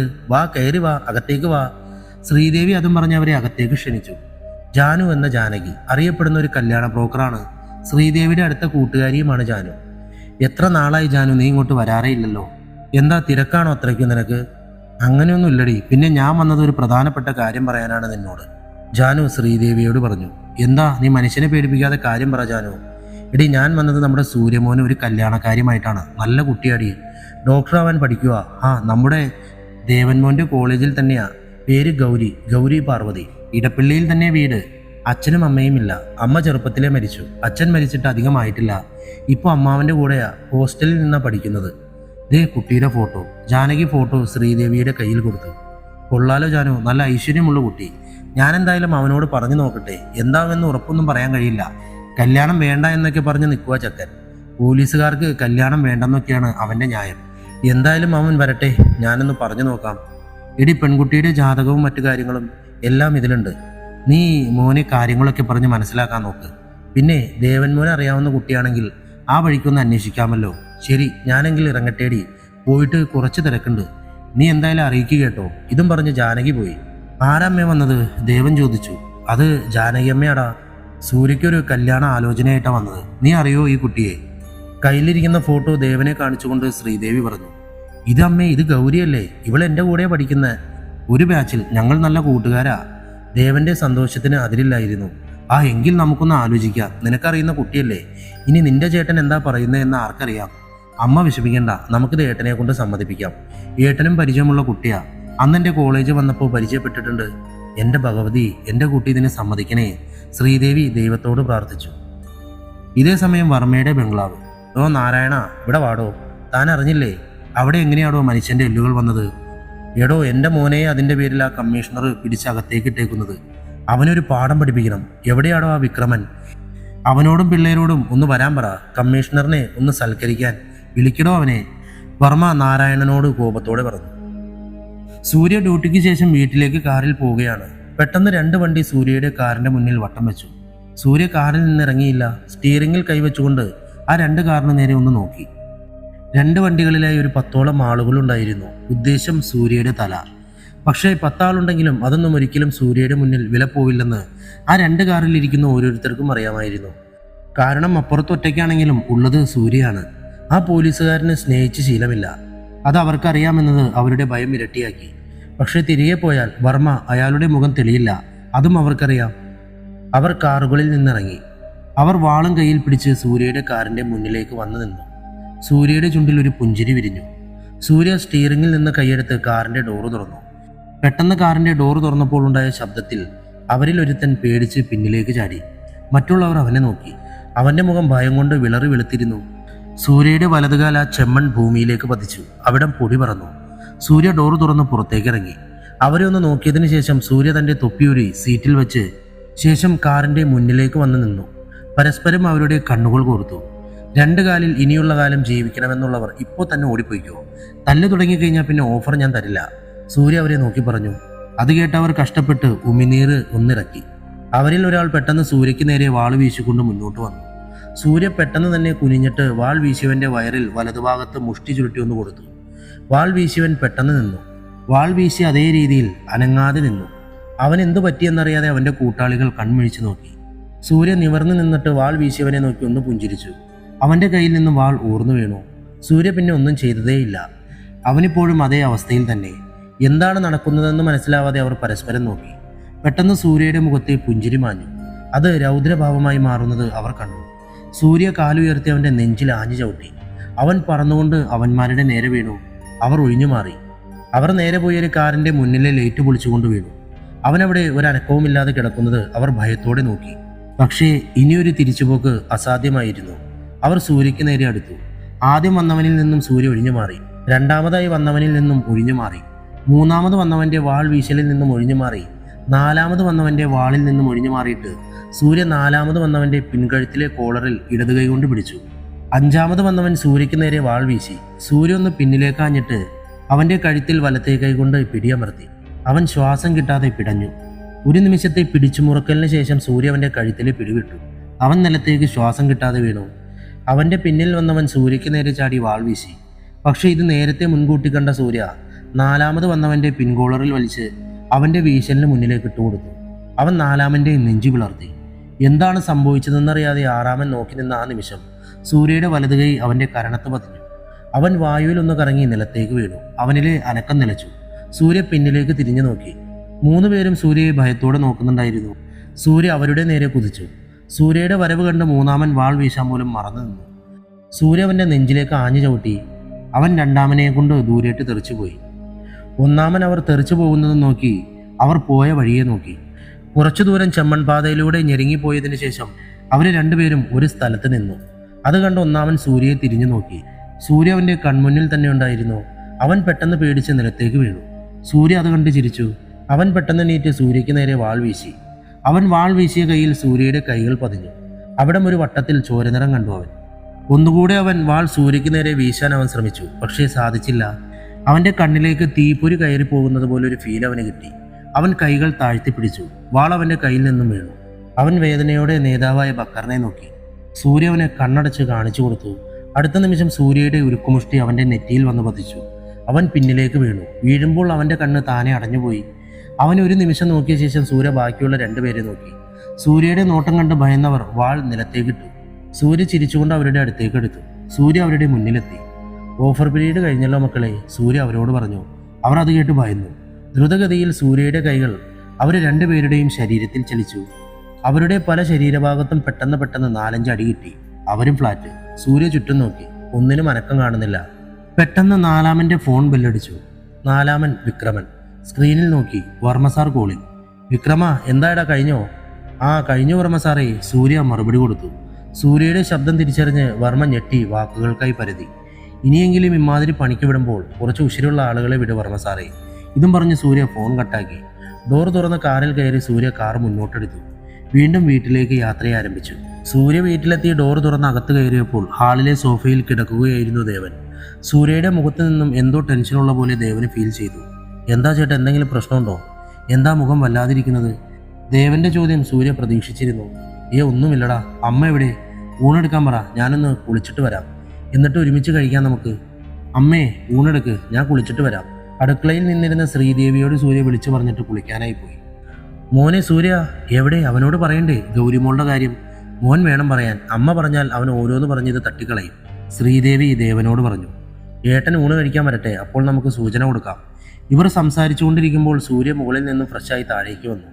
എന്താണ് അമ്മയും മോനും കൂടി ഒരു രഹസ്യം? അമ്മ ഊണ് വിളമ്പ്, നല്ല വിശപ്പ്. എടാ എണീക്ക് വാ. ദേവനെ എഴുന്നേൽപ്പിച്ച് ടേബിളിൽ കൊണ്ടുപോയി ഇരുത്തി. ചോറിലേക്ക് സാമ്പാറും അച്ചാറും സൂര്യ തന്നെ വിളമ്പി. അപ്പോൾ ശ്രീദേവിയും ദേവനും കണ്ണുകൾ കൊണ്ട് സംസാരിച്ചു. എങ്ങനെ തുടങ്ങണമെന്ന് അവർക്കൊരു പിടുത്തവുമില്ല. എന്താ നിങ്ങൾ തമ്മിലൊരു രഹസ്യം? പറ, ഞാനും കേൾക്കട്ടെ. സൂര്യ കഴിച്ചുകൊണ്ടിരുന്നപ്പോൾ അവരോട് ചോദിച്ചു. അതേട്ടാ, ഇന്ന് നമ്മുടെ ജാനകിയമ്മ ഇവിടെ വന്നിരുന്നു. ചേട്ടനൊരു കല്യാണ ആലോചനയായിട്ടാണ്. നമുക്കൊക്കെ അറിയാവുന്ന കുട്ടിയാ, പ്രത്യേകിച്ച് എനിക്ക്. ദേവൻ ഇതും പറഞ്ഞ് പുഞ്ചിരിച്ചു. സൂര്യയുടെ മുഖം മാറുന്നത് ദേവൻ ശ്രദ്ധിച്ചു. എനിക്കിപ്പോൾ കല്യാണമൊന്നും വേണ്ട, സമയാവട്ടെ, അപ്പോൾ നോക്കാം. ഇതും പറഞ്ഞ് സൂര്യ ആഹാരം കഴിച്ചെഴുന്നേറ്റു. ഏട്ടൻ പെൺകുട്ടി ആരാ എന്ന് പോലും ചോദിച്ചില്ലല്ലോ. ഞങ്ങൾക്കൊക്കെ ഇഷ്ടമായി, ഏട്ടനും ഇഷ്ടമാവുമെന്നാണ് എൻ്റെ മനസ്സ് പറയുന്നത്. കൈ കഴുകാനായി പോയ സൂര്യയെ നോക്കി വിളിച്ചു പറഞ്ഞു. സൂര്യ പ്രത്യേകിച്ച് മറുപടി ഒന്നും പറഞ്ഞില്ല. സോഫയിലേക്ക് ഇരുന്ന് TV ഓൺ ചെയ്തപ്പോഴാണ് ദേവൻ തൻ്റെ കയ്യിലുള്ള ജാനകിയമ്മ കൊടുത്ത ഗൗരിയുടെ ഫോട്ടോയുമായി സൂര്യയുടെ അടുത്തേക്ക് ചെന്നത്. ചേട്ടാ, ഇതൊന്ന് നോക്കിക്കേ. തൻ്റെ കയ്യിലിരിക്കുന്ന കവർ സൂര്യയ്ക്ക് നേരെ നീട്ടിക്കൊണ്ട് ദേവൻ പറഞ്ഞു. സൂര്യ ആ കവർ പതുക്കെ തുറന്നു നോക്കി. അതിൻ്റെ ഉള്ളിലെ ആളിൻ്റെ മുഖം കണ്ടതും സൂര്യയ്ക്ക് അതൊരു സർപ്രൈസായിരുന്നു. ആദ്യമായി മനസ്സിലൊരു ഇഷ്ടം തോന്നിയ പെൺകുട്ടി ഗൗരി. ഇതെങ്ങനെയെന്ന ചോദ്യം മനസ്സിൽ മുളച്ചു. നിർത്താതെ വാതിലാരോ മുട്ടുന്നത് കേട്ടാണ് ACP അരുന്ധതിയും ഡോക്ടർ നിരഞ്ജനയും സൂര്യയുടെ കഴിഞ്ഞ കാലത്ത് നിന്നും ഒരു ഇടവേള എന്ന പോലെ തിരികെ വന്നത്. നിരഞ്ജന പോയി വാതിൽ തുറന്നു. ഉച്ചയ്ക്കുള്ള സൂര്യയുടെ മരുന്നും ഇഞ്ചക്ഷനും കൊടുക്കാൻ വേണ്ടി വന്ന നഴ്സായിരുന്നു അത്. മാഡം, പേഷ്യൻറ്റിന് ഇഞ്ചക്ഷൻ കൊടുക്കാൻ വേണ്ടി വന്നതാ. മരുന്നുമായി അകത്തേക്ക് കയറിയ നഴ്സ് നിരഞ്ജനയോട് പറഞ്ഞു. എന്നിട്ട് ഇഞ്ചക്ഷൻ എടുക്കാനായി സൂര്യയുടെ കയ്യിൽ ഞരമ്പിന് വേണ്ടി പരതി. ഒടുവിൽ ചെറിയ വേദനയോടെ ആ ഇഞ്ചക്ഷൻ സൂര്യയുടെ സിരകളിലേക്ക് ഒഴുകിയിറങ്ങി. തൻ്റെ ശരീരത്തിൽ ആഴ്ന്നിറങ്ങിയ സൂചിമുന തൻ്റെ ശരീരത്തിൽ ഏൽപ്പിച്ച വേദനയേക്കാൾ 1000 മടങ്ങുള്ള വേദന മനസ്സിലുള്ളതിനാൽ സൂര്യ അതൊന്നും അറിഞ്ഞില്ല. അവൻ കണ്ണടച്ചു കിടന്ന് അതെല്ലാം ഏറ്റുവാങ്ങി. ഇഞ്ചക്ഷൻ എടുത്തു കഴിഞ്ഞ നഴ്സ് കഴിക്കാനുള്ള ഗുളികയും വെള്ളവും സൂര്യയ്ക്ക് കൊടുത്തിട്ട് അടുത്ത പേഷ്യൻറ്റിൻ്റെ അടുത്തേക്ക് പോയി. സാർ എന്നിട്ട് ഗൗരിയെ കല്യാണം കഴിച്ചോ? ആകാംക്ഷയോടെ ACP ചോദിച്ചു. വീണ്ടും ഭൂതകാലത്തിലേക്ക് അരുന്ധതി സൂര്യയെ കൊണ്ടുപോയി. യെസ്. എല്ലാവരുടെയും നിർബന്ധത്തിന് വഴങ്ങി അവരുടെയൊക്കെ അനുഗ്രഹത്തോടെ അവളെ ആ വലിയ കേസിൻ്റെ അന്വേഷണത്തിൻ്റെ ഇടയിലും ഞാൻ വിവാഹം ചെയ്തു. പെൺമക്കളില്ലാതിരുന്ന എൻ്റെ അമ്മയ്ക്ക് അവൾ മരുമകളായിരുന്നില്ല, മകളായിരുന്നു. എൻ്റെ ദേവൻ്റെ ചേട്ടത്തിയമ്മ പെങ്ങളെല്ലാമായിരുന്നു എൻ്റെ ഗൗരി. ആ കേസിൻ്റെ ചൂടായതിനാൽ സാധാ ഒരു നവദമ്പതികളുടെ ജീവിത ചിട്ടകളൊന്നും ഞങ്ങൾക്കുണ്ടായിരുന്നില്ല. ഒരുമിച്ചുള്ള സമയം രാത്രിയിലെ കുറച്ചു മണിക്കൂർ മാത്രമായിരുന്നു. എൻ്റെ ശ്രദ്ധ പൂർണ്ണമായും ആ കേസിൻ്റെ പിന്നിലും. പക്ഷേ എൻ്റെ ഗൗരിക്ക് അതിൻ്റെ കാരണങ്ങൾ ഞാൻ പറയാതെ തന്നെ മനസ്സിലാക്കാനുള്ള കഴിവുണ്ടായിരുന്നു. അതാണ് അവളിലെ ഏറ്റവും വലിയ പ്രത്യേകത. ഒരു ഡോക്ടറിൻ്റെ പ്രായത്തിൽ കവിഞ്ഞ പക്വത അവളിൽ നിറഞ്ഞു നിന്നു. ദേവന് ഒരു പെങ്ങളെ കിട്ടിയതിൻ്റെയും അമ്മയ്ക്കൊരു മോളെ കിട്ടിയതിൻ്റെയും സന്തോഷം ചെറുതൊന്നുമായിരുന്നില്ല. ഒരു സ്വർഗമായി മാറി എൻ്റെ വീട്. അങ്ങനെ കുറച്ച് ദിവസങ്ങൾ കഴിഞ്ഞു. അശ്വതി എന്ന പെൺകുട്ടിയുടെ ബോഡിയിൽ നിന്നും കിട്ടിയ ആ ഫിംഗർ പ്രിന്റ്, അത് മാത്രമായിരുന്നു പോലീസിന് ലഭിച്ച ഏക തെളിവ്. ഐശ്വര്യ, അശ്വതി, അന്ന, ആത്മിക, സുമി, ഇത്രയും പേരായിരുന്നു കില്ലറിൻ്റെ ആദ്യത്തെ ഇരകൾ. അതും ഒരേ കോളേജിലെ ഒരേ ബാച്ചിലെ 5 പെൺകുട്ടികൾ. അങ്ങനെയാണ് അന്വേഷണം കുറച്ചുകൂടി ഊർജിതമാക്കുന്നത്. മരിച്ചവരെല്ലാം സമൂഹത്തിൽ ഉയർന്ന തലത്തിൽ ജീവിക്കുന്ന വ്യക്തികളുടെ മക്കൾ. വക്കീൽ, journalist, businessman, police officer, tahsildar, അങ്ങനെ. 6ാമത്തെ കൊലപാതകം നടക്കുന്നത് എൻ്റെ വിവാഹം കഴിഞ്ഞിട്ട് കൃത്യം 11 ദിവസത്തിന് ശേഷമാണ്. ആ കൊലപാതകത്തിൽ നിന്നും കിട്ടിയ തെളിവുകൾ കൊലയാളിയിലേക്കുള്ള എൻ്റെ സഞ്ചാരത്തിൻ്റെ ദൂരം കുറച്ചു. അത് റിട്ടയർഡ് ജഡ്ജിൻ്റെ മകളായിരുന്നു അദീന. ഇന്നും ഞാൻ ഓർക്കുന്നു ആ വെള്ളിയാഴ്ച. ഒരുപക്ഷെ കില്ലറിന് ഏറ്റവും കൂടുതൽ പ്രതികാരം ആ കുട്ടിയോടായിരുന്നു. അവളുടെ ബോഡി ഞങ്ങൾക്ക് കിട്ടുന്നത് ഒരാളൊഴിഞ്ഞ സ്ഥലത്തുള്ള വീട്ടിൽ നിന്നായിരുന്നു. ഞാനെന്ന് കണ്ട കാഴ്ച ഇന്നും എൻ്റെ കണ്ണുകളിൽ മായാതെ നിൽപ്പുണ്ട്. പരിസരത്ത് റബ്ബർ ടാപ്പിങ്ങിന് വന്ന തൊഴിലാളികളാണ് ജീർണിച്ച ശരീരത്തിൻ്റെ രൂക്ഷഗന്ധം കേട്ട് പോലീസിനെ വിവരമറിയിച്ചത്. സംഭവസ്ഥലത്ത് ഞാൻ എത്തിയ ശേഷം അന്ന് ഞാനാണ് ആദ്യം അവിടേക്ക് വാതിൽ തുറന്നു കയറിയത്. ജീർണിച്ച മനുഷ്യമാംസത്തിൻ്റെ ഗന്ധം അവിടമാകെ പരന്നു. എന്നിട്ടും ഞാനത് തുറന്നു. ഒരു സ്കൂൾ ബാഗിൻ്റെ 3 അറകൾ, ഒരു പെൺകുട്ടിയുടെ ശവശരീരത്തിൻ്റെ അറുത്തുമുറിച്ച ഭാഗങ്ങൾ. ആദ്യത്തെ ഉറയിൽ ആ പെൺകുട്ടിയുടെ മാരടങ്ങളും വൻകുടലും ഒരു ശ്വാസകോശവും അവ അഴുകിയിരിക്കുന്നു. രണ്ടാമത്തെ ഉറയിൽ ആ കുട്ടിയുടെ ഗർഭപാത്രവും കൈകളും കൈവിരലുകളും ഒരു പ്രത്യേക ആകൃതിയിൽ ഒരേ വലിപ്പത്തിൽ കൊത്തി നുറുക്കി പ്ലാസ്റ്റിക് കവറിൽ പൊതിഞ്ഞ് കെട്ടിയ നിലയിൽ. മൂന്നാമത്തെ ഉറയിൽ കണ്ണുകൾ ചൂഴ്ന്നെടുത്ത് മുടികൾ പകുതി തീ കൊളുത്തി കരിയിച്ച നിലയിൽ. വായിലെ പല്ലുകൾ മുഴുവനായി മോണ ഉൾപ്പെടെ വെട്ടിക്കീറി എടുത്ത നിലയിൽ. അപ്പോഴും കാലുകൾ മിസ്സായിരുന്നു. ഒടുവിൽ അതും കണ്ടെത്തി. ആ മുറിയുടെ മച്ചിൽ നിന്നും താഴേക്ക് നെയിൽ പോളിഷ് ചെയ്ത പാദസരം അണിയിച്ചുകൊണ്ട് മുട്ടിന് താഴെ വെച്ച് അറുത്തുമാറ്റിയ നിലയിൽ കെട്ടിത്തൂക്കിയിട്ടിരിക്കുന്നു. അതിൽ 6th വാമ്പയർ ക്വീൻ എന്ന് കാലിലാണ് എഴുതിയിരിക്കുന്നത്. ആ കാലുകളിൽ നിന്നുമാണ് ഞാൻ ആ കൊലയാളിയിലേക്ക് എത്തിയത്. അത് അയാളുടെ പിഴവാണോ അതോ മനഃപൂർവ്വം ഇപ്പോഴും അറിയില്ല. ചുരുളഴിയാത്തൊരു രഹസ്യമായി അത് ഇന്നും നിലനിൽക്കുന്നു. ഇത് പറഞ്ഞു തീർന്നപ്പോൾ ACP ആദ്യം വാഷ്റൂമിലേക്കാണ് ഓടിയത്. സൂര്യ പറഞ്ഞു തീർത്ത കാര്യങ്ങൾ മനസ്സിൽ കണ്ടപ്പോൾ അറിയാതെ ഓക്കാനം വന്നു. ഒരു ഡോക്ടറായ നിരഞ്ജനയുടെ അവസ്ഥയും ഇത് തന്നെയായിരുന്നു. പക്ഷെ അവൾ പാടുപെട്ട് പിടിച്ചു നിർത്തി. മേഡം അറിയോ ഓക്കെ? ഛർദ്ദിച്ചുകൊണ്ടിരുന്ന ACPയുടെ മുതുകിൽ തടവിക്കൊണ്ട് നിരഞ്ജന ചോദിച്ചു. ഛർദ്ദിച്ചതിൻ്റെ ആലസ്യത്തിൽ ശ്വാസമെടുക്കാൻ ACP നന്ദി ബുദ്ധിമുട്ടി. ഞാനിത് പറഞ്ഞപ്പോൾ ഇങ്ങനെ, അപ്പോൾ താൻ എൻ്റെ കൂടെ ഉണ്ടായിരുന്നെങ്കിൽ ഒന്ന് ആലോചിച്ചു നോക്ക്. സാർ, ഞാൻ ഇത്രയും ഒന്നും ഈ കേസിനെ പറ്റി ചിന്തിച്ചിട്ടില്ലായിരുന്നു. ഇത്രയും ക്രൂരമായ ഒരു മനുഷ്യനെ കൊല്ലുക എന്നൊക്കെ പറഞ്ഞാൽ വിശ്വസിക്കാൻ കഴിയില്ല. അരുന്ധതിയുടെ പരിഭ്രമവും മനസ്സിലെ പേടിയും സൂര്യയ്ക്ക് മനസ്സിലായി. അത് അവളുടെ മുഖത്ത് നിന്നും സൂര്യ വായിച്ചറിഞ്ഞു. അവളുടെ ഭയത്തിലുണ്ടായിരുന്നു അവൾ നേരിട്ട് കണ്ടിട്ടില്ലാത്ത ആ കൊലയാളിയുടെ ക്രൂരത. ACP ഒന്ന് നോർമലായതിനു ശേഷം സൂര്യയോട് ചോദിച്ചു, സാർ, ഇത്രയും ക്രൂരത കാട്ടിയ ആ കില്ലറാണോ ഗൗരിയെയും അന്ന് രാത്രിയിൽ തന്നെ ദേവനെയും കൊന്നത്? നിരഞ്ജനയും അരുന്ധതിയും ഒരുപോലെ സൂര്യയുടെ മറുപടിക്കായി കാതോർത്ത് നിന്നു. സൂര്യ പതുക്കെ ഒന്ന് മുന്നോട്ട് നടന്നു. റൂമിന്റെ ജനലഴികളിൽ പിടിച്ചുകൊണ്ട് പുറത്തേക്ക് നോക്കി നിന്നു. ഒരു നിമിഷത്തിന് ശേഷം സൂര്യ അതിന് മറുപടി പറഞ്ഞു, അല്ല, എൻ്റെ ഗൗരിയെയും ദേവനെയും കൊന്നത് ഈ ഞാൻ തന്നെയാണ്. ഹൈവ, കട്ടപ്പ ബാഹുബലിനെ എന്തിനു കൊന്നു എന്ന് പറഞ്ഞ ഒരവസ്ഥയിലായില്ലേ? ഈ സ്റ്റോറിയുടെ ഫസ്റ്റ് ചാപ്റ്റർ ഇവിടെ അവസാനിച്ചിരിക്കുന്നു. സെക്കൻഡ് ചാപ്റ്റർ ഇനി പറയണമെങ്കിൽ കമൻറ്റ് ചെയ്യുക. നിങ്ങൾക്ക് ഇഷ്ടപ്പെട്ടാൽ മാത്രമേ ചെയ്യുന്നുള്ളൂ. കാരണം അവസാനം വരെയും കാണണമല്ലോ. അല്ലാത്തത് ഞാൻ പറഞ്ഞിട്ട് കാര്യമില്ലല്ലോ. കഥയുടെ അവസാനം വരെ കേട്ടവർക്കല്ലേ ഇതിൻ്റെ സെക്കൻഡ് ചാപ്റ്റർ ആവശ്യം വരുള്ളൂ. എന്തായാലും കട്ടപ്പ ബാഹുബലിനെ എന്തിനു കൊന്നു എന്ന് നമ്മൾ കുറച്ച് കാലങ്ങൾ ടെൻഷൻ അടിച്ച് നിന്നു. പക്ഷേ നിങ്ങൾക്കിത് ഇഷ്ടപ്പെട്ടെങ്കിൽ എത്രയും പെട്ടെന്ന് ഇതിൻ്റെ അടുത്ത ചാപ്റ്ററായിട്ട് ഞാൻ വരും. Okay, bye, tata, see U.